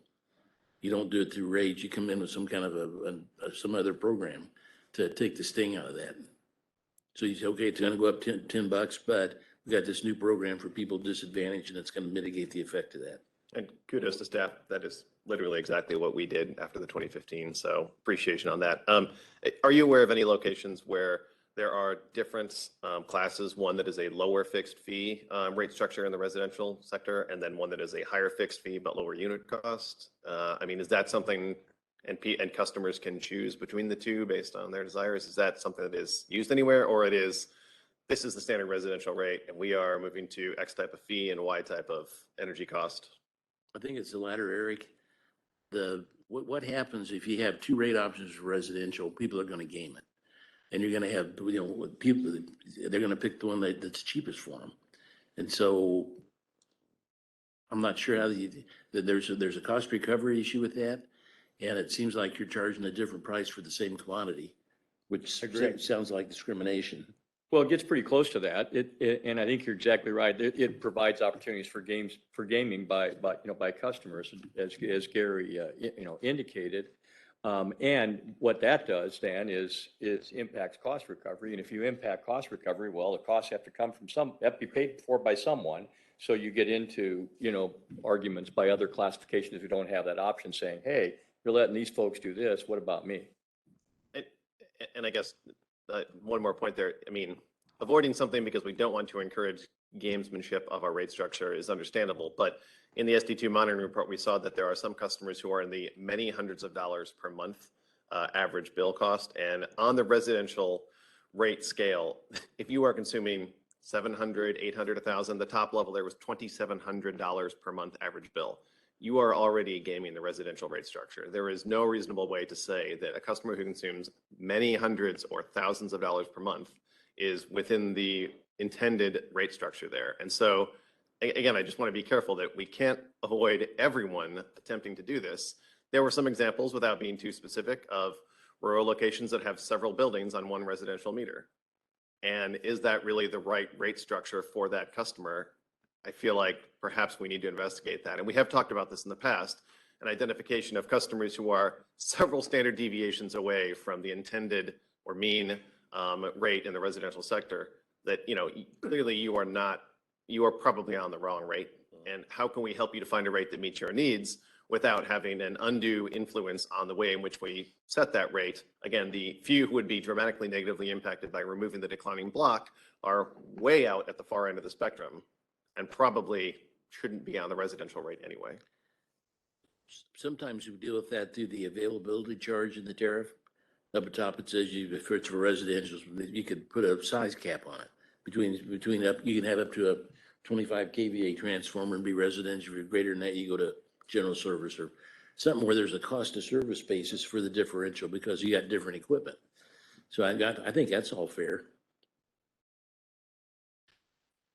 I feel like this is a good place to pause for some lunch. It's 12:30. Okay. We have, I think, 45 minutes slated for our lunch break, if I am reading the schedule correct. So we will go ahead and break until 1:15. We are going to insert a break at 3 p.m. So let's plan on that, aim at that. Gary, when you're ready, you're welcome to start again. Now, I told you I'm always candid with you. This hour between lunch and 2 o'clock is the death zone. Everybody's got a full stomach. You're talking about functionalization, classification, and allocation. So I'll do my best. Chair, I'll tell a joke every 15 minutes so everybody stays awake. But if you want to get up and stand up, I won't take offense to any of that. I might do the same thing. Thank you. Yeah. Kevin's asleep under the table. Okay. So we talked about revenue requirement, and the second part of this is the cost of service. And on cost of service, there's something called cost causation, which is the byword for doing cost of service. And basically all that is say user pays. If you cause the utility to incur a cost, you ought to have to pay for it. So in a perfect world, if cost of service is absolutely right, everybody would pay the utility exactly what costs they imposed on the utility. That's the overarching goal. As far as other things about cost of service goals, you got to comply with legal requirements. I think Steve's done a good job of laying out what you're up against there. It should be consistent over time. Our experience with customers, they'll do just about anything that you ask them to that's rational, but they want you to make up your mind and stick to it. Once you figure out something, you tell them you want to conserve, you don't want to conserve, you want economic development, you don't like run, stick with it for a while. What they have trouble with is going back and forth. And it doesn't sound like that's a problem here, but some places that has been a problem. Let me see. And the final thing, Kevin talked some about this. Within the cost of service, I promised Rick I'd tell him where all the holes were in the cost of service. And one of them is coming up with allocation factors.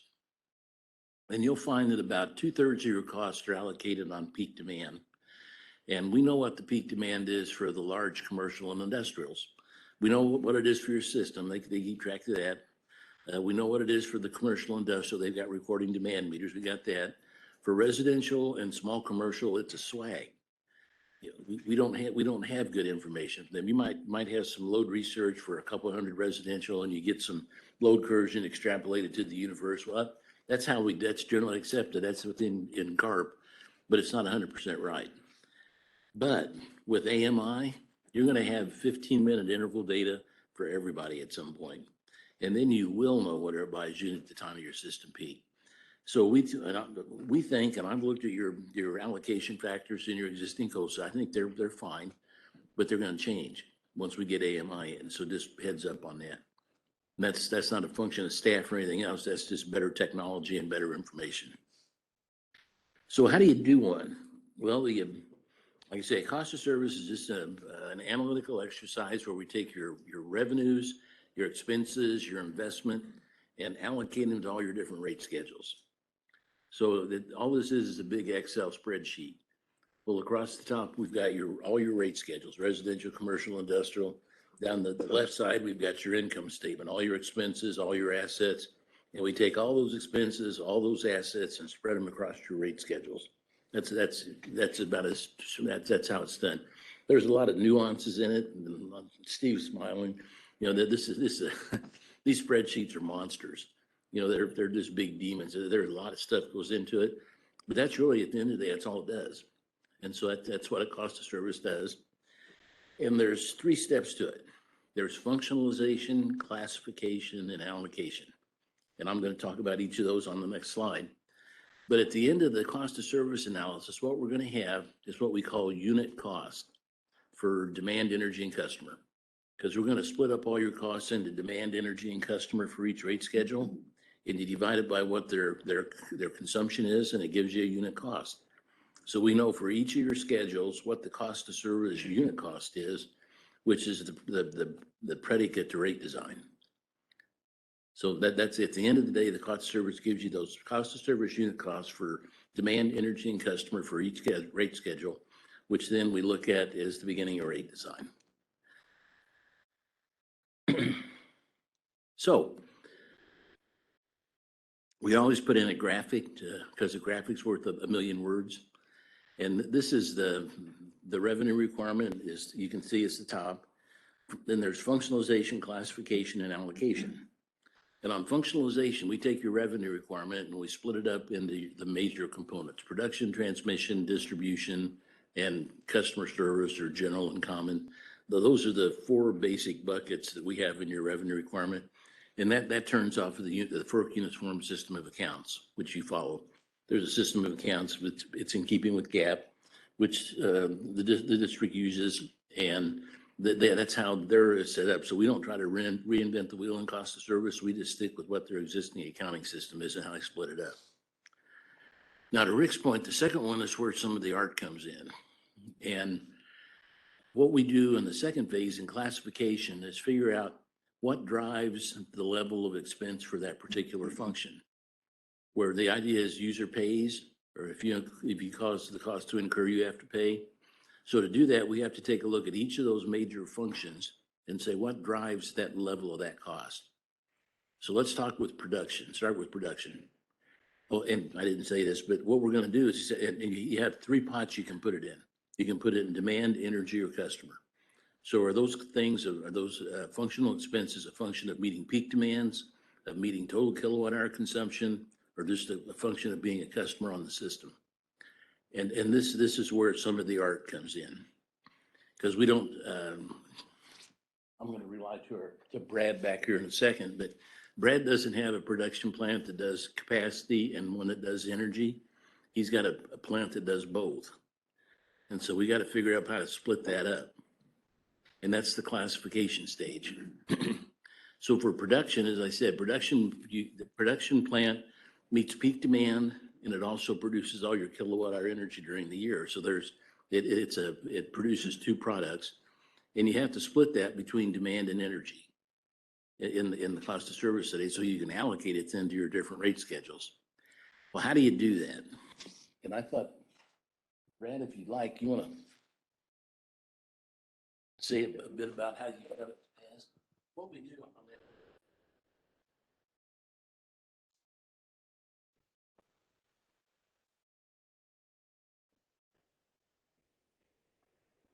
have and what the expenses are. And that's something that the planner can help with. Yeah, we would split demand and energy based on load factor for the production system. And then we have a way to do it for the distribution system as well, to allocate costs between demand and customer. Yep. So we'll talk to Brad about this in a team meeting, and we'll say, okay, you've got your production expenses, $400 million a year. What drives that? And they'll say, well, we got to have enough capacity to meet peak demand. We got to have enough coal and gas to make all the kilowatt hour consumption. And we'll go through an analysis like that, and the system planner helps us determine how to split that up between demand and energy. So that's to Rick's part, that's part of this really isn't science, this is more art. And we got to talk to the planner, we'll talk to the accountants, we'll figure out how you book your expenses. And with all of that, we'll come up with how much is demand, how much is energy. So this is a school I don't want Steve or any of my lawyer buddies to hear this, but because I do a lot of expert testimony work and I don't want to get impeached. But to be candid with you, sometimes how that's split up is a function of who you represent. Because if for production in particular, where you got demand and energy, residentials pick up most of the demand cost, and the commercial and industrials pick up most of the energy cost. So how you split this up between demand and energy has an impact on which class pays what. Residential, commercial, industrial. It has to do with, we call it load factor. Everybody know what load factor is, percentage of time you use peak demand. The high load factor customers pick up energy costs disproportionately. Low load factor customers pick up demand disproportionately. So when we're doing a critique of somebody else's COSA, I take a look at that split, and I can just about tell you who they represent, because they're going to come up with an idea on how to classify costs, which favors their customer based on whether they got a low load factor or a high load factor. So that's one of the pieces of art.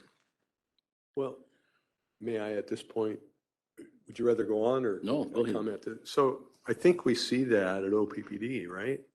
So again, we just had the SD2 monitoring report, and in the SD2 monitoring report, we compared OPPD's effective price against the average effective price of 7 other states.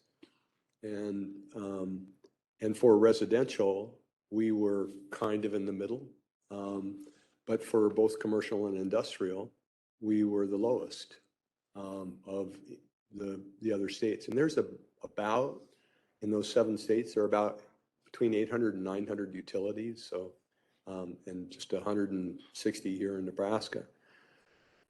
So there are a lot of utilities involved there, but to be the lowest in commercial and industrial is what I'm hearing you say, and maybe I'm just not hearing it right, is that goes back to our assignment of load factor potentially. Yeah, I think there's 2 things on that, Rick. One is how you classify the costs, which is what we just talked about. The other is the load characteristics of people in your commercial and industrial classes. Your C&I customers might have higher load factors than load factors for these other utilities, which would make the unit cost for your utility be less. And that's something that I think staff could look at as an undertaking if you're interested in that.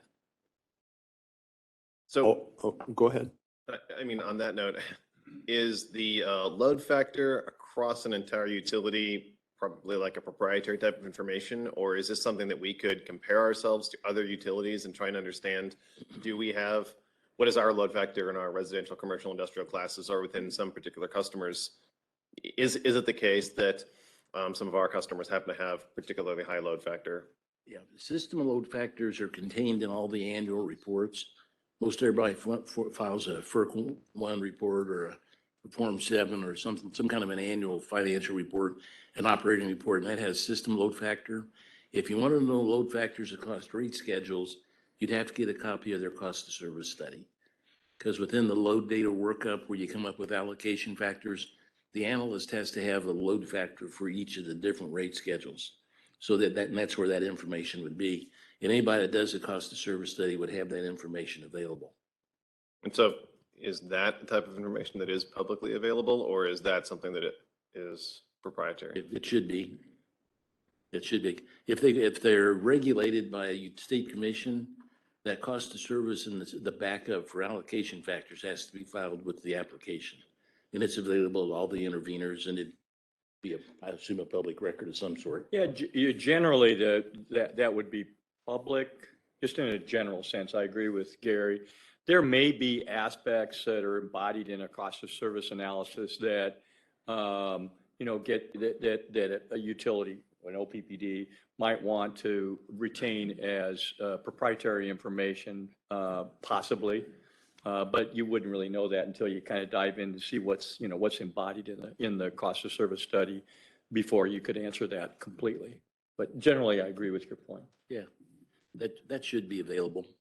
But anyway, to Rick's point, there's a couple, three things that can come into effect on relative rate levels, and we haven't been through that. But one of them is how your cost of service, but the other could be weather, it could be size of the customer, it could be load factor. There's a lot of other things that come into play in what a customer's load factor looks like. Somewhat different follow-up question, or somewhat different question, not necessarily a follow-up, but on this topic. How does our cost of service, or maybe this is how will our cost of service change in the next decade or two as our central generating units are retired and we move more and more towards large-scale utility, either through a PPA or something that we own that's a renewable. So historically, I think all utilities have built these large units, and there's been a huge capital expenditure. And so the cost of service for feeding that, I'm guessing, is a little different than if we're trying to match load to what our generation is. Any comments on that? Yeah, I'll have to get a little bit technical, but I try not to get too technical. Like on a gas turbine, it's easy. A single cycle gas turbine, that's all peak. You crank it up for 15, 20, maybe 100 hours a year, and it's strictly peak demand, and it goes all demand. There's no question about that. Run-of-the-river hydro, where there's no capacity, it just is there when it is, that's pretty much all energy. It's the stuff in the middle, like a coal plant or a combined cycle gas plant, or a wind turbine or a solar turbine, where there's a split, and that's sometimes difficult to figure out. I haven't talked to staff about where they are on that, but if we were going to do your rate work on a solar plant, I'd take a look at, a solar plant might have a capacity of, let's say it's 100 megawatts to keep the math easy. And it might have a load for a resource, they call it a capacity factor. How much of the time is the resource running? And for solar, it's around 30%. That's it. Take a look at what the average is versus what the peak is. It's about 30%. So in that situation, I'd put 30% of the cost in demand and the other 70% in energy, because you've got 30% of the nameplate online at the time of the system peak. And so that's how I'd split that up. Probably same thing on wind turbines. But then it's more complicated. If you say you got batteries with it, what are batteries there for? Well, batteries are there primarily to make sure you've got capacity there at the time of the peak demand. Because, when the things aren't running or you need to get a shoot in the system, you crank the batteries up. So I'd say batteries are all demand related. And so what's going to change right now, we might take your thermal mix right now and say that it's 40% demand, 60% energy, based upon what your system load factor is. When you start getting these new resources, you're going to have to take that apart. It's going to have to be more granular and take a look at each of the resources independently and figure out what their contribution is to system peak demand versus what it is to just making kilowatt hours. So tying this back to your earlier comment about residential getting hit in one direction and commercial or residential and small commercial getting hit in one direction and industrial in the other direction, then can you tie the observation you just made to that hit that was felt differentially by residential and industrial. Yeah, I'm an analyst at heart. I don't let results dictate the methodology. You know, I do it like I think it ought to be, and the results are what they are, if that makes any sense. Yeah, I mentioned to you how putting costs in different pots affects people, but for me, that doesn't affect my judgment on it. Well, if you can help me understand where it might impact people as someone who's elected, I'd be interested in knowing. Yeah, well, I'd say, I'm a truth and beauty guy on this kind of stuff. I don't have a horse in the race, I don't pay a bill here. So I take a look at production, I'd go back and talk to your power supply planners about why they have what they have and how they run it, and I'd split cost up accordingly. And I wouldn't worry about whether it affected residential, commercial, industrial. That's not something I think about as a rate expert. But I thought for you, it'd be informative to know that decision has an impact on what everybody pays. Indeed, thank you. Yep. So we talked about a couple types of resources independently, gas, coal, wind, solar, gas, coal, wind, solar. Have you seen allocations or classifications rather for like a combined system that is, a new type of response to an RFP that would be like a combined wind, solar storage project together? I mean, I assume this is just mixing complexities and leading to an even more complicated breakdown, but how does that get addressed if you have a mix of resources to provide better capacity and energy? Got any thoughts on that? Yeah, two ways to do it. One is you can just split it up and look at each machine individually and then aggregate it after you've got all that done. And that's whatever it is, it is. The other you could look at it as one resource. Maybe there's 10 moving parts, but it's just one resource, and see what the peak demand is for that versus what the kilowatt hours are, and come up with the ratio based on that type of metric. The other thing, like you do it now, right now, you don't do it granularly in your cost of service, I understand. You take a look at what your system load factor is, you take all your fixed production costs and you split it up based on your load factor. So you look at the whole system as a whole, and that's generally accepted too. If you take a look at the APPA cost of service manual, that's how they say to do it. Take a look at your load factor and do a demand energy split based on that. That's GARP. But anyway, the big picture on this, I'm trying to explain that there's not just one way to do a cost of service. There's a lot of things. You want it to match your system for sure, so you're not arbitrary capricious and you're being fair and you reflect your own, all the stuff that Steve talked about. But there's always different ways of looking at cost of service studies. And this classification stage is where the flexibility is. Do you see that structure changing? And by that structure, I mean within the classification stage, it's now demand, energy, and customer. Do you see those three categories changing to something like time of use or? This is a simplified slide. We do demand and energy by time of use now. Okay. Yeah, we take a look at on-peak, off-peak energy, winter, summer. There's subsets of buckets within demand and energy now. Yeah, so the more refined the data is, the more you are able to, come up with reasonable allocations that are closer to science than to art, I think, is what you're getting at. There's flexibility there. We've been limited, in the past in rate setting with the way that classifications occur. The more data you have, the better able you are to establish those classifications. I might just mention something. I mean, I know, so great conversation in terms of teeing up the decision points of the judgment that comes into play. I do feel responsible to flag up some of the work that the staff has done to provide better granularity in terms of how the data, the amount of granularity we do have Brad go through that in detail as an independent consultant for the board to make sure that we've got a reasonable process in place, that the factors we're utilizing make sense, recognizing things can be interpreted differently. So, but I do feel just a sense to support staff in terms of the work that they have done to advance things forward. Yeah. Not to say that we can't continue to look at things in that area, but a substantial amount of work has been done over the past 9 months, really to advance that ball. And just want to acknowledge the work that they've done on that. Yeah. Sidebar on that, staff sent their cost of service to me. I looked at it.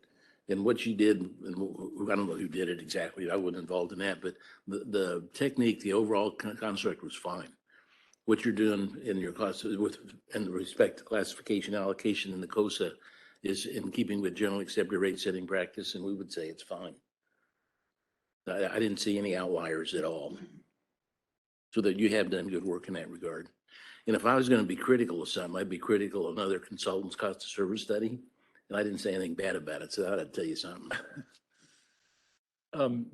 That's helpful. And Jeff, echo your comments, which for me raises the question, how much variance might one expect to see as an outcome based on different methodologies and approaches for it?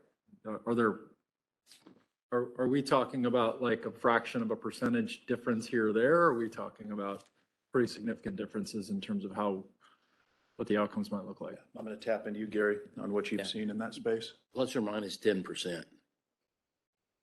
That's your rule of thumb. I've got a slide later on here about the next slide actually, about how we figure out what this tells you. And I've got a dead zone of plus or minus 10%, because that's about the accuracy of one of these studies. And is that the average or is that down the middle in terms of just different techniques? Average. Yeah. Okay. Yeah. So I'll talk about that in a second. I've got a slide right on point there. So, I'm sorry. Do you are conservation and efficiency programs accounted just in a negative fashion? I mean, like, if we were to invest in efficiency or have a program to support customers for efficiency in their homes and businesses, how do we attribute those costs back through a cost of service study? There's a couple ways to do it. One, you can count energy efficiency as a decrease to the load factor, or to your load, I mean. You just conserve kilowatt hours, you don't have to serve it. The way we prefer to do it is count DSM and DR as a resource, where you've got turbines, you got nuclear, you got coal, you got wind, solar, you got DER and DSM. And you put in whatever the DR and the DSM can do into your load resource balance and put the cost associated with that in power supply cost. And so you allocate them along with all your other power purchase and power production expenses. Now, you can count the DSM as a load reduction or as a resource, and we typically like to look at them as a resource.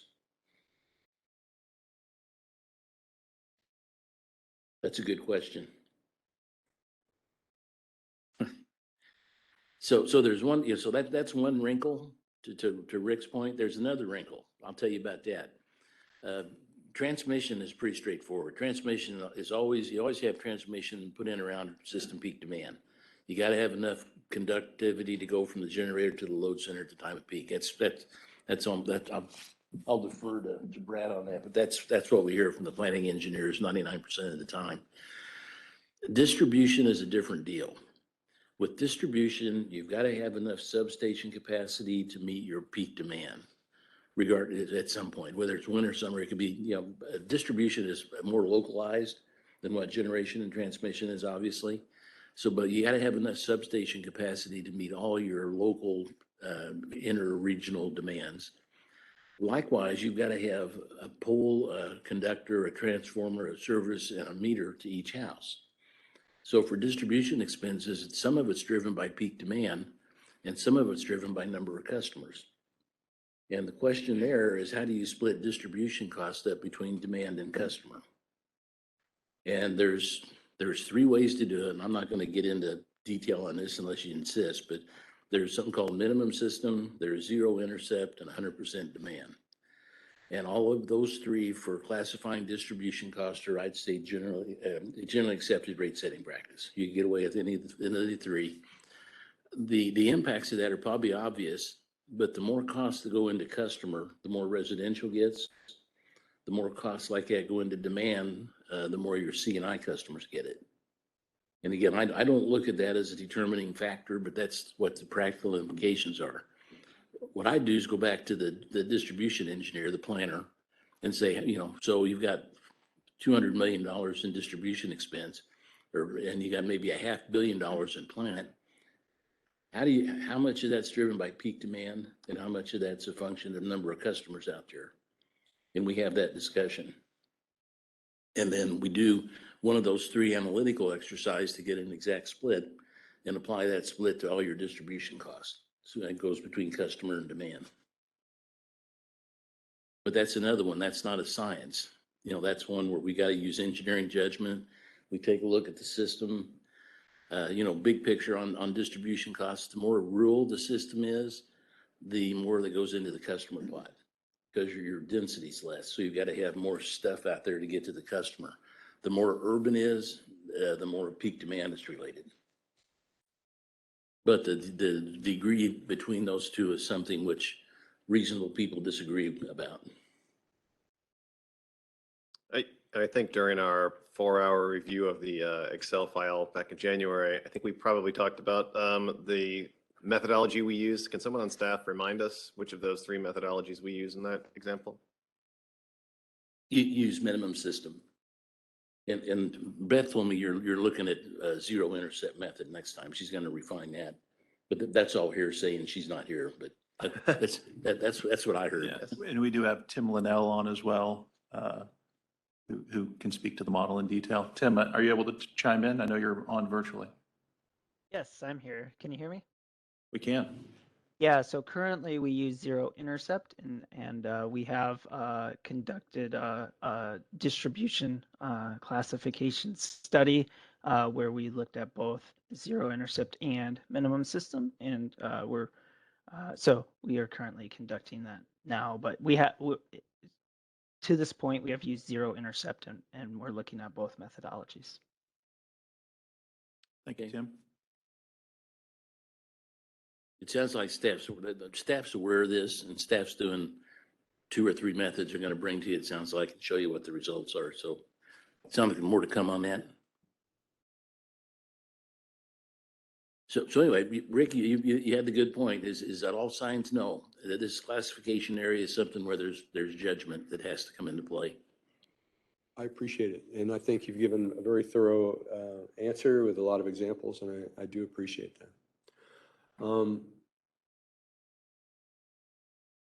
My question related to your observation about distribution is that the distribution costs are felt more locally within the larger 13 counties that we serve. Yeah. You've got to have substation capacity to meet the little pocket demands for all your whole service territory. But, and, you know, it's, we try to assign costs to those who require them, but it's not immediately obvious to me that if you're a residential customer that you're paying differentially because you live in different parts of the distribution service areas. Yes, you bring a good point up. Right now, we use what we call postage stamp rates, where everybody within a class gets the same rate, knowing full well that every residential customer's cost of service isn't going to be exactly the same because of location vis-a-vis their substation, load characteristic. I mean, there's 100 things that vary all that. And we've assumed with the general accepted method is everybody in residential gets the same rate, regardless of where they are within the service territory. In water systems, they have sometimes inside, outside city rates, which would drive Steve crazy, but we see it quite a bit. And the idea there is that people downtown are closer to the source than what people out in the rural is, so the people in the rural ought to pay more. But in water, that's true because it all follows the pipeline and it's got to go out like it is. Electricity is more of it comes from all over the place. It's not clear that somebody's closer to the source there because of the integrated nature of the grid. So it doesn't apply so much in electric, but for us to say that the cost to serve every residential customer is exactly the same is not true. You know, that it varies, but we put them together for administrative convenience. Yeah, as a representative of a rural area, I'm happy with the way that they all pay the same. But you know, it does raise the question. That's an issue. We represent some co-ops that have big data centers where they might have 1,000 megawatt load and just 10 customers because they're all Amazon data centers or Microsoft. And what we do there is what I call a direct assignment, where we take a look at what facilities actually serve each customer and we directly assign those facilities to that customer, and every customer has a special contract in their own rate. But, you know, you wouldn't want to do that for 300,000 residential customers. No, but I'm intrigued by the industrial customers getting differential. Yeah, if there's it's always better to directly assign costs than it is to allocate them, because a direct assignment's always more accurate. But it's just not practical when you've got as many customers and meters as OPPD does. So and it's generally accepted, you kind of, it's not perfect, but it's administratively expedient to put everybody in the same class. One other question. We're moving towards AMI. We've noted that AMI provides us a lot more granularity of the data and a better understanding of the system.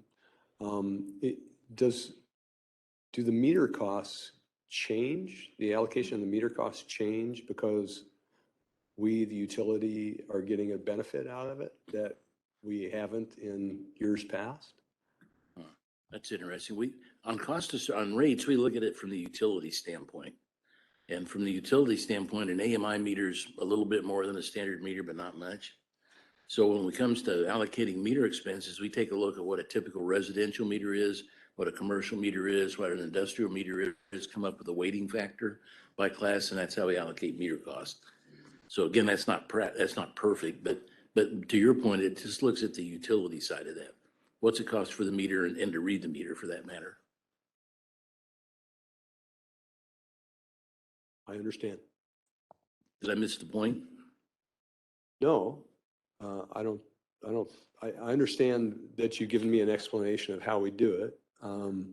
It does seem to me that there's an opportunity to at least discuss if not charging the entire cost of the meter to the customer, if in fact the utility is receiving some kind of benefit. How it would be allocated, I have no idea. Yeah. I think that's something we could look at. And again, Rick, it comes back if you want to charge less than cost of service to your AMI people, somebody's got to pick it up. So you got to tell the analysts both sides of the coin. And the people that pay that, if there is a benefit, are those that benefit from it. So it seemed like the analysis would be who all benefits from AMI. Is it just the customer, or is that benefit more widely spread? I don't know the answer to that, but that could be an undertaking, it seems.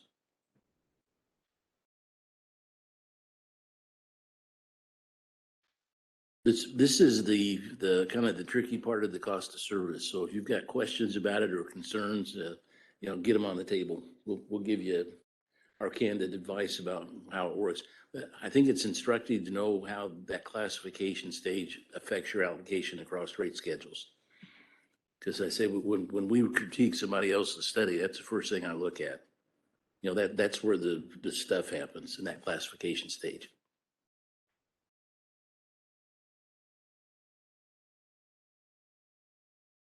I'm going to ask a pretty basic question, which is, could you explain to me the difference really between demand and energy? I guess it is. Let's see, where's my little question here? Because they both use, they're both varying, and it seem to be measured the same way. So if you could distinguish that for me, that would be helpful. Sure. Thank you. I'll start, and then Kevin can correct my economist view of how engineers work. But for me, in the simplest sense, your demand is the peak demand that you have during the year. It would be, and Brad can correct me, or Jeff, but usually on a hot summer day when all the ACs are going, you have a peak demand. It might be 2,000 megawatts. That's your peak. And the reason that's important, you've got to have enough generation, transmission, and distribution capability to meet that peak demand, or the lights go off. So that's a big planning criteria. Energy is how much somebody uses over a long period of time. Like for a residential customer, they read meters monthly. So they would have a peak demand, but they also have how much they used over that whole period. Where peak demand is just an hour's worth of usage. And like on a residential bill, it's 30 days worth of usage. So that's the difference. One is the maximum they use during an hour, that's demand. Energy is how much they use over a broader period of time. Kev? I think about it slightly differently. It's more of a mathematical. If you think about a graph of how much energy and say, kilowatts that you use, it's going to go up and down during the day. And so we're plotting that over hours. The peak of the curve is the demand. The energy is the area under the curve.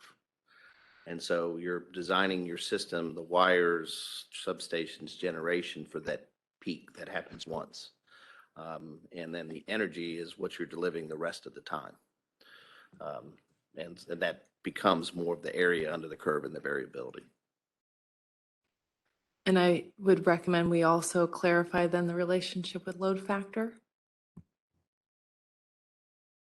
So with load factor, think about a street light, right? Street light's on at night and off during the day. Its load factor is 50%.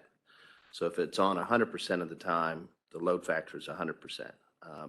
So when you look at residential customers, I don't know what your system load factor is. I'm guessing it's in the 45% range, which means that you design your system for the peak, but you only use it 45% of the time. And so the peak demand is huge because I have to build for that peak, but I don't use it as much. Yep. And again, both of those are important from a planning standpoint, which means they're important for rate setting, because that peak demand determines how much equipment you have and how big it is. So the fixed costs are driven by that. How much natural gas and coal you buy is a function of how many kilowatt hours you make. So both of them are major factors in what your budget looks like. And we try to reflect that in rate design. Do you find it easier to explain for a water utility than electric utility? Because they're talking about a pipe and fluids? Go ahead. No, that's how I think about it, is just that, Yeah.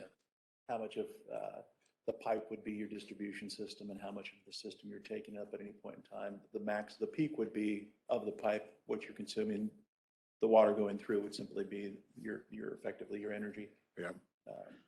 I always think about, I don't know, and is that a bad way to convert it between utilities? No, I think that's very accurate. Anyway, we wrestle with this kind of stuff all the time.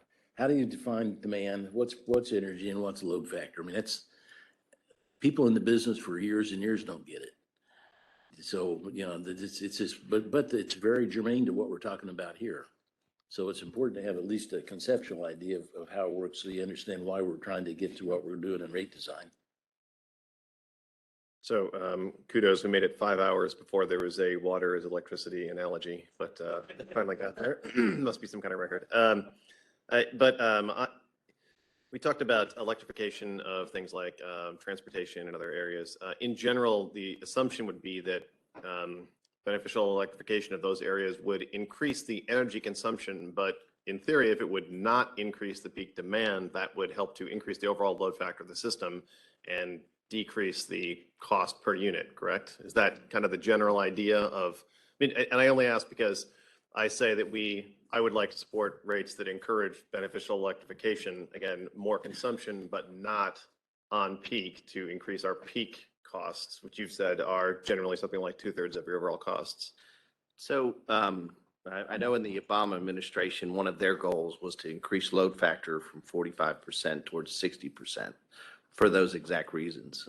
So the magic of making that happen is make sure that those things that you've electrified don't all pile up at peak, that you can figure out how to spread them out, and then you're using your systems more effectively, right? And instead of having a load factor of 40%, 60%, same infrastructure, no upgrades, you're just selling more energy and more efficiently using what you have in place. So my turn, Jeff. It's like a road. You have to build a very wide road for morning and evening, but then you have the road mostly empty most of the time, very inefficient transportation system. So is there a kind of maximum desirable load factor? I mean, are there upper bounds or something that would push back against saying it is generally desirable to increase our load factor? I guess is there like a theoretical time when you would say, no, we don't want to do this for X type of reason? I was recently working on a Amazon warehouse, which had a load factor pushing 80%. So it was almost constantly on, which was, our concern was the heating effect on transformers just being on all the time.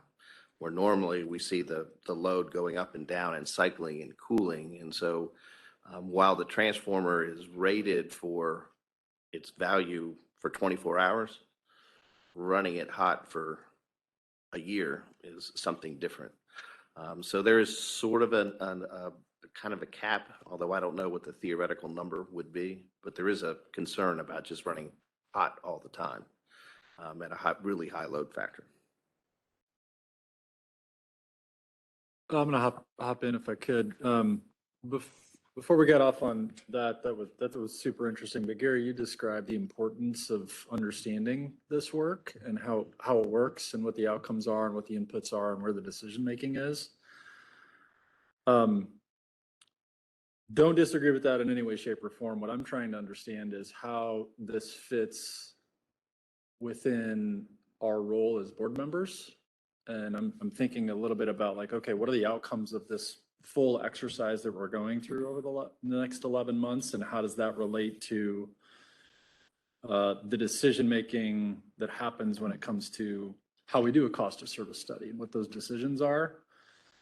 Any thoughts on helping me kind of connect some dots there? Yeah, I think back to where Steve started. I think in the rate setting process, you've got two hats. One is you're the adjudicator of facts. You're like a PUC. And with a PUC, you want to make sure that the information that's being presented is accurate. And what the PUCs do, they know how this game works at the classification stage.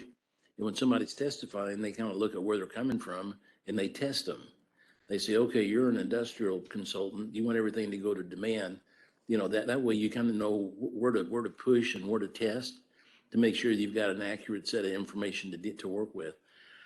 Then you got to take that off, put the policy out. Okay. To me, I think do the cost of service straight up. And then if you want to change it for policy reasons, think about why and how you're going to do it. But I'm not a big fan of trying to perturb the cost of service to come up with the result. I think that just leads to problems. I think play it straight and then come up with other ways of achieving what you want other than through this process. Steve, you got? I completely agree. I think anytime that you're trying to deviate from establishing rates based on a cost of service, that you are putting yourself in a more vulnerable position from a legal standpoint. So I completely agree with Gary.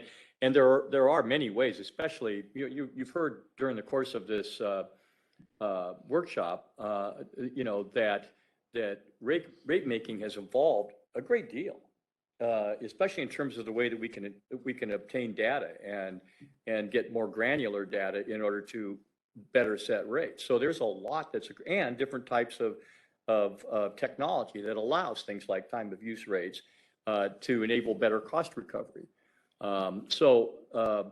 It's better to stay with that cost of service because I think that the ability to gather data has evolved into better ways of gathering and functionalizing and classifying and allocating, rather than trying to tweak that in a way that would increase scrutiny, because people can figure that out and it just puts you in a vulnerable position. I think that's where you're coming from, Gary. Mm-hmm. Yeah. I'd say the reason I bring up the flexibility in that classification stage is so you know when you're looking at something where to ask the questions. Because that's where the changes in interclass allocations come from. So you know where to probe it. I wouldn't probe the revenue requirement. Guys like Jeff can do a budget. There's not much action there. Rate design's pretty mechanical. There's a lot of action there, but there's not a lot of shenanigans. It is what it is. But that middle step, that classification stage, that's where you can impact the results by different assumptions. And if I was a regulator, that's what I would test.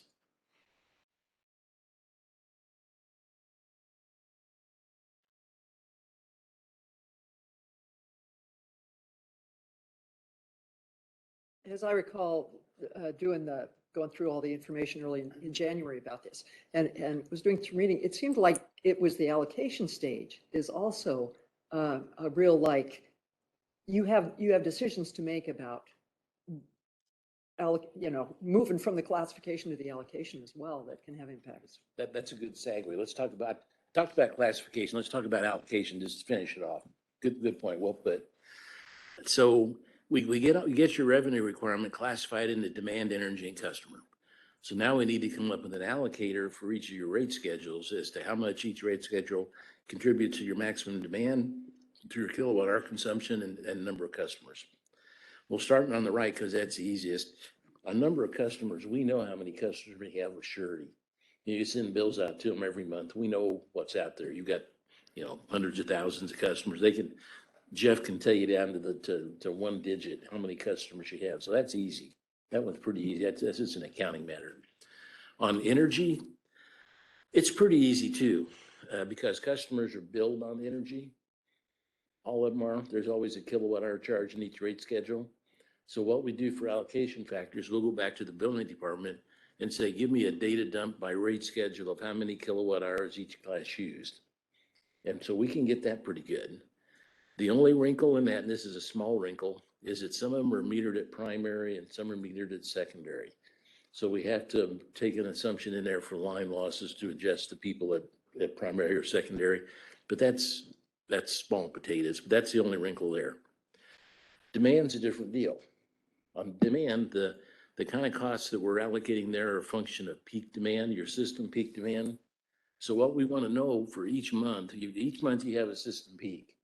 Let's say in the summertime, it's probably I don't know what time the peak is, Brad, but afternoon hot day. That's about 5 to 6. Okay, so you have a peak, then that's what you want to know, since that's the number that drives your cost. That's what that peak demand drives your investment in production and transmission and distribution. You want to know who's contributing to that so you can allocate the cost to them, because the people causing that demand should be paying for the costs associated with meeting that demand. And for commercial and industrial, you have recording demand meters for the most part, and we can go back and figure up at 6 o'clock on July the 5th how much they were using. We go back and integrate their meters and get that number. We know what the system peak was, because the people know, at operations know what that is. They've got integrated totalized meters, so they know what your total system demand is. So you've got a total system demand, and you know what your commercial and industrial demand is. What do you do in between? Because you don't have demand meters on residential and small commercial. You don't have that right now. And so we've got to, I'll say it in Delhi, we've got to swag it. We got an idea of what that looks like. And Brad's got test meters out there on some residentials to get a feel for what their daily curve looks like. And we'll take that and we'll expand it to the universe. But that's not a precise science, to be candid. So that's where the swag is in the allocators. We really don't know right now what the residential and commercial contribution is to that 6 p.m. demand on July the 5th.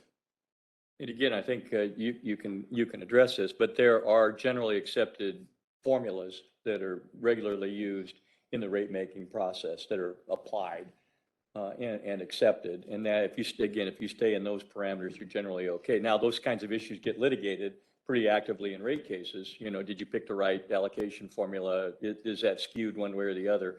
But I think you'd agree that if you're using accepted allocation approaches, that you're within the zone of reasonableness. Yeah, we're within GARP for sure. And I was a little bit flip about that.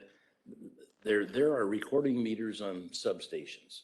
All this, if we're trying to get a load factor for a residential customer, we'll do a residential sub where they've got meters coming in. It's residential at the other end. So you kind of know what the load curve looks like. Same thing for a strip mall. We go to a substation serves a strip mall, see what that load looks like. We'll take it. So there's things we look at to estimate these things, but it's not nearly as accurate as what it would be with AMI for everybody, or if they had a recording demand meter like your big commercial and industrial. So we talked about that a little bit earlier about residential customers being unfamiliar with the idea of demand charge. I mean, looking forward, when we get to a pilot or eventually a full rollout, I mean, are there examples of residential demand charge rates out there now? I guess that's the first question. Are those implemented in some places now, or has it been generally determined that customers don't want this, we're going to just stay away from it? I know a couple. The couple co-ops in Montana have demand meters now. And we did the rate for them. We did the math, and the demand charge should be $15 a kilowatt a month. That was what the cost of service demand charge was.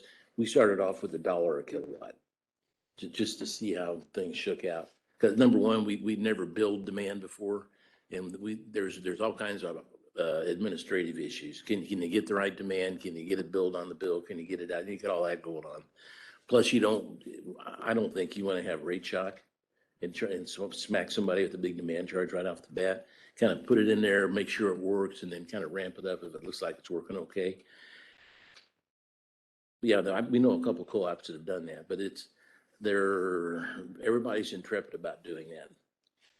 Yeah, and then is that, in those examples, is that measured the same way as it is on the commercial and industrial, where it's highest 15-minute over the last 12 months? Did I get that right? Yeah. Roughly? Okay. Yeah, the residential's, let me see, there's something called a demand ratchet, and that's where you get billed 75% of your highest demand over the last 12 months. I haven't seen that on residential demand charges. You have for commercial and industrial for sure, but I haven't seen it on residential, probably because of the punitive effect it might have. It might be the politics more than the engineering. I have not seen a lot of residential demand charges around the country. They're more the exception than the rule. Demand charges on the commercial side, much more prevalent. A ratchet on those is not as common as just the peak for the month, has been my experience. Yeah. We think there's a good cost of service basis for a demand charge for residential, but there's a huge hassle associated with it. So sometimes you have to temper your theoretical zealousness for the practicality, and I think this might fall in that category. But that's up to you. So will that be commentary as we go through the process that you'll provide? What is more political, more of a political kerfluffle than there is value as we go through and talk through different concepts? Because that's an important piece, is it not only politically the work involved, and then obviously bringing that back to the board, but your commentary there would be very helpful. Yeah, I think something like as an example, a residential demand charge lends itself to doing some homework. Have staff come up what the rate would look like and have them run it through a bunch of typical bills for residential customers and see what the impacts are. I mean, and I don't want to presume a desired outcome here, but we talked a little bit about net metering on solar and residential batteries. But in our example, there is no economic justification for any residential customer to have a battery right now. And even, I mean, if we get to a time of use, you could try an arbitrage type thing, I guess. But, you know, a demand charge and ability to reduce your demand fee would be a reason why someone would want to have a battery. And so we've seen some implementation of batteries. There's a project out west that just put in some batteries intentionally to peak shave, essentially keep down their demand charge. But I mean, I guess I'm just looking for, you know, everybody understands that this new technology can have some benefit, but what are the structures that are going to send a signal that we want to try and recognize the benefit that can have? Because right now, I mean, I don't know anybody who has a battery because there's no structure that supports it. And, you know, again, we know that it probably has some benefit, and I know this is not a question that's explicit to residential class only, commercial, industrial, even utility scale. We don't fully understand the technology, but how do we lean in the direction of, we want to send you some guidance on this is probably beneficial in some way. How do we encourage that type of new technology adoption? So Green Mountain Power in Vermont, they gave an allowance to customers to put in batteries. And then the utility controlled the battery and used it as peak shaving, basically as inverse load management. And so they have the battery discharged to serve the home during the peak that helped Green Mountain Power. In return, if there was an outage, the battery would fire up the home and keep it operating. And I think they did 2,000 homes and they sold out in like a month. You know, boom, everybody signed up for it.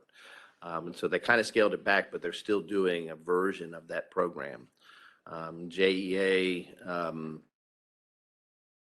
was getting away from net metering on solar, and they were then doing some work with batteries to try to offset that cost. But we're seeing some utilities using batteries as a reliability function as well as that load management. For Green Mountain, is that bring your own device program? Is that what they called it? Yeah, well, that's what they changed it to, is bring your own device. You bring your own device and we'll pay you $1,500 a month. So that is not the first implementation, that's the second implementation. I'm only asking because I want to go and learn a little bit more about it myself. So that's the new I'll be version? glad to send you data. Yeah.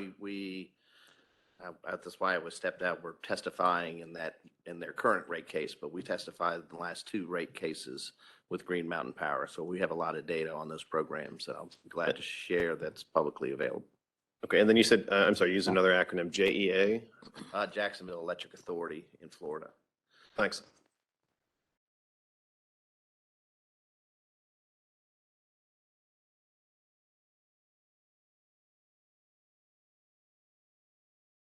Is that enough on allocation factors? I think so. Okay, well, that's the cost of service. And I think we've talked about it quite a bit. You know where the issues are. That's something the board's going to have to wrestle with.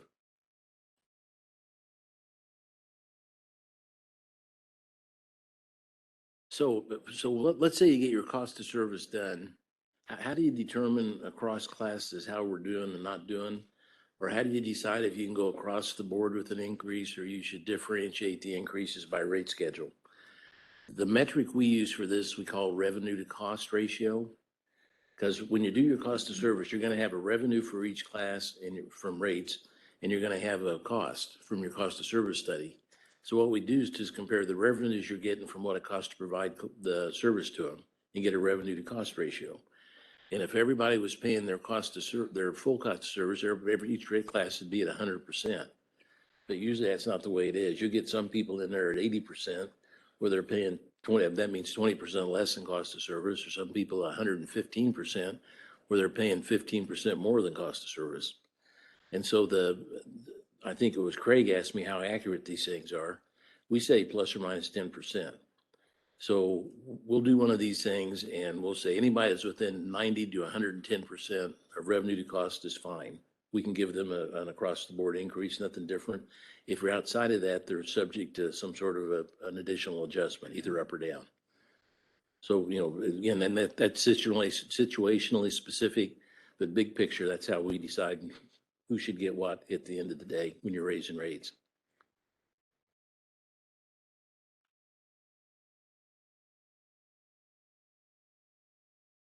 I could tell that was earth shaking. Okay, do you want to take a stretch break, or do you want to keep going for a while, Chair?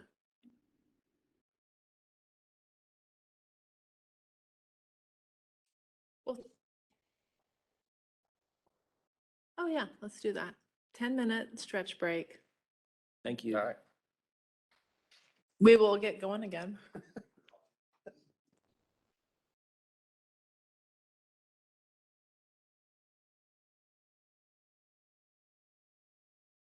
Thanks for taking a break. That was timely. I think we've got till about 4:30. You want to try to just run till then and see what happens? Okay. And anyone's welcome to get up if they need to at some point to bio break or whatever. So, thank you. Perfect. Okay, we're just about done with cost of service. One fleeting thought. When you do a cost of service, you got to look at classification, allocation, functionalization, and all that. But the other thing that comes into play, maybe at a policy level, is level of risk. Traditionally, you've got residential, commercial, industrial. They've been around for 50 years. They pay their bills every month. They're not going to take off any place. So they all kind of got the same risk profile. What we're finding nowadays is we're getting different people that don't have that same risk profile necessarily. And I'm talking about cryptocurrency primarily. We've had a bad time with them coming in. They sign up for 500 kilowatts and put in a big substation for them. and they're there for about 3 days and they leave in the dark of night and go someplace else. And you're left holding the bag. So my advice on that and what we've been telling clients is for your capital stuff, for your substations and your poles and your wires and the like, get it all up front. You know, don't let them do the easy payment plan on that. Get a cash deposit up front. And on rates, there might be, you know, there's costs there too, because if Brad goes out and buys a bunch of juice for these guys and they don't take it, then you're stuck with your surplus. And that's probably not good. So sometimes utilities are raising their rates from what the standard general service or industrial rate might be to reflect the flight risk, I'll call it, of some of these customers that are unstable. I don't know how Steve feels about that, but you know, typically risk comes into play when you're setting rates. And it seemed like that could be something where you can make a business case. There might be reasons for something different. Yeah, I agree with that. I'm curious, yeah, go. No, please go ahead. But I do agree with what you said. My stop. I'm wondering, is this something that we're seeing a lot of activity on our service system? We get interest. I think it's 30 megawatts. Yeah, it's fairly modest at this point, but it certainly has the potential to grow. We've talked as an organization, just high level, about different rate options that are out there. We had gone through and with Grant County to talk about the evolving industry rate, which specifically factors in risks for different industries and what they pose to utility and ratepayers. So it is top of mind, something we're talking through. But it's yeah, hasn't materialized as it has in other areas. As you talked about, we've got a different profile than some others have in terms of optionality as it relates to land rates, taxes. Yeah, they're looking for places like Omaha to land. I can tell you, you've got land here, you've got good power supply. Anything under 7 or 8 cents a kilowatt hour is attractive to them, and your big rates fall in that category. You got a pretty good labor force, tax situation's not bad. Transportation's not bad. You know, I'd keep an eye on that. How are we monitoring this, and like, what do they have to submit in order to get service that will raise a flag for the district? Yeah, they would initiate contact with our customer service organization, and then their first stop would be the distribution planning team. The distribution planning team is heavily involved in discussions around the cost and risk of service related to the customer. And then we have various things that we would do in the event this volume picked up. And like Jeff noted, we're looking at other options in addition to those things. So. Okay, thank you. That's another one. I think it's good to be proactive on that. So you got something in place when it happens, so you're not setting something up for them and they say you're cheating us. If you got it in place, it's on the books, it is what it is.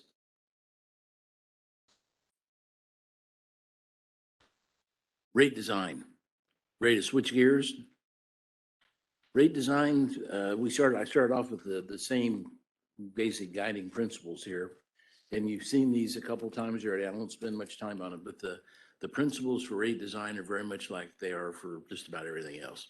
Easy to understand, continuity and philosophy, non-discriminatory, cost-based, revenue stability. We haven't talked about this, competitive with neighboring utilities. Jeff and I talked about this at one time. Do you have much competition for electric service from anybody else? Is that an issue? Are you worried about your rate comparison vis-a-vis your neighboring utilities? No. It's bragging rights, but when the local paper puts any story in, they're comparing us against what's happening in neighboring states. But from an actual acquisition of customers, I mean, or an existing customer choosing someone else, that's a no. Good. How about competition with natural gas? Is there any issues there? We've talked about this a couple times, and I think maybe 10 years ago or so, there was some back and forth on incentives to do fuel switching on some devices. And this is before my experience, but clothes dryers in particular, or water heaters, since they can choose either way. transportation, yeah, compressed natural gas for cleaner fueling of fleet vehicles. I know there's been a couple of those. I mean, and I hope that we will recognize the benefit of getting people to electrify their transportation, particularly, and then those other uses as well. But there is some demand. I think there are a couple places where, and perhaps correct me if I'm wrong here, but that there are incentives from MUD for gas appliances in homes. And I know that we are not MUD, but does anyone happen to know, are there incentives for either water heaters or dryers or something like that? I think if they're not currently, there were at one time, Director Williams, yeah. That's what I recall is there were. Gas.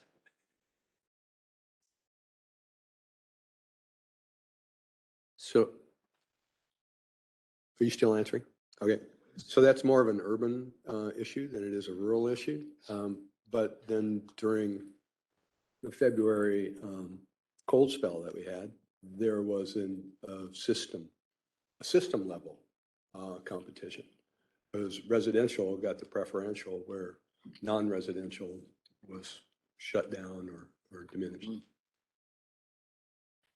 So you put it another way, competition probably doesn't affect your rate design at OPPD. I think we want to be mindful of what our neighbors are doing, but that generally we don't have to be the low-cost provider because our customers don't have another service that they can buy. So I mean, as we were talking about principles related to rate making, we don't currently have, as far as I know, any active planning or engagement related to all electric new developments. And that is somewhat outside of our direct responsibility. Code and enforcement would be related, involved there as well. But I would certainly be interested to see us engage with the development community, because new residential developments that were all electric would be beneficial kind of across the board. It can be lower cost for at the time of construction, for the ongoing O&M or monthly cost for the residents, and then beneficial electrification, assuming there's some flexibility built in, that could be a benefit to the utility as well. So I don't think, and do we have any active engagement about all electric development right now? Well, so City code would absolutely allow an all-electric. there are some all-electric developments from the 70s. But I mean, now looking forward, do we have any engagement on moving in that direction and trying to find, see if there is any interest from anyone to move toward all electric, either residential, like an all electric residential neighborhood, or multifamily, maybe an easier first step?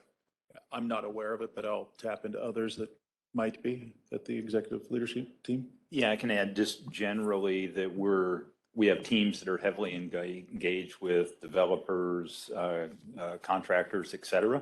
I'm not aware of any specific all electric projects that we've been promoting, but where there's interest, we're certainly engaged in supporting that. And we can look into, specific examples. So not directly related to rates, but I had a meeting with a developer about timeliness of electric hookup in their new residential development SID. And they were concerned. They expressed concern about the time it took. I said, well, I think we're doing what we can, and they didn't follow up. But perhaps there's some other mechanisms that we could associate back with, if you are an all electric neighborhood, that there is a prioritization and implementation or something like that, other ways to kind of move in that direction. And this is moving away from a rate discussion, but I do think that as we look forward, what can we do to incentivize that type of a clean energy use that is also beneficial to the utility long-term, as we have a decarbonization goal that is kind of leading in the community? How can we encourage others to participate with us as we go toward that outcome? And I think this is one of those trends that we're seeing come in from the coast, is the all-electric code. So I think it will only be a matter of time before our energy code and our building codes require some form of all electric in one way or another. And may I go back to the question about, do we have competition? we are compared, we have been compared with the utility across the Missouri River. And it wouldn't surprise me if we're not compared to Kansas and, any contiguous area. But I think the most competition is actually with ourselves, because we are a public power entity and this is who we serve. This is our district. So we are obligated to maintain a competitive stance. I mean, it's just, can we do better ourselves? And I think that's kind of the ethic of the utility and of the employees and part of the mission. So just wanted to make sure that got in there. Thanks.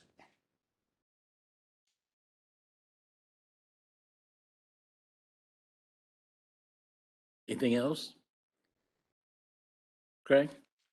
So let's talk a little bit about detail and rate design. And again, this is some things that we've talked about before, but you have three different ways of collecting money from your customers. You can have a flat rate upfront per month, your customer charge or your service charge. You can have an energy charge, or sometimes called a commodity charge, where it's based on usage during the month, typically.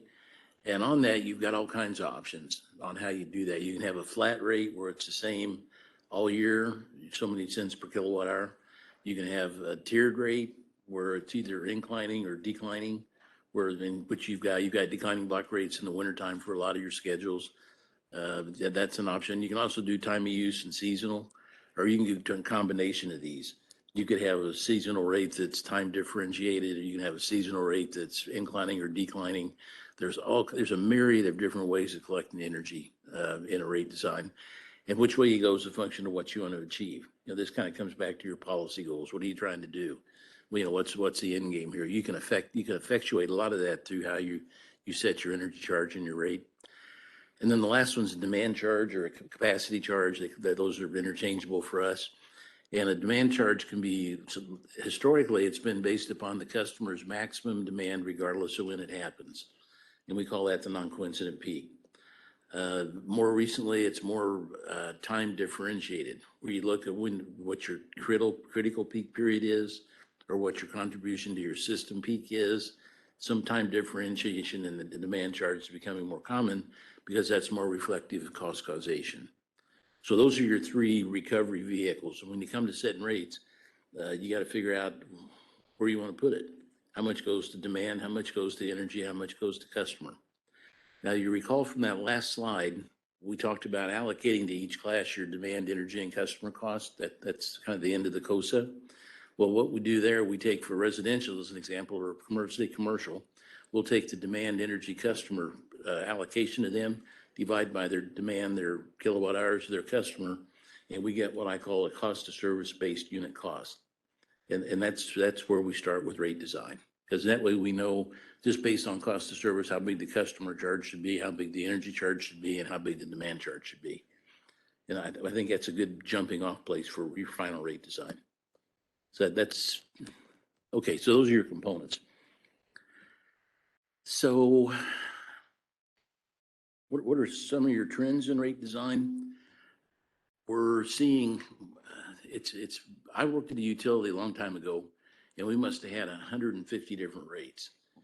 We had a rate for waffle cookers, we had rates for ovens, we had rates for hair blowers, we had rates for every electrical using appliance you could think of. That went full circle to where 20 years ago you had three. You had residential, commercial, industrial, and that was it. So it went from 150 rates down to 3 or 4 rates. We're seeing that, deja vu, we've seen it again, it's coming back around again. And we're seeing more rate schedules for specific uses. And what we're finding is maybe you've got a special rate for large data centers. Maybe you got a big rate for warehouses, special uses. And some of that affects economic development. If you're trying to promote economic development or a certain sector of that, you can come up with a rate probably to match up with that. So that's where that's coming in. The other thing, Rick and I talked about a special rate for multifamily.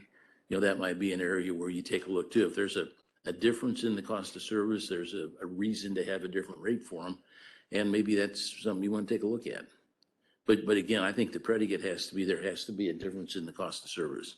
You have to be able to demonstrate there's some reason to have them different than the standard residential. Residential demand meters or demand rates, we talked about that. I think that from a cost causation standpoint, from a truth and beauty standpoint, that's perfect. I think politically it's suicide. So EES is not, or GDS isn't going to suggest that to you, but something to be aware of. Time of use rates are coming.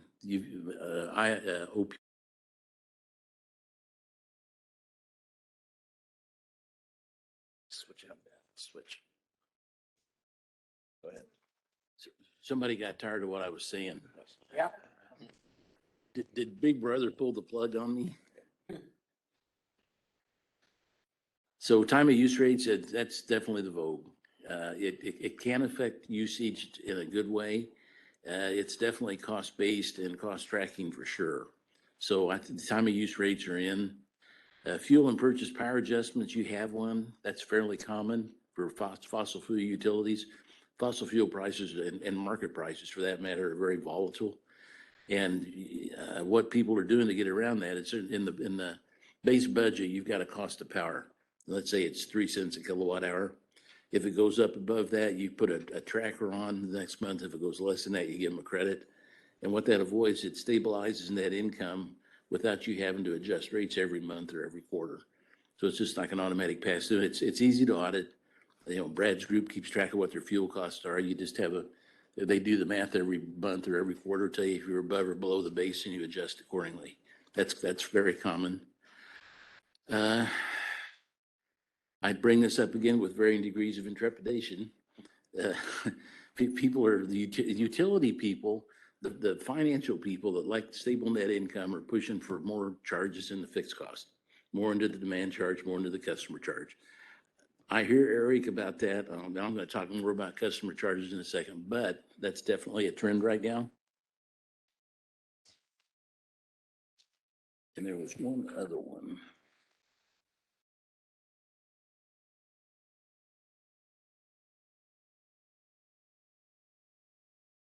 Yeah, that was it. That's a good one. Okay. So let's talk, yes, sorry. Go ahead and expound a little bit on the debate about what's a fixed cost and what's a variable cost. I mean, I've heard, seen, the discussions that all costs are variable costs over time. The economists will tell you everything's variable in the long run. Yeah, but the question is, how long is the long run? Well, Saliba's view, it's probably 15 or 20 years for utility stuff. So I would say that the fixed cost for you or just about anything that's got concrete and steel in it, because you can't retire it, you can't sell it. There's really no good way of getting rid of it. It's fixed until it's depreciated. Your variable costs are things which you can displace, like natural gas, coal, chemicals in your cooling towers, water, things like that. That's a commodity that's truly variable and a function of how many kilowatt hours you make. To me, those are variable. But there are other definitions for that. No, thank you for your example. Yeah, but again, Rick, it depends on time frame. If you're looking at a year or two, I think what I talked about is true. If you're looking at 20 years, everything's variable. Well, many of our rates take a long time to change. I'll just make that observation. Yep. So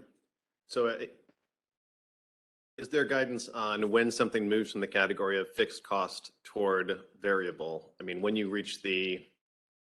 know that you are approaching the end of life of some type of a piece of formerly fixed cost equipment, is there some method by which it shifts into recognizing it is about to vary from 1 to 0? I think it's when you write it off. When it's fully depreciated, you take it off your fixed asset. I think if I was going to have a demarcation mark, that's what it would be. Kevin, do you have any? I'm not sure I followed the question. So could you try that again, make sure I understood? Well, I mean, it's a fixed cost, like a nuclear facility. It's a fixed cost up until the time when it's decommissioned and it no longer is a cost at all. And so, I mean, it moves from it is a fixed cost to now it is no cost, but there's no sliding scale between the two. It suddenly disappears from the fixed cost. That's the recommendation, is that, you know, you carry it as fixed cost and attribute it or allocate it, classify it as fixed cost all the way through until you get to the very end, and then just a very large fixed cost disappears. In my experience, the fixed costs, you know, in the utility business is plant that's not moving, right? Poles, wires, substations are going to be your fixed costs. And then the variable cost are the energy or possibly a service cost that you might provide to someone. And those would fall under the variable piece. And to add on to the variable, I forgot to mention.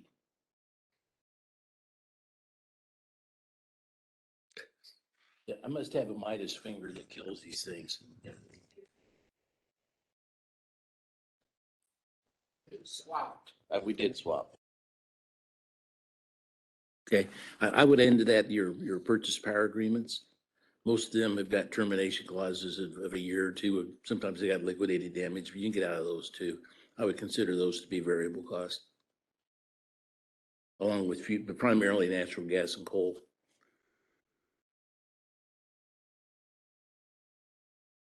Okay.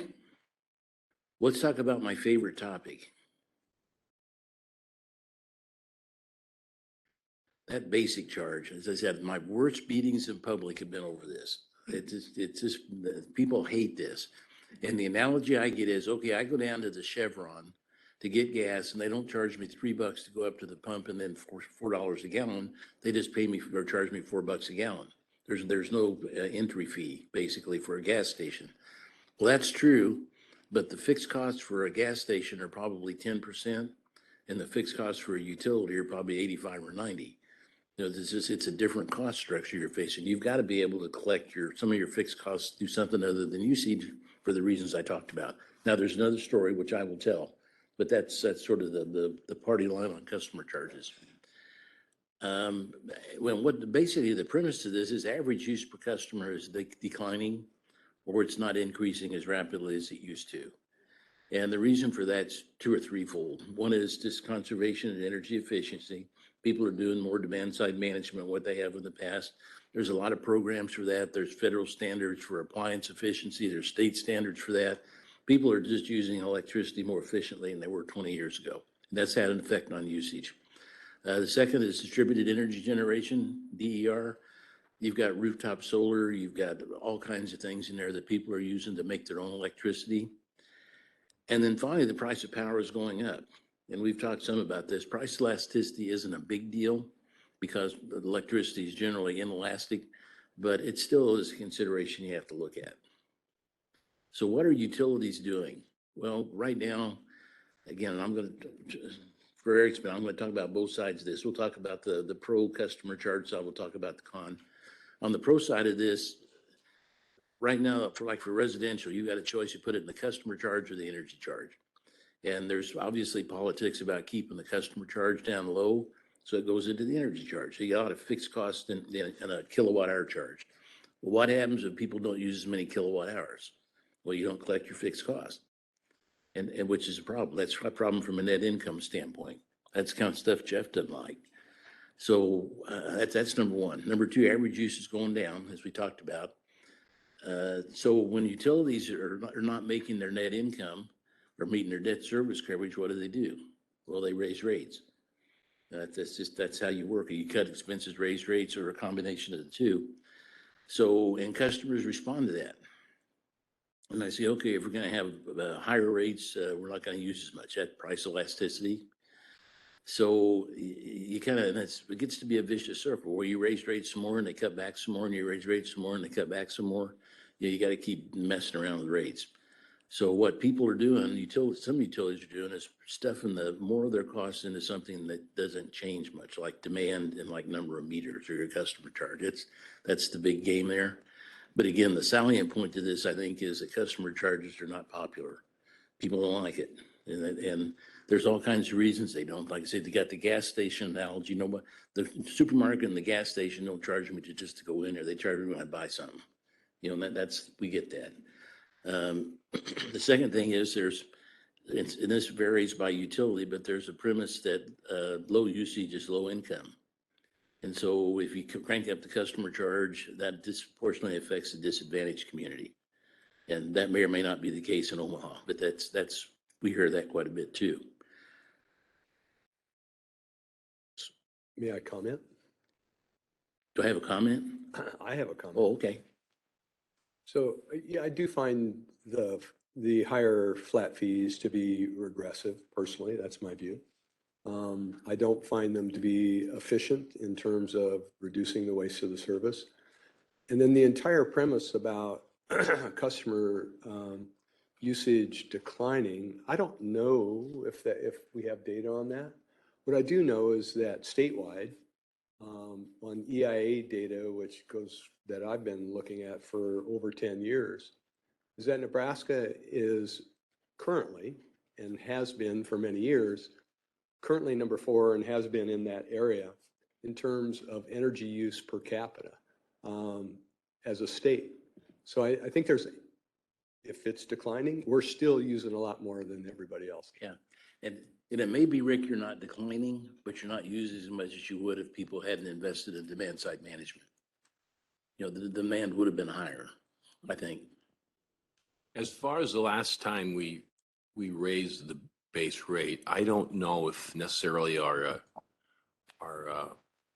usage was declining or not. I don't believe it was. It may have been stagnant as far as per customer. The number of customers, I think at the time, was probably going up modestly. Hell, I can't remember. It's 7 years ago. I can't remember yesterday. But I think we certainly weren't. That wasn't a major concern. I don't believe when we raised it. I mean, Brad, you were here then. Can you remember? Can you reflect on this? I mean, you're the only other one who was here, I think. Yeah, now it's my turn on the mic. And I meant that in jest, of course. No, you're doing a great job.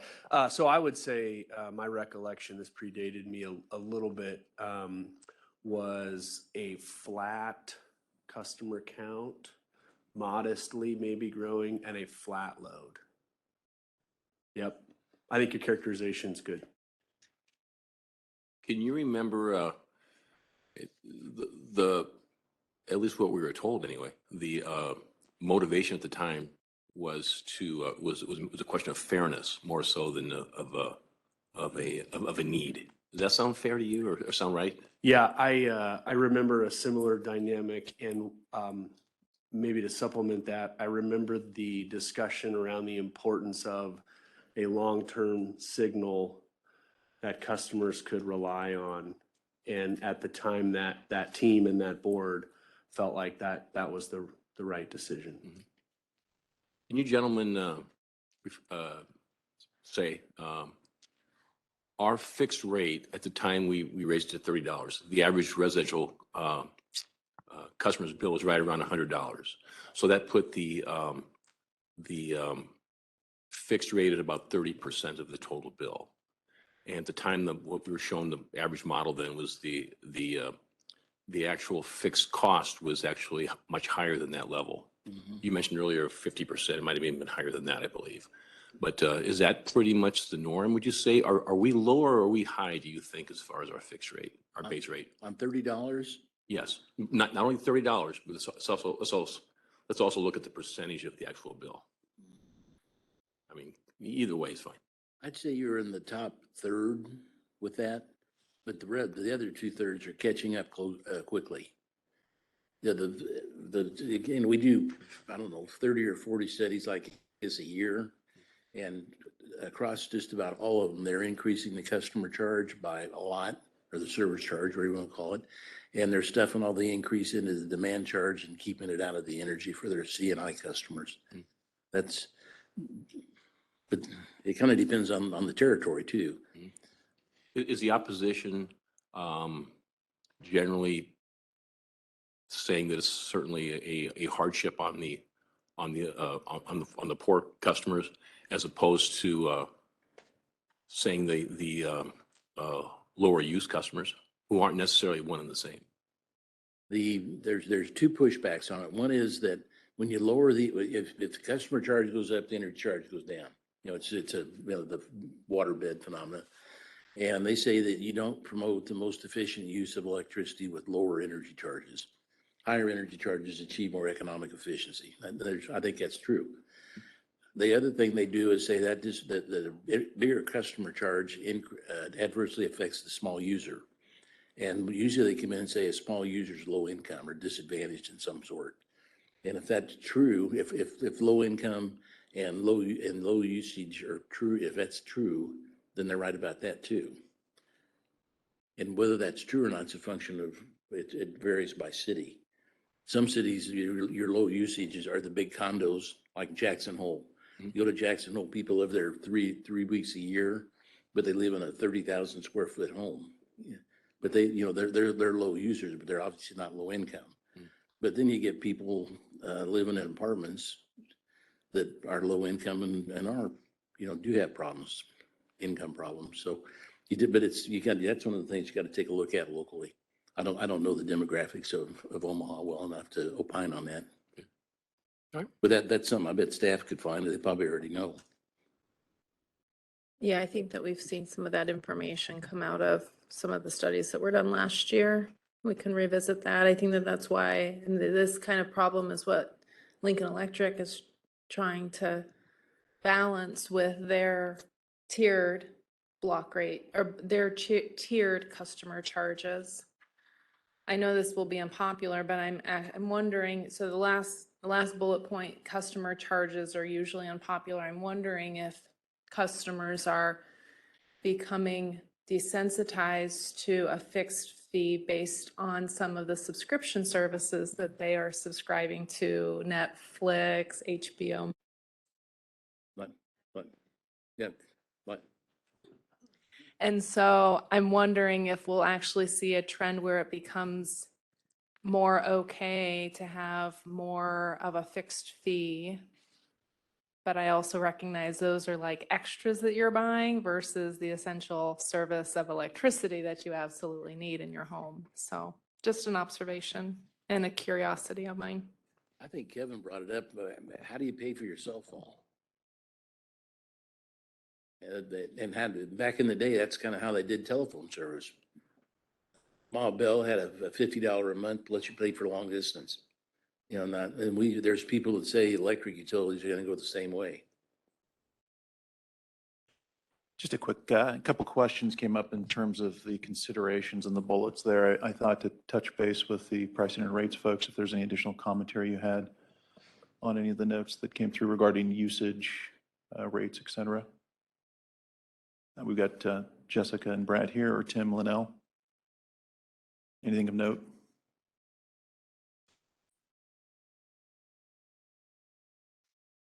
Okay. Thanks. So we talked a little bit about the whether or not there's a strong correlation between low income and low use. And we have seen information last year that may not be the strongest correlation. I guess at the other end of the spectrum, high use and high income is also a portion of the consideration, where customers who are out on the long tail portion of our residential rate, I think it's unlikely we have a lot of low income customers who are able to spend multiple hundreds of dollars a month on their electric bill. And so I would guess that the correlation between income and consumption at the high end is stronger than at the low end. And the other potential customer in that category would be someone who is doing something outside of the standard residential practice, but still on a residential rate, which I strongly hope that we are able to identify and help them to move to another rate structure. But I guess my concern would be that when we have a distribution of income and use on the low end, lower than median on both of those categories, that's tough to address. But when we look at the high end, I think there is probably a more clear correlation between high income and high use. And so I guess while we may not be able to address providing assistance to low and moderate income households through this particular mechanism, at the other end, are we giving a discount to high consumers who are most able to afford the cost of their energy? And that's the second half of my concern on the high fixed fee or lower unit cost portion of the bill, in addition to, as you mentioned earlier, the discouraging energy efficiency. So, I hope that's something we can continue to look into. During our last discussion, we primarily looked at, is there a correlation between the low end of the spectrum I don't think we spend as much time on the high end of the spectrum. And I hope that's something we can look into more. Yeah, that would be definitely something that would be an important part of the study. I haven't done it here. I did it at Seattle Light, and it was eye-opening to see where the correlations fall apart in terms of high usage, high income. What we saw a lot of was multi-generational families that were in homes, effectively 24/7. They didn't have the option for efficiency measures just from an extra disposable income. And so when we went back and started looking at specifically the income levels for the high consumers, it was eye-opening. So I think that'll be definitely something we need to tease out in much greater granularity.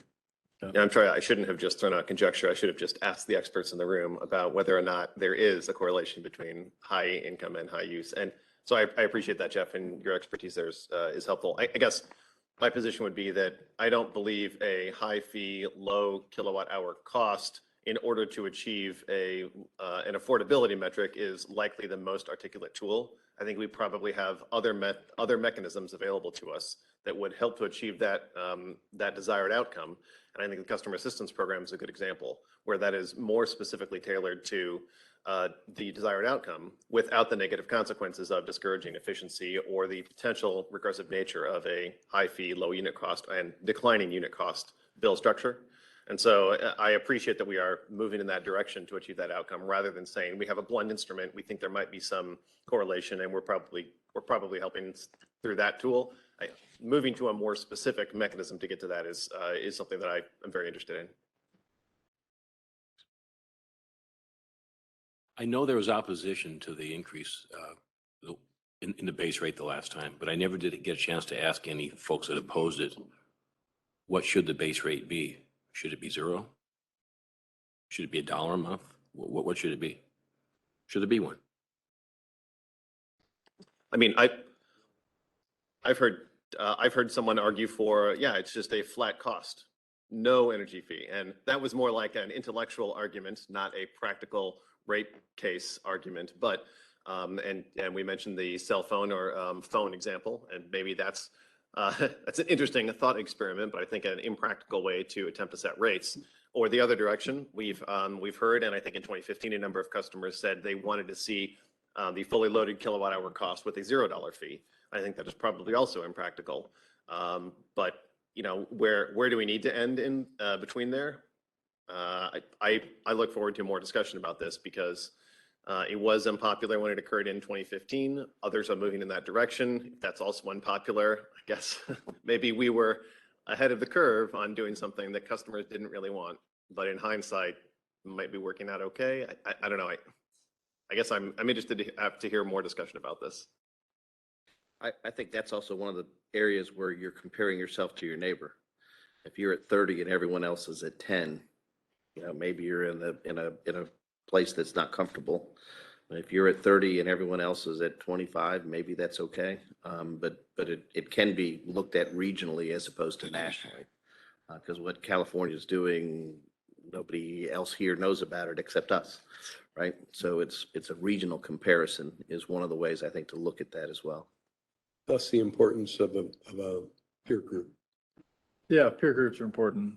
I haven't said much about this, but to me, I'm trying to look at it really from a macro view and thinking about what role does it play in helping us accelerate towards that longer term vision that we have.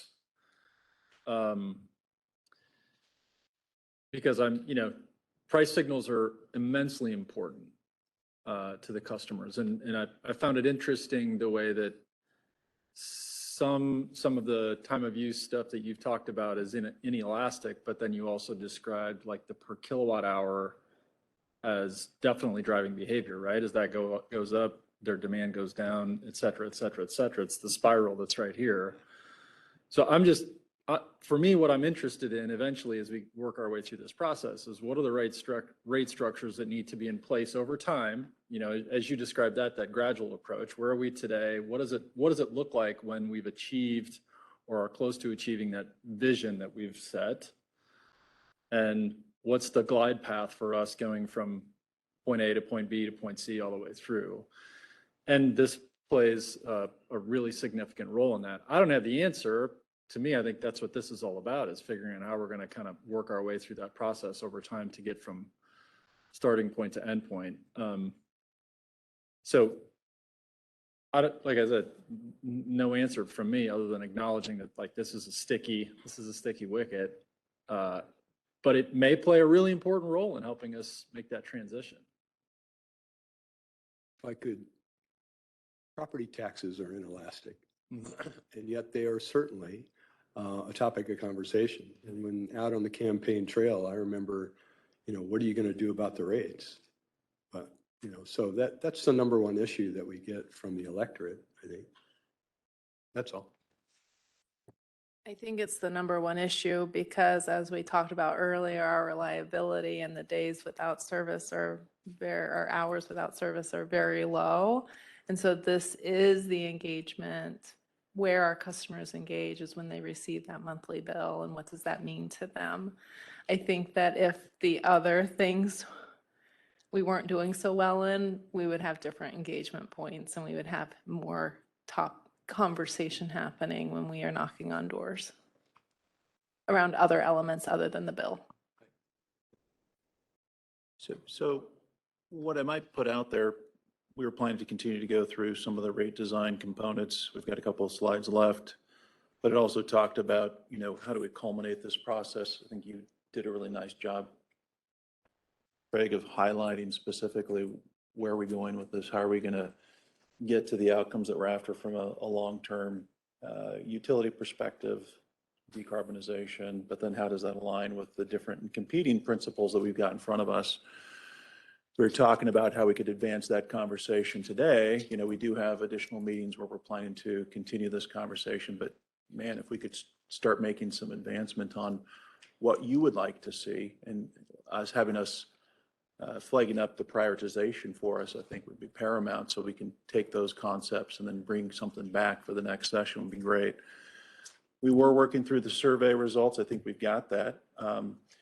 I will also look at the experts to tell us who've done this many different times. Is it premature to jump into that? Do we want to finish up the last couple slides? How would you like to advance this forward? Because it seems like we're naturally getting to that point in this conversation.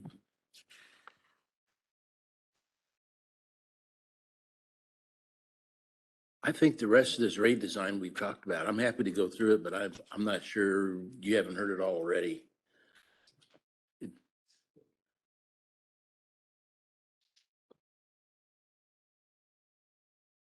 Yeah.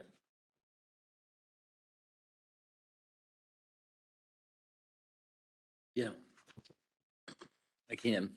Okay, so as far as the sequence, you can collect money through a customer charge, a demand charge, or an energy charge. And what these slides show is going to talk about how those different charges work. And we just talked about the customer charge. So this is about the demand charge. And with respect to demands, we've got an example there that shows what the demand is for different appliances for a residential customer. And, you got dryers, you got ovens, stoves, irons, plug-ins, lights, refrigerators.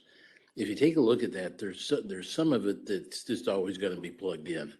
And that's the stuff that goes in the wall plugs. Those are your clocks and your, lighting, things like that. That's just, they're on. It's just going to be on. You can't do much about it. There's a whole bunch of other stuff though you can have, which is time sensitive, like the dryer, like the oven, like the stove, like the hand iron. There's all kinds of things that you can have discretion in when you use them. And that's where we put a demand charge in and try to affect consumers' behavior. Well, we'll say, like Kevin was talking about, turn the dishwasher on at 11 o'clock or put your dryer on at 10 o'clock when you go to bed, something like that. Get it off peak. That does a lot of benefit. On power supply, there's some benefit. On distribution, there's a big benefit because all those substations and transformers, conductors are sized around the maximum demand at the house. And if you can cut that from 6 kW or 7 kW to 3 by getting people to use it at different times, you can save money on your distribution capital. So, there's some real-time savings on that, and that's what demand charges try to do. And that's the consumption impact, which, you can argue whether it's a lot or a little, but that's part of it. The other part is the demand charge reflects cost causation. If demand charges are what drives your cost, you ought to be charging on demand. You know, people causing that demand should pay for it. And that's what a demand charge does. So that's the rationale on demand charge. And an example for that, this is our co-op in Montana that's thinking about it. So we did the math for them, and the basic charge, just based on the old way of doing rates, it was $10 a month, 11 cents a kilowatt hour. Then we took a look at what the demand charge should be. And it was still the $10 a month for the customer charge, but the energy charge went down to 6 cents, but there was a $9 a kilowatt maximum demand charge. And the money out of both of these for the whole residential class are the same. There's no rate increase to residentials from this. It's just a matter of who pays it. So, and again, our advice to you is there's a good cost causation reason for demand charge for residential. You're going to have AMI in a couple of years, so you can implement it. I think you need to tread lightly to see what the constituents think about that. That might be the topic for a focus group or a survey or something. But I'm a truth and beauty guy, but this is one I'm not sure I'd take on, just to be candid. So you mentioned earlier the idea of making it voluntary initially and at a lower dollar. You said something like start at 1 per kilowatt and then go up $1 a year or something like that on your demand charge. Is that how this one was implemented originally? Yes. Yeah, this is what the cost of service showed, and they started off with $1 a kilowatt month as the final rate. Yeah, I mean, from the previous slide, I guess doesn't this mean that the peak demand charge is going to represent a pretty significant portion of the overall bill for a huge number of customers? Probably half, maybe more than that, 50-60%. And I guess it's a customer engagement question, so if it's out of your realm, let me know. But I mean, did customers feel as though a $9 per kilowatt demand charge was the same as a fee, or did they end up understanding that you have the ability to control your demand charge and reduce that portion of the cost on your bill? I'm gonna have to talk about one of my clients, so it can't go outside of this room. We're recording, and it's I won't use names in. okay. The demand charge here wasn't conveyed very well to the members. They tried to, the utility had tried to have outreach. They had bill stuffers. They had public forums like this. They had it on TV, and I don't think people picked up on it. What happened was they get that first bill, and it's twice what it used to be, and that got their attention. And they called the utility, and the utility explained all the things you just talked about. Well, you're getting charged on peak demand. What you do is you don't wash, you do this, you do that, you cut it down. But that's a hard way for people to learn things because they start off on the wrong foot. The PR wise, that's just not good. So I don't know what the solution is. Outreach is the way to go for sure. You got to do that.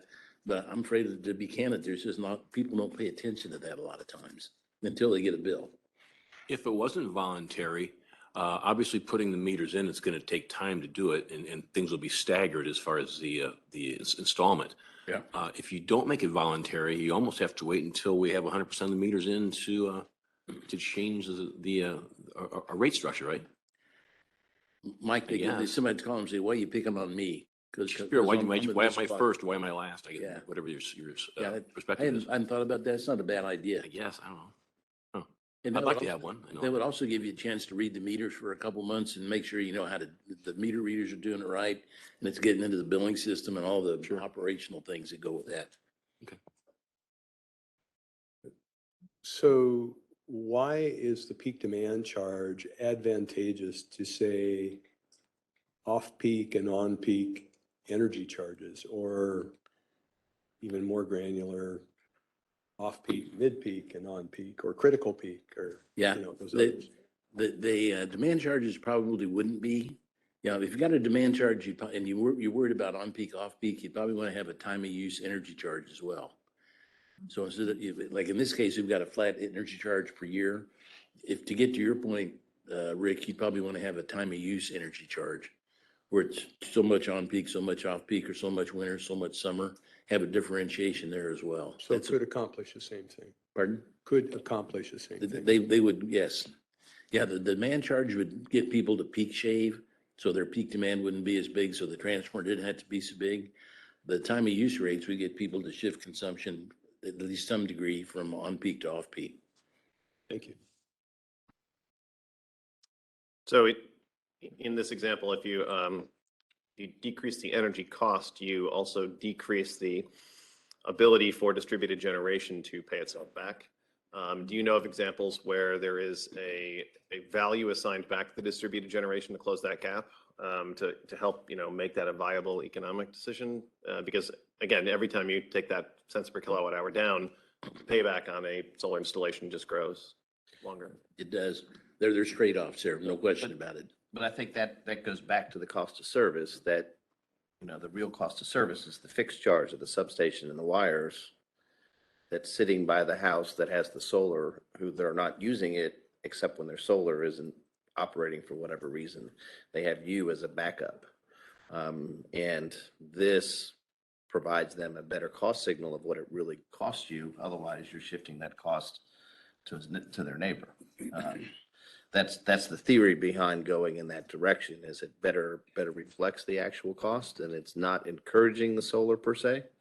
On the downside, we're not getting that solar capacity to offset other future capital costs. So yes, there's a balance there somewhere, as you go through and think about setting rates. So, but if you were to do solar plus storage, there could potentially be a significant demand reduction at peak system demand. Absolutely. Yeah, the battery allows you to peak shave and to arbitrage between off-peak and off-peak price differentials.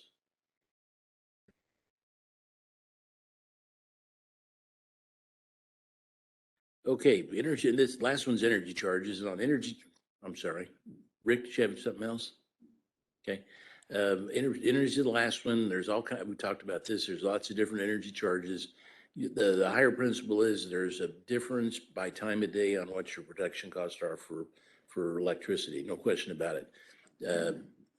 Your wholesale market varies by time of day and by season. Your gas costs vary by time of day, by season. There's all kinds of stuff that vary, and what we try to do through time of use rates is to capture that. If you use juice in the daytime in the summer, it should cost you more than nighttime in the winter. That's basically the underlying premise to all this. And there's several ways to do that. The time of use, seasonal, critical peak periods where you might have a peak period from 8 in the morning until 8 at night. That might be your peak period, but it's really peaky between 5 and 8 p.m. when everybody gets home from work. So we would call that really peaky periods your super peak period. That's what they call it. And sometimes they bust it up. You've got a super peak period, you got a peak period, and you got an off peak period. So all of that reflects cost of service and cost causation, but it's not simple and easy to understand. So you've got a couple of issues there that are in conflict with each other. People are dealing with it. I think that's it. I have a follow-up question. So much of the time use is, as it's been explained, as I understand it today, is predicated on the use of data, real-time data that we acquire over time. We don't have that now. We aren't going to have it for a little while.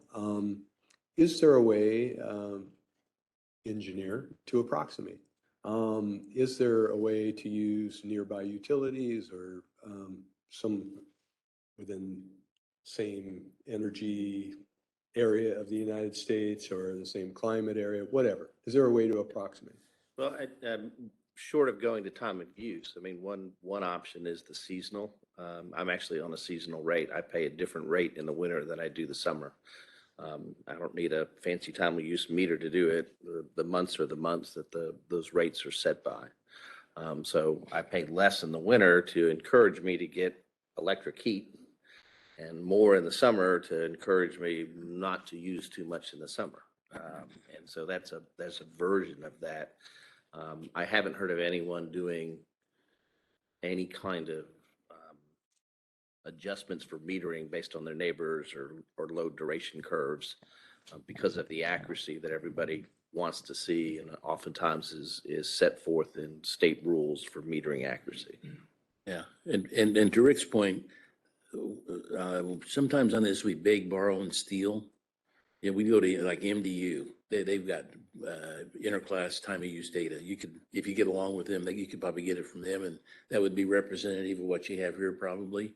The other one, I think Brad told me you've got your own load research program now, where you have some test time of use meters on residential. Is that?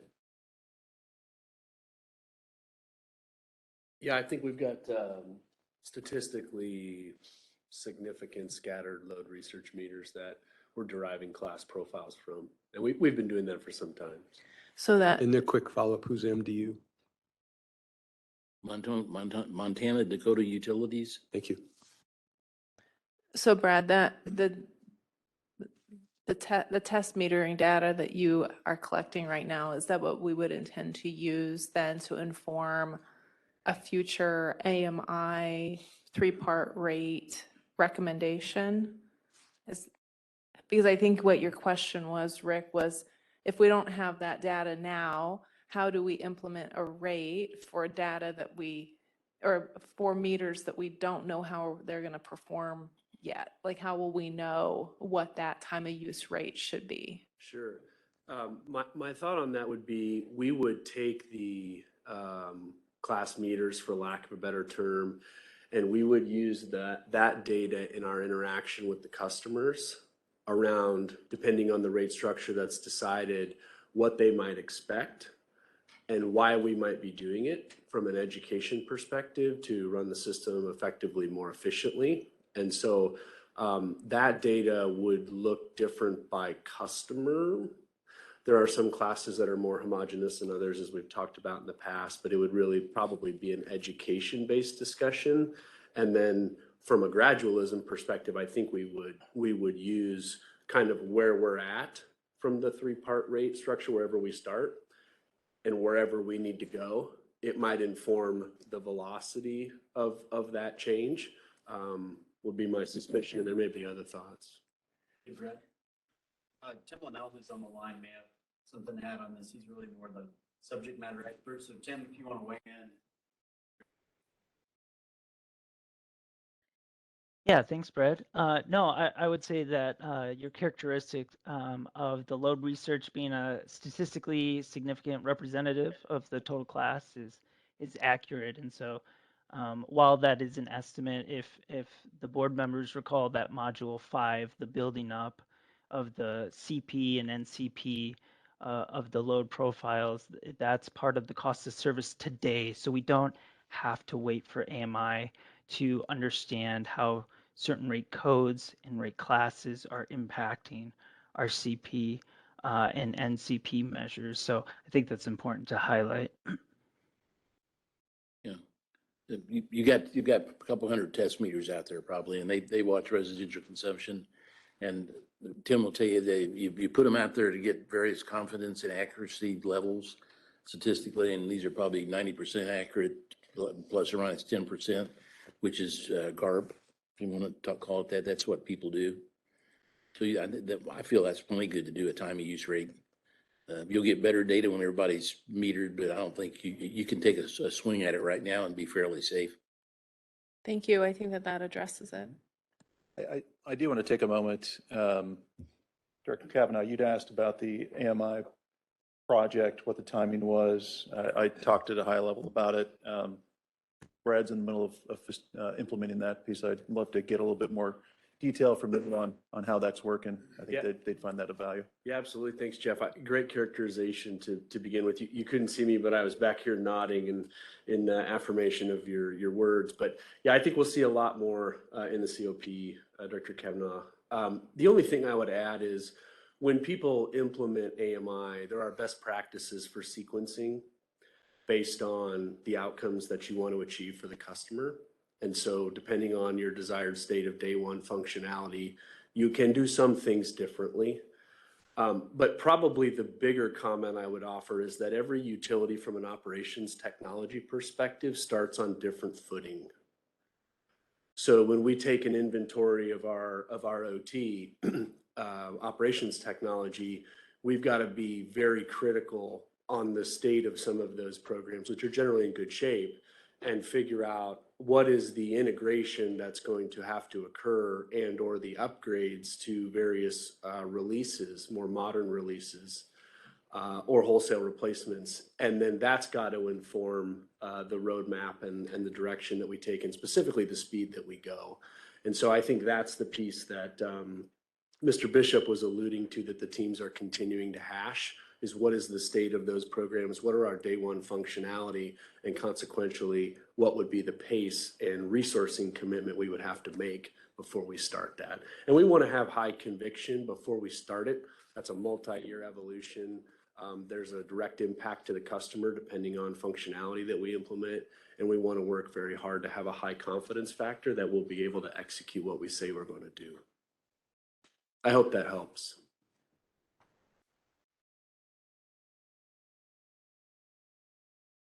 Ready to shift?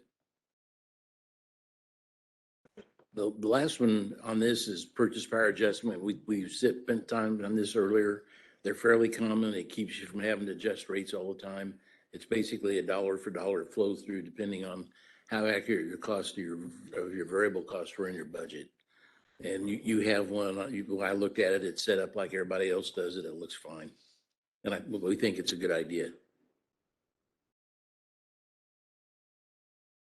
I think we're down to the drum roll. I think it's time for us to talk about your survey and your priorities. And then we're going to compare that to SD2 and see where we're aligned and where we're not. Are we okay, Chair, with going forward, or you want 5 minutes? I think we're okay going forward. Does anyone want a 5-minute break? No, we're good. Let's just keep going here. Okay. Jeff, who wants to explain this? In terms of the survey results? Yeah. Just pull it all together.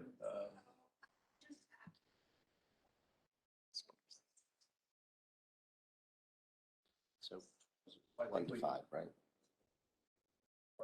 So one person voted for fair, reasonable, and non-discriminatory to be 3 points. Okay. Got it. So I think each individual filled out a survey. Okay, maybe. The ranking was 1 to 5. They could apply that. There was no rank order required. You're allowed to apply 1 or 5, so there will be a certain amount of discretion that comes through in terms of how each individual approaches the survey. Yes. Yeah. So the maximum is 35 points, right? Yeah. No, we were able to give this to Director Mohoff. Oh, wow. Okay, thank you. Thank you for that. I'm like, So somebody voted twice. someone made a 6. You think somebody stuffed the ballot box? Yeah. All right. Perfect.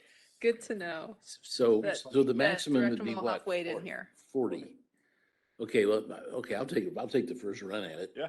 It seemed, we always think about statistically how this thing shakes out, and it looks like you've got 4 different quartiles. You've got the top quartile, which is the first 2, and those are clearly the most important to everybody. Fair, reasonable, non-discriminatory, meet the revenue requirement. I think we probably all knew that. Then it looks to me like you've got a second quartile, which is the next 5, or maybe 6. And you got promote technological load flexibility, stability in rates, affordability, transparency, and cost-based. Everybody pays their same. I'd put that in the same bucket as fair and non-discriminatory. So you've sort of got a bucket there. And then you've got 20 through 18, economic development, customer choice, and ease and simplicity. And then you got the also runs, the last 5. So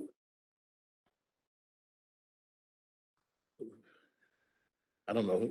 I'm never sure how assertive to be with the board about how I would read that. It's kind of your deal. You want to talk about it? I'll just admit to an error on my part. So I'll throw down there. Yeah, see, that was my error. So, and to provide evidence of it, there I threw down the last 2 others, right? And so I wouldn't throw down another at a low rating. So therefore, So my scores are inverse. Having said that, the maximum score for any of the others could only be a 5 if it was done correctly, because only one person could have done that, most likely. So that's all, just mechanics. What does this tell staff they should focus on? Yeah. Yeah, let's, back it up a step from that. The staff was pretty, staff was pretty clear that the consulting side of things, we'd like for the board to get everything on the table so we can do some math between now and the next meeting based upon what the board wants to see. So what we'd really like to hear about, I think, and Jeff, you can jump in here and straighten this up if I'm wrong, but we'd like to hear what, based on what you heard today, what have we thrown out there that you would like to see some more analysis, research, or math done on to facilitate the next round of discussion? And I guess with that, I think that's perfect. Might insert one step in front of that. Is this correct? Does this reflect?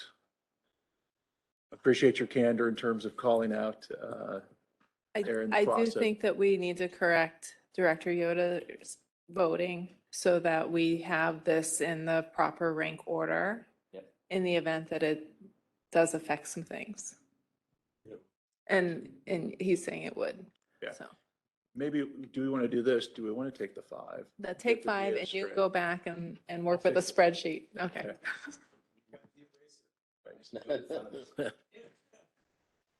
Now,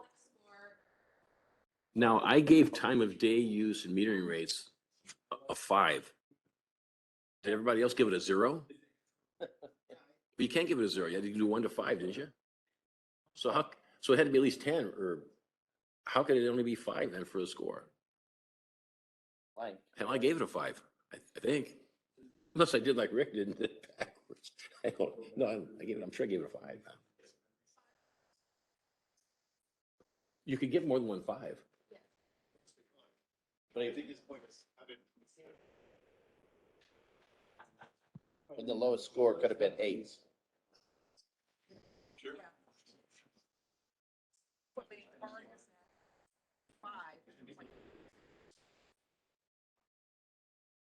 We can, we'll consume this as Director Moody's rejoining us. So we've got 40 minutes. I want to be cognizant of the time and how we're keeping folks. We do have a short end of day just discussion regarding next steps and some takeaways. So would really like to utilize this time to ferret through the concepts that the board would like for us to investigate as we get into the second session. So in front of that, it'll be very important that we have time to address and do additional research on the topics that you would like us to investigate. The information we've got in front of us is useful as we're looking to figure out what the priorities of the board are. Again, we're looking at getting an education on what the rate principles were. I think we've done a fantastic job in terms of Gary and Kevin getting us up to speed, talking about the art of the possible, cost of service rate design, different rate principles. So hopefully folks feel like they're educated as we walk away from this conversation. They can talk about rates. We can continue this dialogue into the next board sessions. With that, again, we've got the prioritization that's been put in front of us on different principles that the board has top of mind. Any comments from the board before we jump in? What I was hoping to do was then pass it over to Gary. And as we look through this, what does it mean if we were to put meet the revenue requirement as a top priority, if we were to design rates based upon that and look at different options as we work our way down through the priorities list? I was going to put that out to the board in terms of consideration. So once you hear those pieces, you could come back to us and say, yes, we'd like to investigate that more. We're finding this of interest. We can take those questions, thoughts away, and then bring those back for our next session.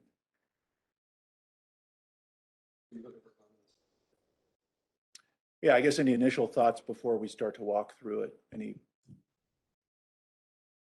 feedback? Again, if there is none, then I'll pass it to Gary and Kevin to to talk through, well, what would rates look like if we were to tackle this first and foremost, rate revenue requirement? If we then layer on fair, reasonable, non-discriminatory, here's how that might adjust. Yeah. As we're thinking again, what rate structures might look like in the future, really want to tap into the expertise that they've got as they've had to address this in the past with other utilities.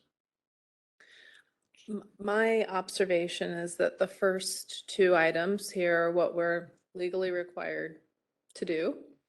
And we're doing that now. So one would assume that our current rate structures are achieving both of these things at the outset. And so clearly, unless law changes, we need to continue to do those things. So I would be more interested in focusing on, the next few items and not necessarily, I guess I'm working under the assumption that no changes would need to be made in order to continue to meet the first two elements. Is that fair? Maybe. Yeah.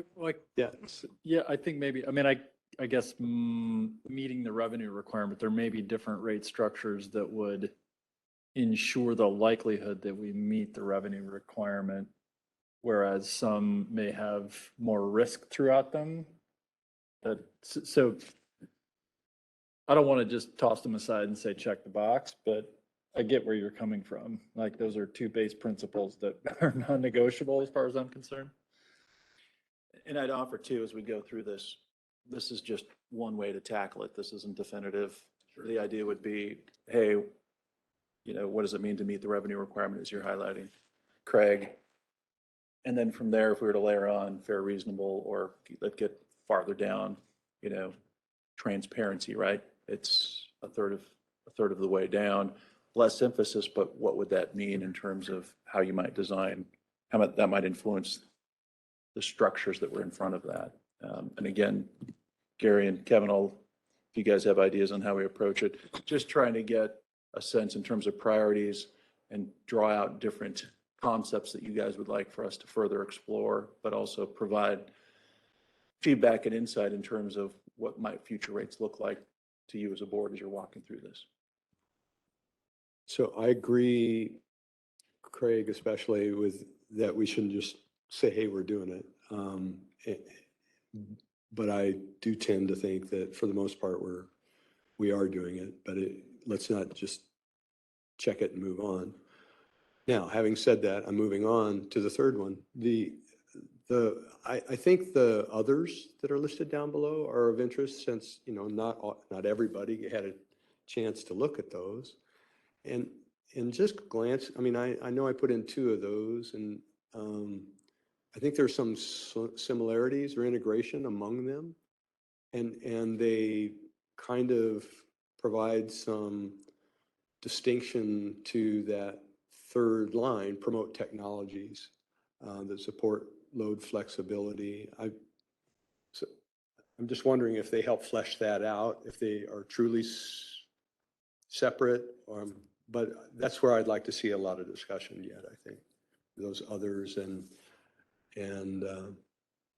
the promoting technologies, I think they also support the sustainability element. Those are my observations.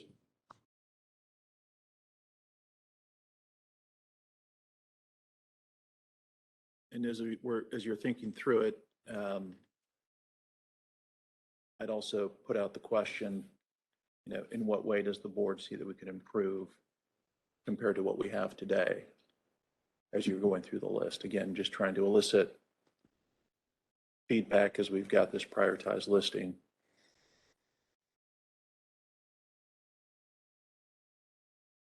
And if that's confusing, I can pull it off too, but just trying to get more feedback.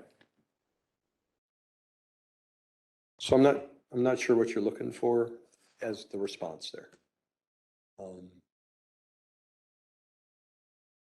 speechless.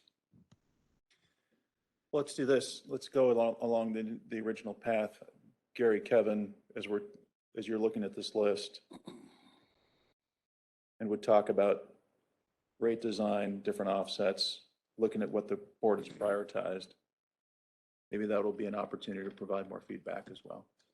again, we're just trying to get more concepts on the table for us to look into and provide additional information to the board for our next session.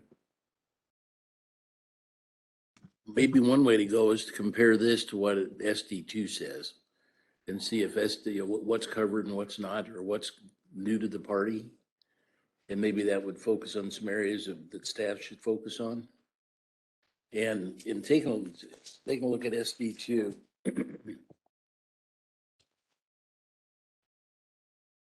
you talk about fair, equitable, and reasonable. You talk about which is up high on that. You talk about alignment of cost across customer classes. That's up there. You talk about affordability. That's there. The cost of charging for the cost centers used. That's up there. I think flexibility and options. That's up there, and simple. That's up there.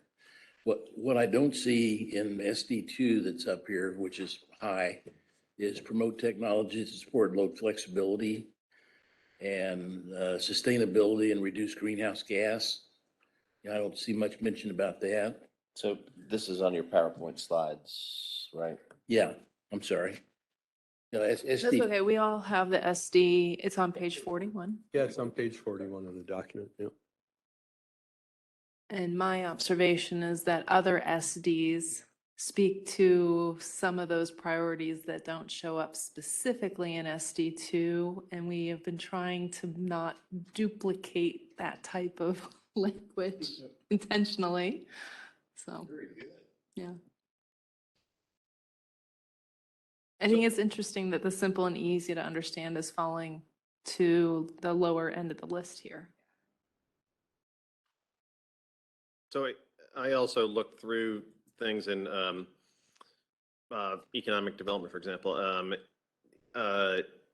Is our rate structure the best way to try and achieve the outcome here? And I guess that was another part of the evaluation for me was, do we have other mechanisms to achieve the desired outcome that aren't specific to the way in which to rate making? And so we mentioned from the policy that's in here on SD2, we do have language related to sustainability and reduce greenhouse gas emissions in another strategic directive. And I have in the past commented that I would like our SD2 rates to reflect a desire to encourage efficiency and conservation, specifically in the rates portion. And I realize that is something like a greenhouse gas emission related topic, but that as I mentioned in the declining block portion earlier, I feel that the rates have a strong influence over whether or not we are sending a market signal that we are encouraging efficiency and conservation. And so I guess when we look at the prioritization and compare it to the existing language, I do feel like there are some things that are addressed other places, but there are some areas where I would like to see a more clear indication that this tool, the tool of rate making, can help to achieve a desired outcome better than in other places. And that's one example of that type of an action I'd like to see.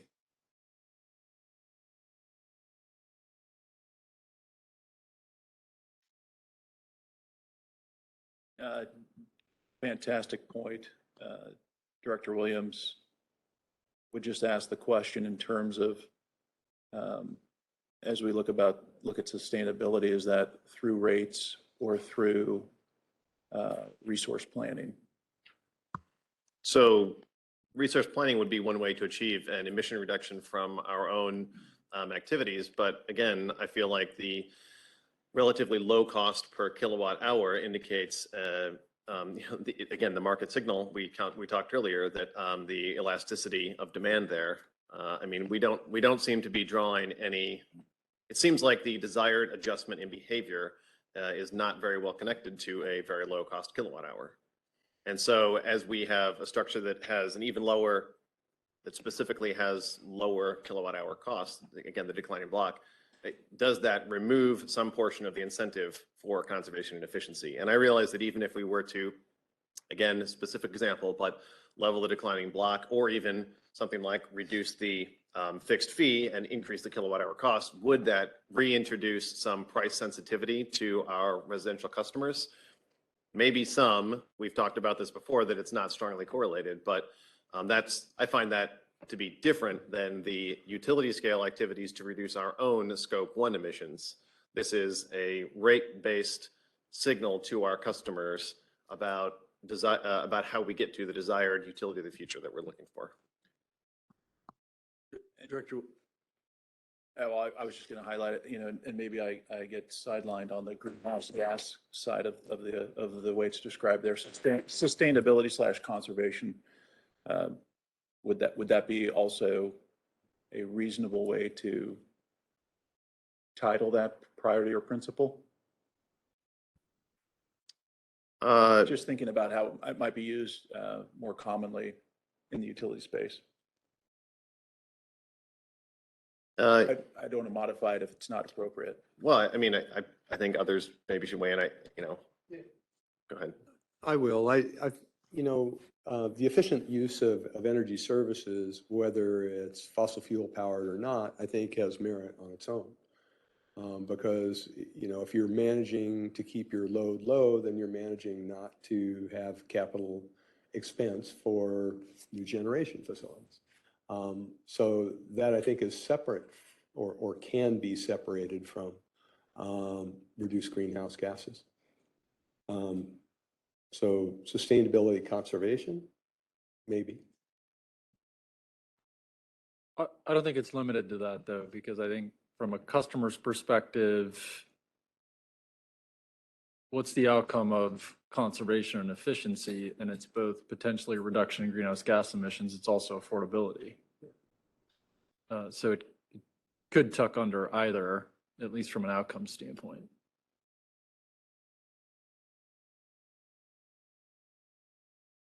Gary, are there customers, clients that you work with who have had findings around as to whether the best way to achieve sustainability goals are resource decision or rates decisions? Yeah. I'll throw something out. Based on state statute, I think that you're going to have to follow cost of service pretty close until you get a carve out for something else, or you get some flexibility in rates. It seems like, and maybe that's the premise, have cost of service based rates where you don't care what people use. You don't care whether they increase or decrease consumption, whether they peak shave or not. Your rates are cost following. So from a net income standpoint, you're neutral regardless of what the customer does. And then achieve some of these other objectives through policies, through programs. Come up with some programs for low income, come up with some incentives for solar, come up with some incentives for battery storage, things like that, where I think you could make a business case that all that's part of your resource planning portfolio, and you put all the costs for your new turbines and solar in your revenue requirement. You'd have incentives which you could put in your revenue requirement and count them as power supply. So we did talk earlier about the percentage of the cost that would be allocated to a fixed portion on a residential specific bill, something like 70%. I've heard staff say, you mentioned something like 80%. And I know that there are cases where public utility commissions in other states, I think Colorado, I don't have a specific citation right now, but where the public utility commissions have denied an increase in a fixed fee, specifically because although it follows the cost of service study guidelines and good economics, it just isn't in the best interest of the customers. And so there have been examples where if you stick to the most strict interpretation, it sounds like you're suggesting that we should just follow that all the way up to $70 out of a $100 average residential bill being a fixed fee, and then only $30 being the variable or energy cost. And I mean, is that not what I'm hearing? I think for any kind of rate change like this, you have to ramp it in. Right. You take a look at where you want to be, you take a look at where you are, and you set a transition period, and you start working towards that goal. Sure. So transition, yes, but desired end outcome. I mean, are we moving toward a $70 out of $100 residential bill being a fixed portion? I mean, is that the suggestion based on cost of service study? Yeah, I haven't done the math on that. I wouldn't say it's $70. It could easily be 30 or 40. Well, we're already at 30, and I think a couple times we've mentioned that it should be higher based on cost of service study. And again, my point there would be, in other locations where publicly elected or appointed regulators have reviewed this, they have dismissed cases from private utilities because it is not in the best interest of the customers. And so a financially based interpretation here has been reviewed in other locations to be not allowable for those utilities. And so I guess I'm saying, where do we insert the representation of the customers, three hats of the director, that customer advocacy role, where does that get inserted? And if it's follow a strict cost of service study, at what point do we have to represent the customer owners, knowing that they don't like it and it has external consequences, which have not been represented in the cost of service study? Yeah, again, this is just an idea, but set your rates on cost of service and have programs to mitigate and achieve some of these other objectives. Yeah, I think you'd go hand in hand with that. You'd say, okay, we're gonna change rate structure, but we've got this program for residential, for low income, or for solar incentives, or for batteries. You come up with a whole list of other options for these people that could minimize the impact of a cost of service based rate along the lines that you might want from a policy standpoint. So if we are looking to have programs to achieve desired outcomes, and that includes an incentive or some other type of an economic decision by the utility, does that get reinserted into the beginning of the cost of study and get iterated back through as a new portion of the revenue requirement? Or how do you, if it's, I guess I'm not seeing, let's a particular example, the customer assistance program pilot is an expense to the district that is determined to be achieving the low and moderate income affordability outcome. But where does that appear in the cost of service study? Because it's not something that we're directly recovering on. So that's an expense that you start with at the top and then work through from the revenue requirement.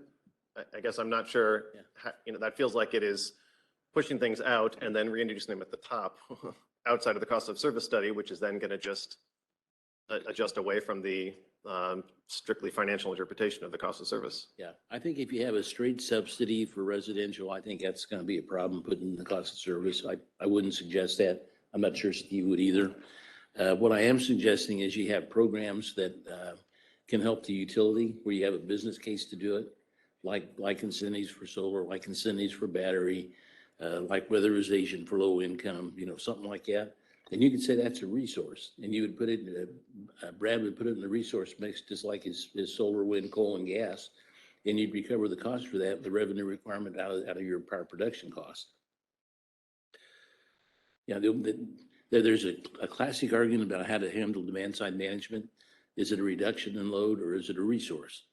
And net it's the same, but I think in your situation, considering that to be a resource, plugging it in the revenue requirement and funding it that way might get away from a lot of the problems which Steve has articulated. Okay, so on distributed generation or batteries, let's assume there's a technical definition there. How about affordability? There's no technical definition that would say we can account for affordability through a resource planning entrance into the cost of service. You could have your distribution engineer say that you need to have demand response in certain neighborhoods where the low income live. And it may be that has the benefit of being the truth. You might say, I don't know the neighborhoods that well, but you got a neighborhood up north that's low income, and maybe you've got a capacity constraint. You target money for that neighborhood for demand response. You give it to the customers in that area who would benefit from it, and they might be low income. I think, Gary, unbeknownst to you, that's a little bit of the direction I think the Finance Committee has given us in SD2, where we're identifying areas of income assistance need and then targeting our programs to those areas. And I'm not sure they're limited to a specific geographic setting. I think we saw kind of pockets of where assistance would be appreciated throughout the district. And so I just wanted to give you that context that's kind of where we're going with some of those programs. That's helpful. To add on to that, if you've got areas that you want to help out, it seems like you identify those areas and think, how can that area help us out? How can that help out the utility and come up with a program that's mutually beneficial? Yeah, I appreciate what you're articulating. I'd like to think that it's a little bit of a both and, which is to say, I'd like to think that our rate structure, and the one, to Rick's point, the one that I keep coming to is transitioning to the utility of the future, and how do we shape the market using our rates as a tool. I feel like what I'm interested in is shaping our rates and our rate structure so that it's future ready. It's positioned for where we're headed, and in situations where that's not appropriate, for a variety of reasons, whether it's illegal or whatever. That's where those programs and those policies come in to sort of create that other avenue by which we can continue to accelerate. So I don't think they're mutually exclusive. I don't think it's an either or. I think it's a both and when we think about how those two things fit together. Yeah, to me, rate setting is not just the cost of service, it's the cost of service plus the policy, plus the programs. I think it's a bundled package that you come forward with, which scratches everybody's itch, everybody benefits from. Especially in Nebraska where you can't subsidize low income. Yeah, but that's the other side of it. You might get Steve starched up, have him run off and get that law changed.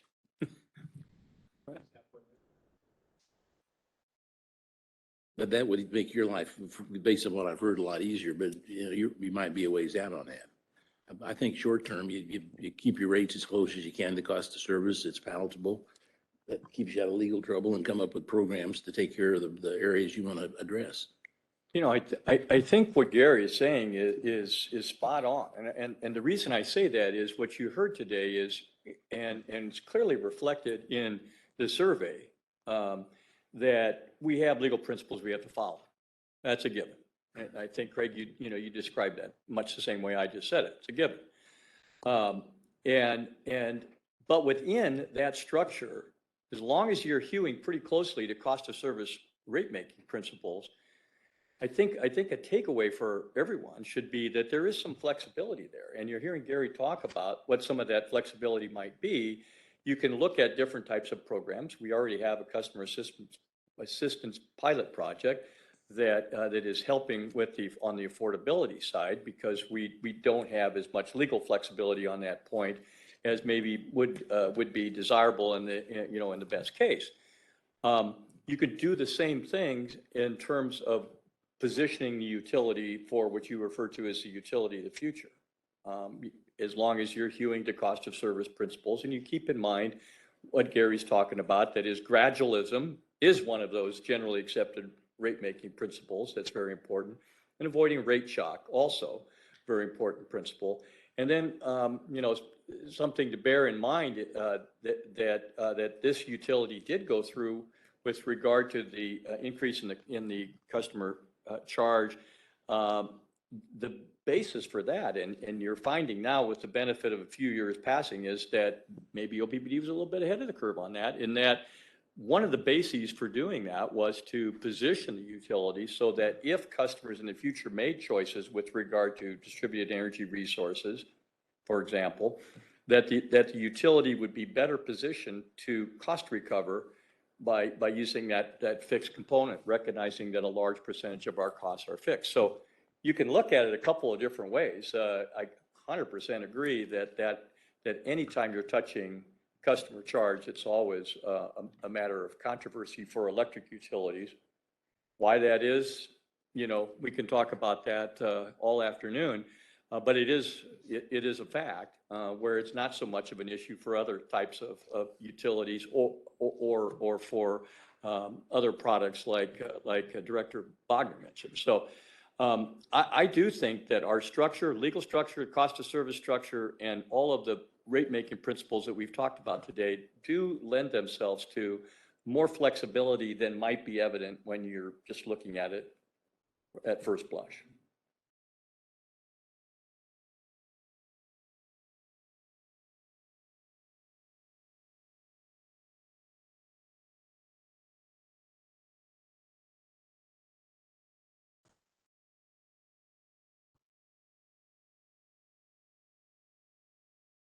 We've got Director Yoder. I don't know if you've got a thought. I'm just taking notes in terms of the options that are being put out by Gary. Great summary there, Steve, in terms of how we can be looking at this, and then also taking feedback in terms of, as we think through concepts that are coming up, shaping our utility for the future. As you talked about, Craig, we talked about affordability. So again, trying to bring the options together with the feedback that I'm hearing from the board. These will be pieces that we take away, but I'd love to continue to hear more feedback as people are wrestling with how we approach this. It's not an easy subject. Well, and thank you for getting us to this point where we can wrestle. I appreciate it. I don't want to lose the conversation. I think Director Williams mentioned earlier today, and then I pointed out specifically when we talked about the art. I don't want to lose, because I don't see it here on the list, the apparent overweighting of charges to residential. As we saw in the SD2 monitoring report, as some assumptions industry-wide tend to move towards residential. And I don't see where that is on our list, the equity between the three classes. And that goes to the cost of service study and how it's done in part. I think going back to the board's role, I think the board does want an outcome of being assured that we've got that fairness, where the graphs, to me in any case, show that there's an unevenness between commercial and industrial and residential. So I don't know how to put that in our discussion here, but I'd rather not lose it.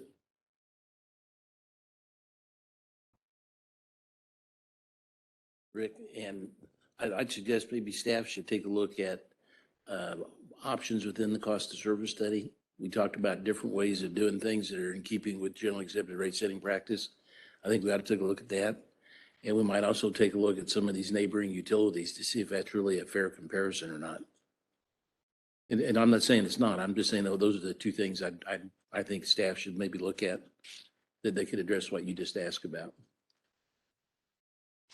No, I think that's a great point. We talked about, you'd asked the question about rate comparisons. Recognizing there's different ways to do rate comparisons. We do have the West, North, Central. We didn't go through that in good detail. We spend a lot of time talking about that as a benchmark, how we compare on an average rate and then broken out by customer class. I failed to mention that when we were going through it. But there continues to be a lot of dialogue. Is that the right benchmark? And so that'll continue to be pressed. And that was one of the pieces we really were looking to, as part of this process, what might inform what benchmark we use in the future. So yeah, be remiss if I didn't mention any of that. So you asked for priorities. I actually had written a couple before the start of the day, and looking at the list here, generally they all appear. So, I mean, my own includes affordability as measured through the energy burden, which we've talked a lot about recently. That was one of the three things that I wanted to specifically talk about as a prioritized value I'd like to see reflected in our rate making. Secondly, there's two that kind of work together, in my opinion, here related to well, perhaps three if you say it's related to the sustainability and greenhouse gas emissions, but we know that the flexibility of our load, called load flexibility there, and then time of day use, if those are pushed together, I mean, the ability for our load to follow intermittent renewable resources is something that I think we can achieve through a mechanism of time of use. And I don't know how to cram all of this back together, but I mean, we know that solar and wind are low cost new generation options, but they are not dispatchable in the same way that baseload or fossil fuel resources are. So the more of our load that we can align with dispatchable load that we can align with the inexpensive renewable resources, the better we will be able to achieve those outcomes. So I feel like I'm trying to cram three things together there, but this is, again, generally one of the things that I had written down before we started today. And then the last one is I feel like we do not yet fully understand all of the benefits from distributed energy resources, but I would like us to begin to encourage that, because I do feel like that will continue to be more beneficial in the future. And we are seeing more evidence of the economic and other benefits from distributed resources, not specific, well, to the utilities, but also specifically to our customers. And I was the one who put down the empower customers there, giving customers more control over their bill by encouraging them to directly control a portion of their energy generation. You know, local control over the energy cost and energy production. So that's I guess the third principle that I would like to see us address. And I mean, I hope others will jump in there as well, but those are three that I have written down before the start of today. And they are generally all on the list now. Thank you.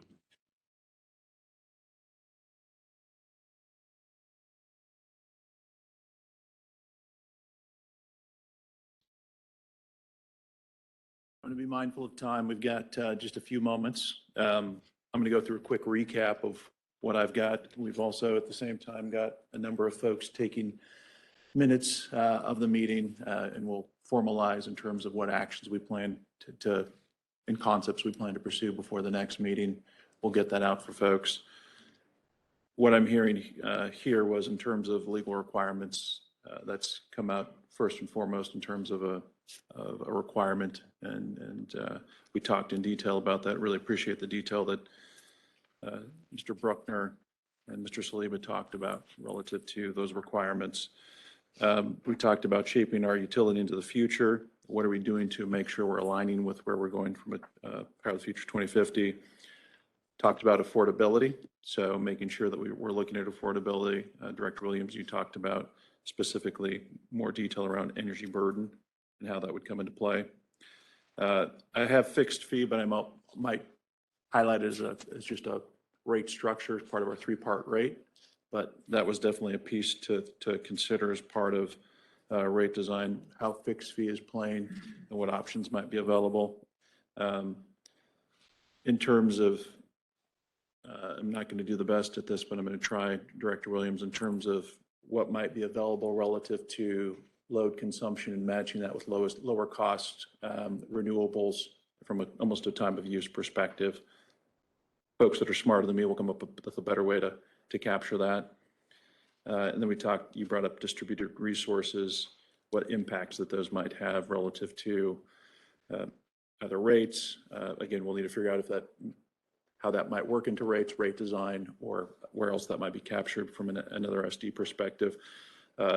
Director Yoder, appreciate your questions about cost of service, how we've got the cost split between residential, commercial, industrial. Taking a second look at that again. A little bit different than this process, but something we will look into as well.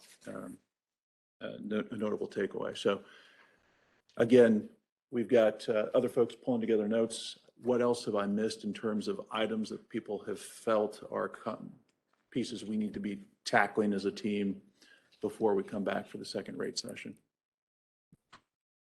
I would be interested in actually kind of unwinding our rates related to local economic development. What might we change if that's not a core tenet?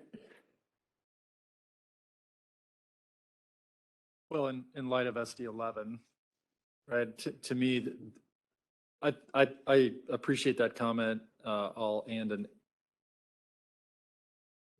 The comments that you made about the negative impact of cryptocurrency. So for me, it's really about what is the right kind of economic development that is going to be amenable to our communities, to us as a utility. So I think it's maybe sharpening whether or not a rate structure would be advantageous in some way, shape, or form to those. I think that's interesting.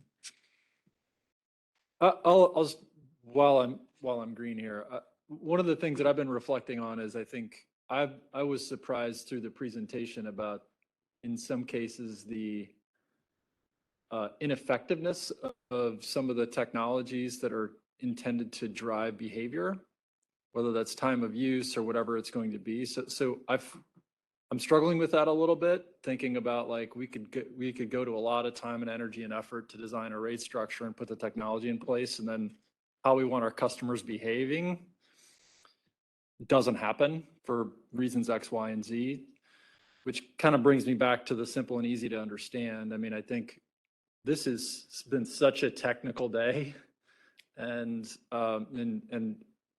putting rate structures in front of our customer owners that they can plug into and understand and take the action that we're hoping that they take towards the future of the utility, I think is something that I have on my mind. I know it didn't score very high, but I would not be super excited about putting sort of a tapestry of rate structures that are really difficult for our customer owners to understand, let alone difficult for me as a board member to explain to them. So I don't want to throw that one away personally either. I think, finding a way to make these things palatable to people and relatively easy to understand is something that I think is important. Thank you. Yeah, fundamental conflict in terms of people being able to adjust their rate profile if they can't understand things. So, great point. Before we do, we've got closing comments real quick. Gary, Kevin, thoughts, additional pieces as we look to come to a conclusion? You want to go? No, go ahead. Yeah. I was realistic about the outcome of this. In a perfect world, I wanted everybody to agree what the rates are going to look at. Had SB2 all taken care of. We knew how many blocks you're going to have, what the peak demand charge is going to be. I hope that's not realistic. You could tell there's way too much stuff here to deal with to come up with a resolution today. But I think the issues got aired. I think you were good about articulating what your concerns were. I think staff's got a good list of things to look at. And I think at this end, we're going to try to take a look at what you want and come back with a couple more ideas about how we could achieve it. And those ideas will focus on rate design, and they'll focus maybe on some programs, which you don't have right now, to achieve some of these other objectives that we probably can't do from rates legally.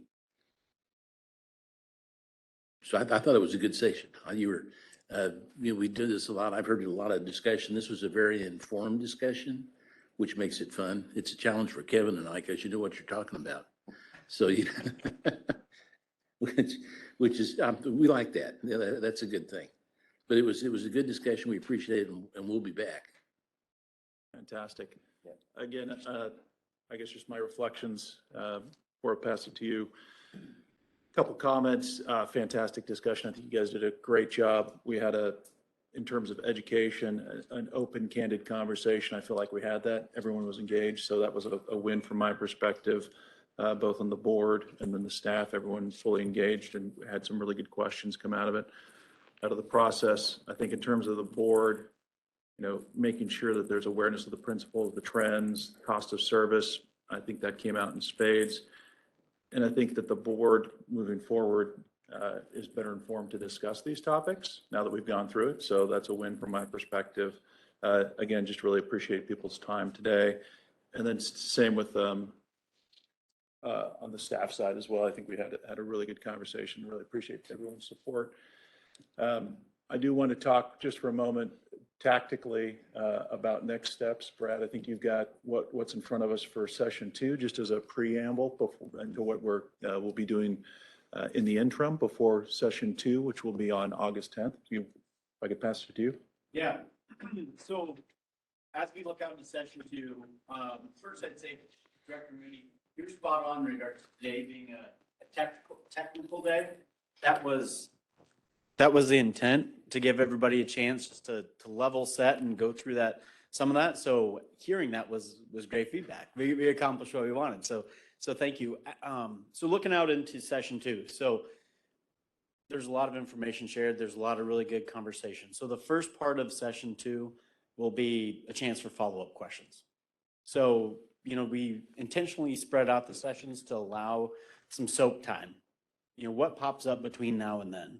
So we expect to start that next session with, hey, I thought about this, wish I'd brought it up last time, or you brought up this concept, can we go a little bit deeper? There will be time in session 2 for that. Then we're going to move into the results of the surveys. So there'll be 3 different data sets that we get into. One I would point out that's shared on the screen right now that's out on Oppd Community Connect. We encourage everybody to get out, provide their feedback, and we'll go through those results. So here, what do customers want to see? There will be an LPPC piece of that too, so we can see kind of what's happening in the areas around us. The third part of the day will be looking at those generally accepted rate setting principles for Oppd. So we'll be picking up on the conversation we just left off on. Again, we can research some of the topics that were just brought up, dive into those a little bit more. We'll start to look at Oppd rates. We can critique a little bit, look at how we match up against neighboring utilities, and then start talking through the pros and cons of different approaches that we can look at as we move out into the future. I guess with that, get into some of those trends. We talked a little bit about it earlier today, but how could they match up with where we want to go? And that's what session 2 will look like. Yeah, all in there. Thanks, Brad. Open it up to ELT members. Tim or Brad?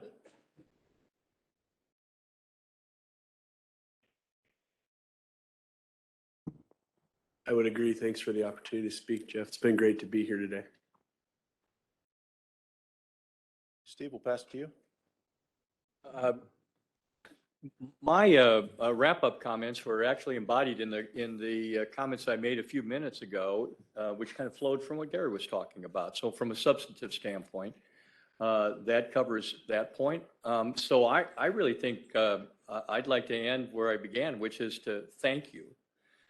Because in all the years that I've served OPPD, I've never seen the kind of engagement that we're seeing here around this important topic. And I just think you should really commend yourselves for tackling such a tough subject with the kind of engagement, enthusiasm, and thoughtfulness that you have. I think our customer owners are incredibly well served by that engagement. So, excuse me. And so thank you for that. And thank you to Gary and to Kevin for bringing your expertise. I think you can tell by the several hours we've spent together that these are real experts. They're going to help us. They already have. And so thank you for this opportunity to engage in this process. I couldn't be more pleased with the way that it's come through today. So thank you. Back to you, Jeff. Well, I'll just make some final comments. I also appreciate everyone's engagement today, and I thought that it was a great start of this multi-part series, and I definitely appreciate the expertise that you've brought and the guidance that you're providing. Would any other directors like to make a final comment? All right. With that, I think we're adjourned, unless you want to say something more, Jeff. All right, very good. Thank you.